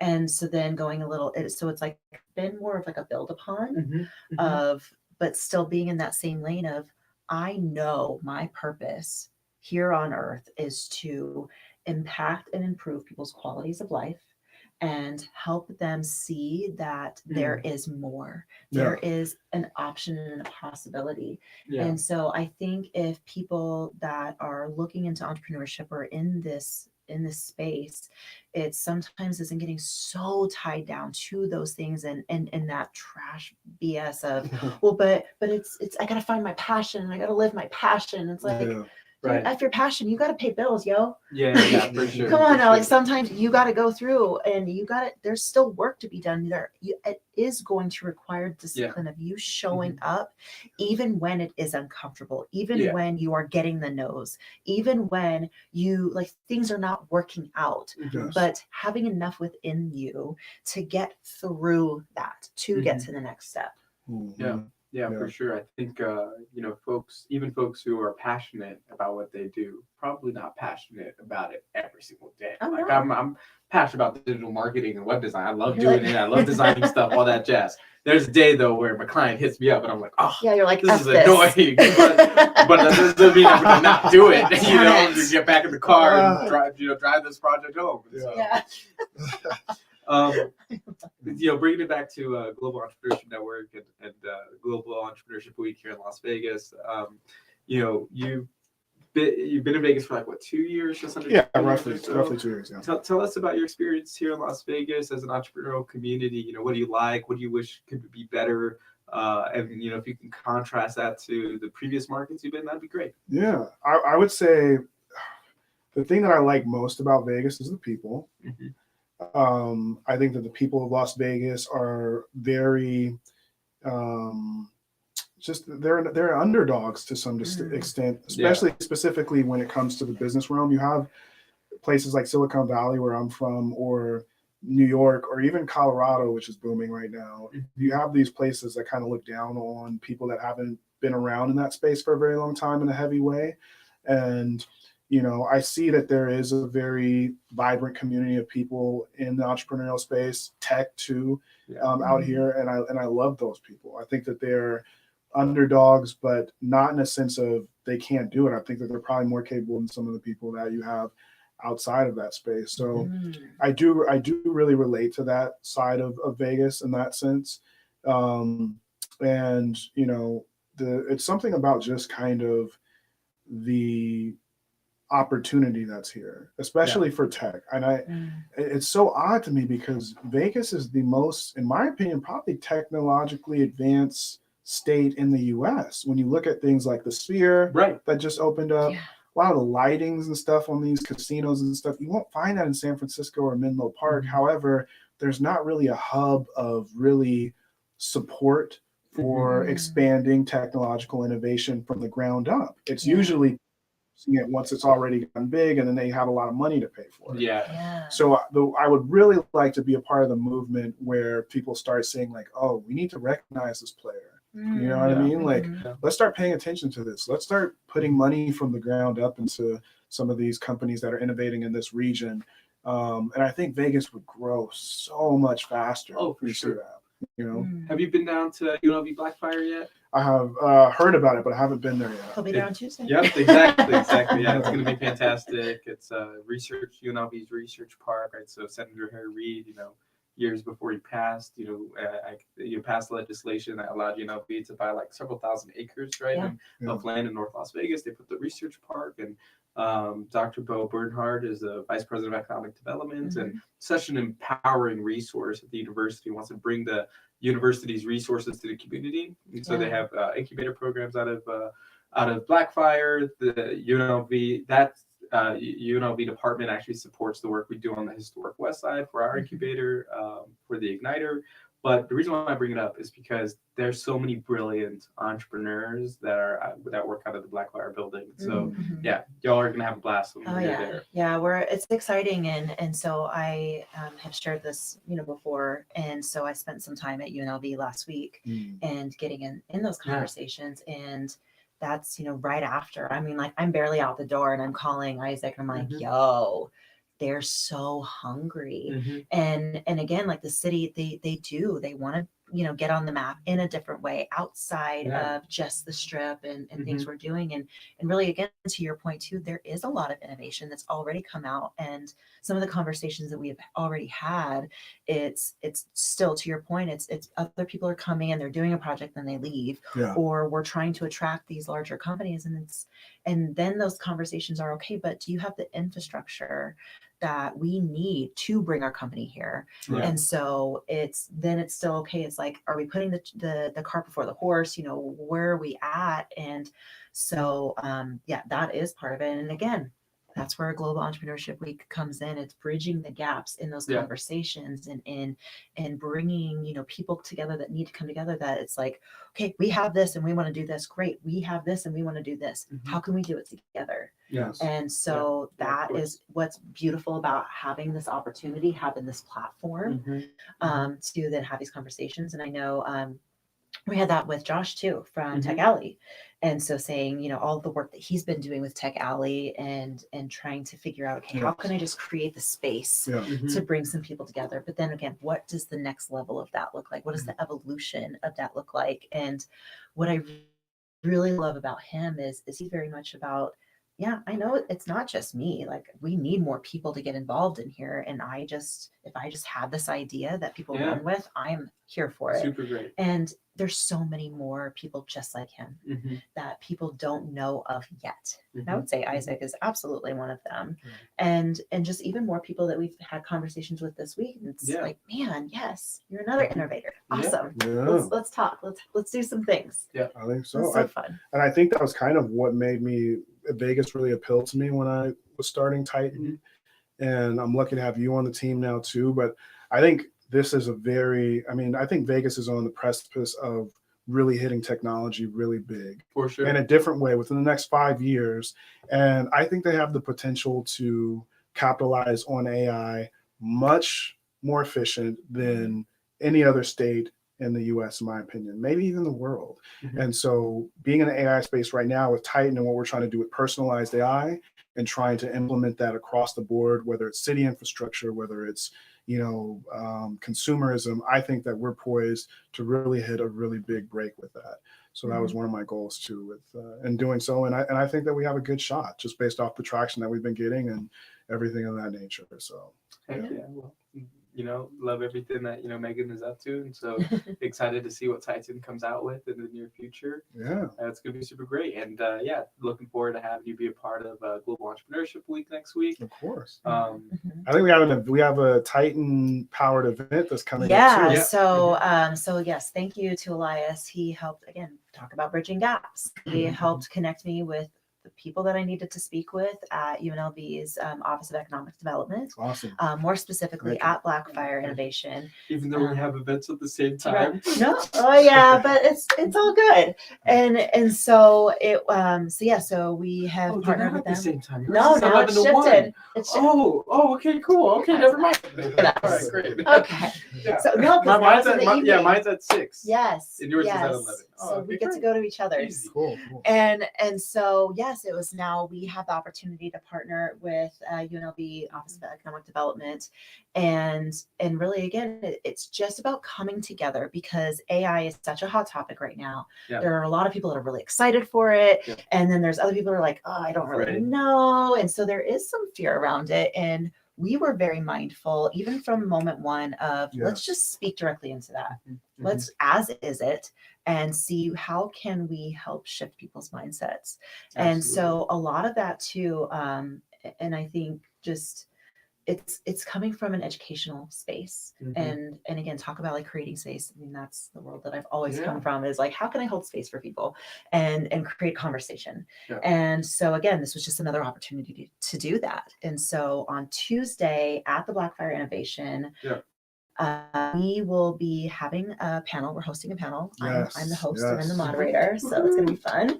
And it's just to have an open dialogue, an open conversation with a panel of experts to ask questions and even to, I mean, I was very mindful of wanting to build a diverse panel. Yes. And so I have you on as our CEO of Titan, but also being able to speak from, the development, the software side of things, and just that business piece. And then we have Earl G. Hall from Access AI, where it's coming from the gaming space. And then who else do we have? We have Jamie Collier, who she's been in tech for, about, I think 15 years now, and really has helped build the ecosystem, the tech ecosystem here in Vegas, and been an integral piece in that. And then I have one of my good friends, Christina, who she spent quite a few years in the tech space and then went into logistics. And also then again, just being the innovator that she is, saw some gaps and has, saw, okay, in order to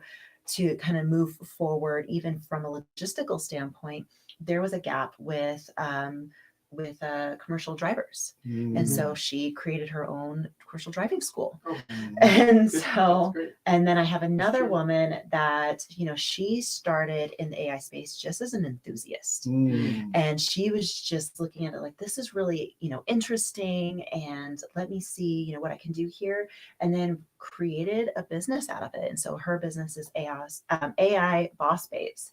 And so it's helping female entrepreneurs and business owners utilize AI to grow and scale businesses. That's awesome. So just a really fun, diverse group of individuals that have a vast knowledge of backgrounds in AI and beyond, to just have this open space to have conversations where people can come ask the questions that they're really curious about and just see what happens from there. Absolutely. I think it's going to be a spectacular event. And I really I genuinely see AI as the precipice of the new era for this. And I think where I was driving by, and I don't know if this is, I was driving by, I guess it was like the Vegas Prison Industrial Complex or something like that. It was huge. Yeah. And I was like, God, how much cheap labor are they getting out of that prison system? Or you see kind of like the minimum wage that they're charging people here at dining and stuff like that. And I'm just like, I know people are afraid, in a sense, they think AI is going to take away their jobs. Yeah. AI is just a way to source cheap labor so that we can actually grow and have more economic stability. So imagine being able to have more time, subsidized income for this or that. And I think it's going in a direction where people will understand that eventually. Mm-hmm. You know, but I would like to see eventually a world where sweatshop labor is like a thing in the past, and you see it in the history books. I'm like, You're oh, like, that's that's kind of weird. weird. Like, oh, Like that was a thing. you know. Yeah, And so it's like yeah. you know, it's kind of funny how people are afraid of kind of the thing that's going to help them initially, right? We Mhm. see that in time, and I hope that with these interviews and panels that we're going to have that you so amazingly put together, that people are just educated on just like, hey, this can actually like help make the world a better place. And I think Titan will truly be at the forefront of that. That's our goal. And Yeah. what has your experience? Obviously, like you work with me directly. How has your experience been working with Titan? Do you enjoy it? Like, are you excited? Oh my goodness. It's so crazy too, because my introduction was with Jamie Collier. Okay. And so it was just attending some of her meetups and events and just getting in the conversation, being in business, being an entrepreneur. I just have that mind of just curiosity. I'm just very curious. Yeah. And so just seeing what people are doing and how they're doing it. And so I never saw myself in tech. And so, but I also see, like, I'm very curious about it and just see, I mean, we use it on a day-to-day basis. And to the point of, I love when people say, they're like, oh, I'm not a tech person. I'm like, okay, pause. How many pieces of technology do you use on a daily? Like, let's count them. Like, okay, so you have a phone, so there's that. You have a computer and probably a laptop, so there's those. Do you also have a smartwatch? Yeah. Do you have some other kind of device that you use? And so it's like, it really starts to build. And then even just that is a way to change people's mindsets of like, yeah, you're a tech person, you just don't realize it. Yeah, there you go. And like, you're like a tech person by proxy, I guess. I think everybody is. I mean, like, that's our world. There's one person who I met who I would be able to say, okay, well, maybe that's not a tech person, all right? And he was Nevada's 3rd congressman. Okay, Jim Bill Bray, all right? And I got to work with him because I worked for his daughter. And so like got to spend some time with him, and he tells me the story one day where he's like, so we're in Congress, we're doing our thing, and President Bill Clinton comes out to address Congress and gives out a fiery speech, and he goes, okay, I'm gonna have my guys email your guys, and he jumps out, and then Congressman Boomer goes, let's email. Like, okay, all right, yeah. I mean, this is in the Bill Clinton was president, so 90s or something. So at the start of email, it was like one of the first administrations to be using email. So I'm like, okay, yeah, all right. That generation probably not tech. He's like 80 years old, retired now. Like, you get the pass. Yeah, nobody else sir. Yeah. And I'm sure probably email even started out the same way. People are like, oh, this is gonna take away from the post office business and how it's fine. As a matter of fact, now that Amazon's in business, I don't think the post industry is any shortage of anything. Oh gosh, for no, that. it is not slowing down. So I think I think every single early stage technology, there is a bit of fear and a bit of a hurdle that you have to kind of get past. And I'm just happy to have such an amazing team where we understand that dynamic very thoroughly. Yeah. And we're adamant about just spreading the passion for AI despite the fear. Yeah. And it is scary to embark on something where you don't know where it's going to end up. That's the beauty of it. It's the beauty of love. It's the beauty of purchasing something online that you've never had before, right? Like you don't know anything really. And so we don't know anything about AI, and I won't pretend to act like this moment of singularity is going to just be unicorns and rainbows, right? But what I do think is that if we look at history over every single period and point in time, the evolution of most things have been generally good for the evolution of mankind for the most part. And so hopefully we can kind of come to that understanding, and maybe it's just something that over time it will naturally happen. But I do believe that this is just just a replicated process that we've gone through with so many different things. For sure, it's almost like this. I won't say the controversial thing, but what I will say is technology can be used good and bad, right? Yes. All forms of technology can be used good and bad. And so but that's everything. Yeah, exactly. So we just have to be part of that generation that's stewarding technology for positive impact, and do our best to be conscious about it, even though it's almost impossible to understand like all of the implications right now. But, and I think again, like kind of just piggybacking on both of those, it's just we're at a new evolutionary threshold. Yes. And so I still remember, like the dial-up. Oh my gosh. If you old enough to have experienced I remember dial-up. dial-up.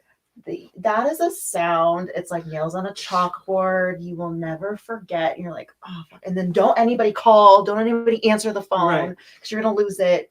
But it's again, it was that kind of like, well, what does this do? Like I remember there's websites that I can look up a magazine on a website. So is it just the magazine? But it's like here, like again, trying to put the pieces together. And then I still will never forget working for my dad at his advertising agency. And it's when Twitter came out. Oh, wow. And I was one of his graphic artists at the time. And so I had my own clients and I also helped with client acquisition. So getting new clients. Nice. And so he's like, okay, so I want you to set up our Twitter and you're going to tweet. I'm like, what is a tweet? What is that? He's like, I don't know, but I mean, this is coming from a man that taught himself how to do graphic design. Yeah. And so he just has the mind of like, just figure it out. Like it'll be good. And I'm like, that to me sounded like a massive time waster. I'm like, no, I have copy to write. I have deadlines to meet. Like you want me to go over here and talk to this person. Like I don't have time to go and tweet. Extremely underpriced That is so attention. stupid to me. That's a legit job. Like digital marketer. That is a job. I mean, now I went back to UNLV to figure out digital marketing because I'm like, what is this? Yeah. But and so it boggles my mind, you know, that like at the time, but now it just is. And so again, it's like when we look at history, we look at the past, we look at how things have evolved over time, especially as technology has evolved. We're at that new threshold of, okay, so what AI? Okay, so what is that? Like, what are we doing with that? And I've even boldly said that again, we have digital marketers, we have social media, professionals. We're going to have AI professionals soon. Like that is going to become its own thing. It's like the webmaster. You're going to have the prompt master, the the person that like is best at interfacing with the AI or helping be the bridge for integrating it. Like one of the most popular classes that I'm teaching right now, and it's kind of, I'm like, oh, man, why does this one have to be the most popular one? Is just a basic introduction to how to use ChatGPT for work. And so I find myself reteaching the same class over and over again every single time. Like I'm now going through like some rest. Okay, by the way, this is the prompt. This is another prompt. This is another prompt. Hold on, wait. No. People are mind blown every single time, and I'm like, I want to talk about some automations, or I'll talk about GPT agents, or I want to do some deeper stuff. But a lot of people still don't use ChatGPT. But again, it's going back to the basics. It's making things easy and simple. Right. But also, like to your point too, again, that's where we see AI being the assistant. Yes. In that way of okay, so once we kind of figure out like the simplified versions of this and figure out kind of like the intro to it, then it's then just going to become that plugin. And I know I've been privy to a lot of conversations of someday in the future we'll have this and then this will happen, and I'm like hi, doing that. It will be.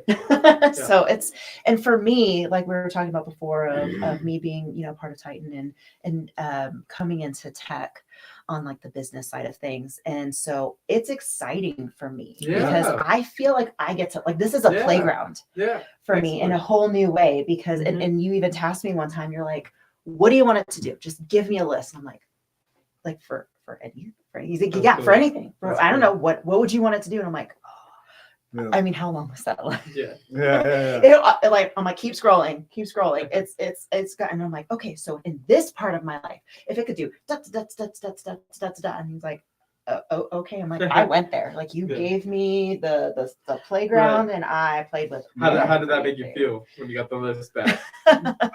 Honestly, I was happy. I love interacting with my team members, especially Megan, and so like. I love seeing how people's minds really adapt to this whole concept, honestly. And so I found it a joy. And, for me, it's like, my goal is to really make AI an extension of everyone. Like so much so that it's like muscle memory where you just stretch your arm out, and it's just that easy, right? I want people really dependent on it in that regards, because I think it's going to make people better and smarter, right? And I think the people who are afraid of it, they're going to get left behind to some extent, right? And we are in a moment of time where human beings are evolving psychologically right now, and those that frown upon it, you can frown upon it, but you're not going to stop it, right? You're not going to stop AI either. Right. So it's more of a matter now of like, okay, one, how do we polarize it so that we can focus on the good portion of it? The other part of, okay, how do we make it so that it really is useful for us to evolve? So when Megan sent me that list, I was like, great, these are all the use cases that AI can actually help and make people better and evolve, right? I know I've evolved using things like OpenAI and ChatGPT, just something as simple as generative AI. I've moved a lot quicker. I think I was like, hey, do an invoice for me and do something like this so I can send this off. I don't have time to do it, right? And in literally 3 seconds it did it. And back in 2013, it would take me sometimes hours to do little things like that, right? Because I would be like, where's a template of something? How do I plug it in to make it mine? It's insane. Just that multiplier productivity blows my mind. Like, email marketing, digital marketer, right? So do email marketing for clients, newsletters, email campaigns, all that jazz. I could put together with the prompts that I have, everybody has prompts, it's fine. But now we've used it long enough that we know what prompts we want to use, what sequence of prompts we want to use. Like I could build a, sequence email, like a 90-day email marketing campaign in like 15, 30 minutes or less, with the right client, as long as I have a client website pretty much, and talk to the client for the tone of voice. Then the email and before putting together a 90-day email campaign took me like 2 to 3 weeks, right? Like I would, spend all the time trying to figure it out, come up with creative copy, think of, what the calls to action is going to be, structure the email template. Now it's like, boom, I got an email template, swap out the colors. I got my 90-day email marketing prompt and plug that in. And it's not just with that. It's also with social media. It's also with content creation. It's with so many different elements. One thing that, it was funny because we had I think it was Christina from the pizza place. Oh yeah. She was making the joke about the AI business plans. I made an AI business plan generator because I had clients come to me asking me for help with business plans, and before, because I was trying to be a nice guy, even though that's not what I wanted to do, I would spend way too much time helping these individuals with their business plans and then educating them about the fundamentals of business plan. Now I was like, I have a business plan generator. It's generated over 50 business plans for those clients. And it's not going to be the thing that's going to get you $1 million raise or even get you a loan application. However, it does get you 50 to 70% of the way there. Versus if you were just, a lot of these folks, it's like at least marketing, finance, framework. Exactly. It's the framework. So. Definitely. So to kind of just like wrap this up, what would you say would be like the one key piece of advice for someone? And I would say more because we talked to a lot of different, sectors and levels, but I would say the person that, they're in a startup and they're trying to, fund their idea, they're, or maybe they're figuring out their go-to-market strategy. What would you say to them as a piece of advice as far as like to get to the next step? Ooh, only one thing? Can I do 3? Yes. Okay. That is tough. I think 3. I would say honestly, and I know this is the cliche one and kind of kumbaya in this in the realm of business, but it is so important to believe in yourself. Yeah. I don't know whether confidence is biologically inherent or if that's something that you have to cultivate. Figure it out, because this world, you need thick skin, and not just for yourself but also your team members, your business. That's your baby. So believe in it, even if it's to the point where you're about to fall off of a cliff. You better believe it, because that's the only thing that's going to get you from point A to point B, because that's going to affect your thought process. If you don't believe in it, you're going to be like, maybe I shouldn't send out these 10 emails today because this isn't a good idea. Whereas if you believe, like, oh my God, I'm sending this to everybody. So it makes a difference in your actions on a day-to-day. It's not even just about like this kumbaya kind of feel, right? Sure. So belief in yourself is so important. If you got to sit in a mirror and do affirmations every day for 2 weeks to psych yourself up to believing in yourself, which I've done, right? You have to figure it out. I would say do that before you even get into business. Can I just make a quick comment? Of course. Which is with this whole idea of doing the podcast live stream, Yeah. right? Like I love that you and I and Dave, we just like by default believed in each other and believed in ourselves. Like, we're doing and I was like, okay, well, location undetermined, equipment undetermined, guests undetermined. 5 days, less than 5 days to do it, and we did it. And I remember I was here yesterday setting up all the equipment, and I was like, wanting to panic, but I was like, don't panic because people are coming and we got this. And then we got it done 5 minutes before the interview started. I was like, okay, we're good. Yeah. And me walking in, I would have never even known that. I thought this was a setup was going on for a year. Right. Yeah. It makes such a difference, guys. Yes. And look at what you created just off that belief 5 days ago. Imagine what consistent belief in yourself will do over a year, right? And so, as cliche as it sounds, number one step, figure out a book, look in the mirror, talk to yourself, whatever you need to do to believe in yourself. Number one. Number two, you can't do it alone. Yeah. Figure out a team that not only believes in you, but also believes in the vision that you put together. From Jobs to Buffett to Gates, they all put together incredible teams. Apple to this day, when they want to take over an industry, they don't hire a whole department to do it. They put together a team in stealth. They do their research on it, and this stealth team goes and it disrupts entire industries with barely any budget. Yeah. So figuring out a team to put next to this belief and applying that. And the next would be really focusing yourself and that team to be inspired, have a very open-ended idea flow, but to really execute. So figuring out goals and steps that you want to execute. And if you can do those 3 things, it sounds kind of simple too good to be true, but it really is. It's like, hey, do I believe I can make a rug? Sure. Okay. My grandmother taught me how to sew. Let me sew it. Let's figure out a team I can put together to help me sell this rug, to build the rugs out and scale it, right?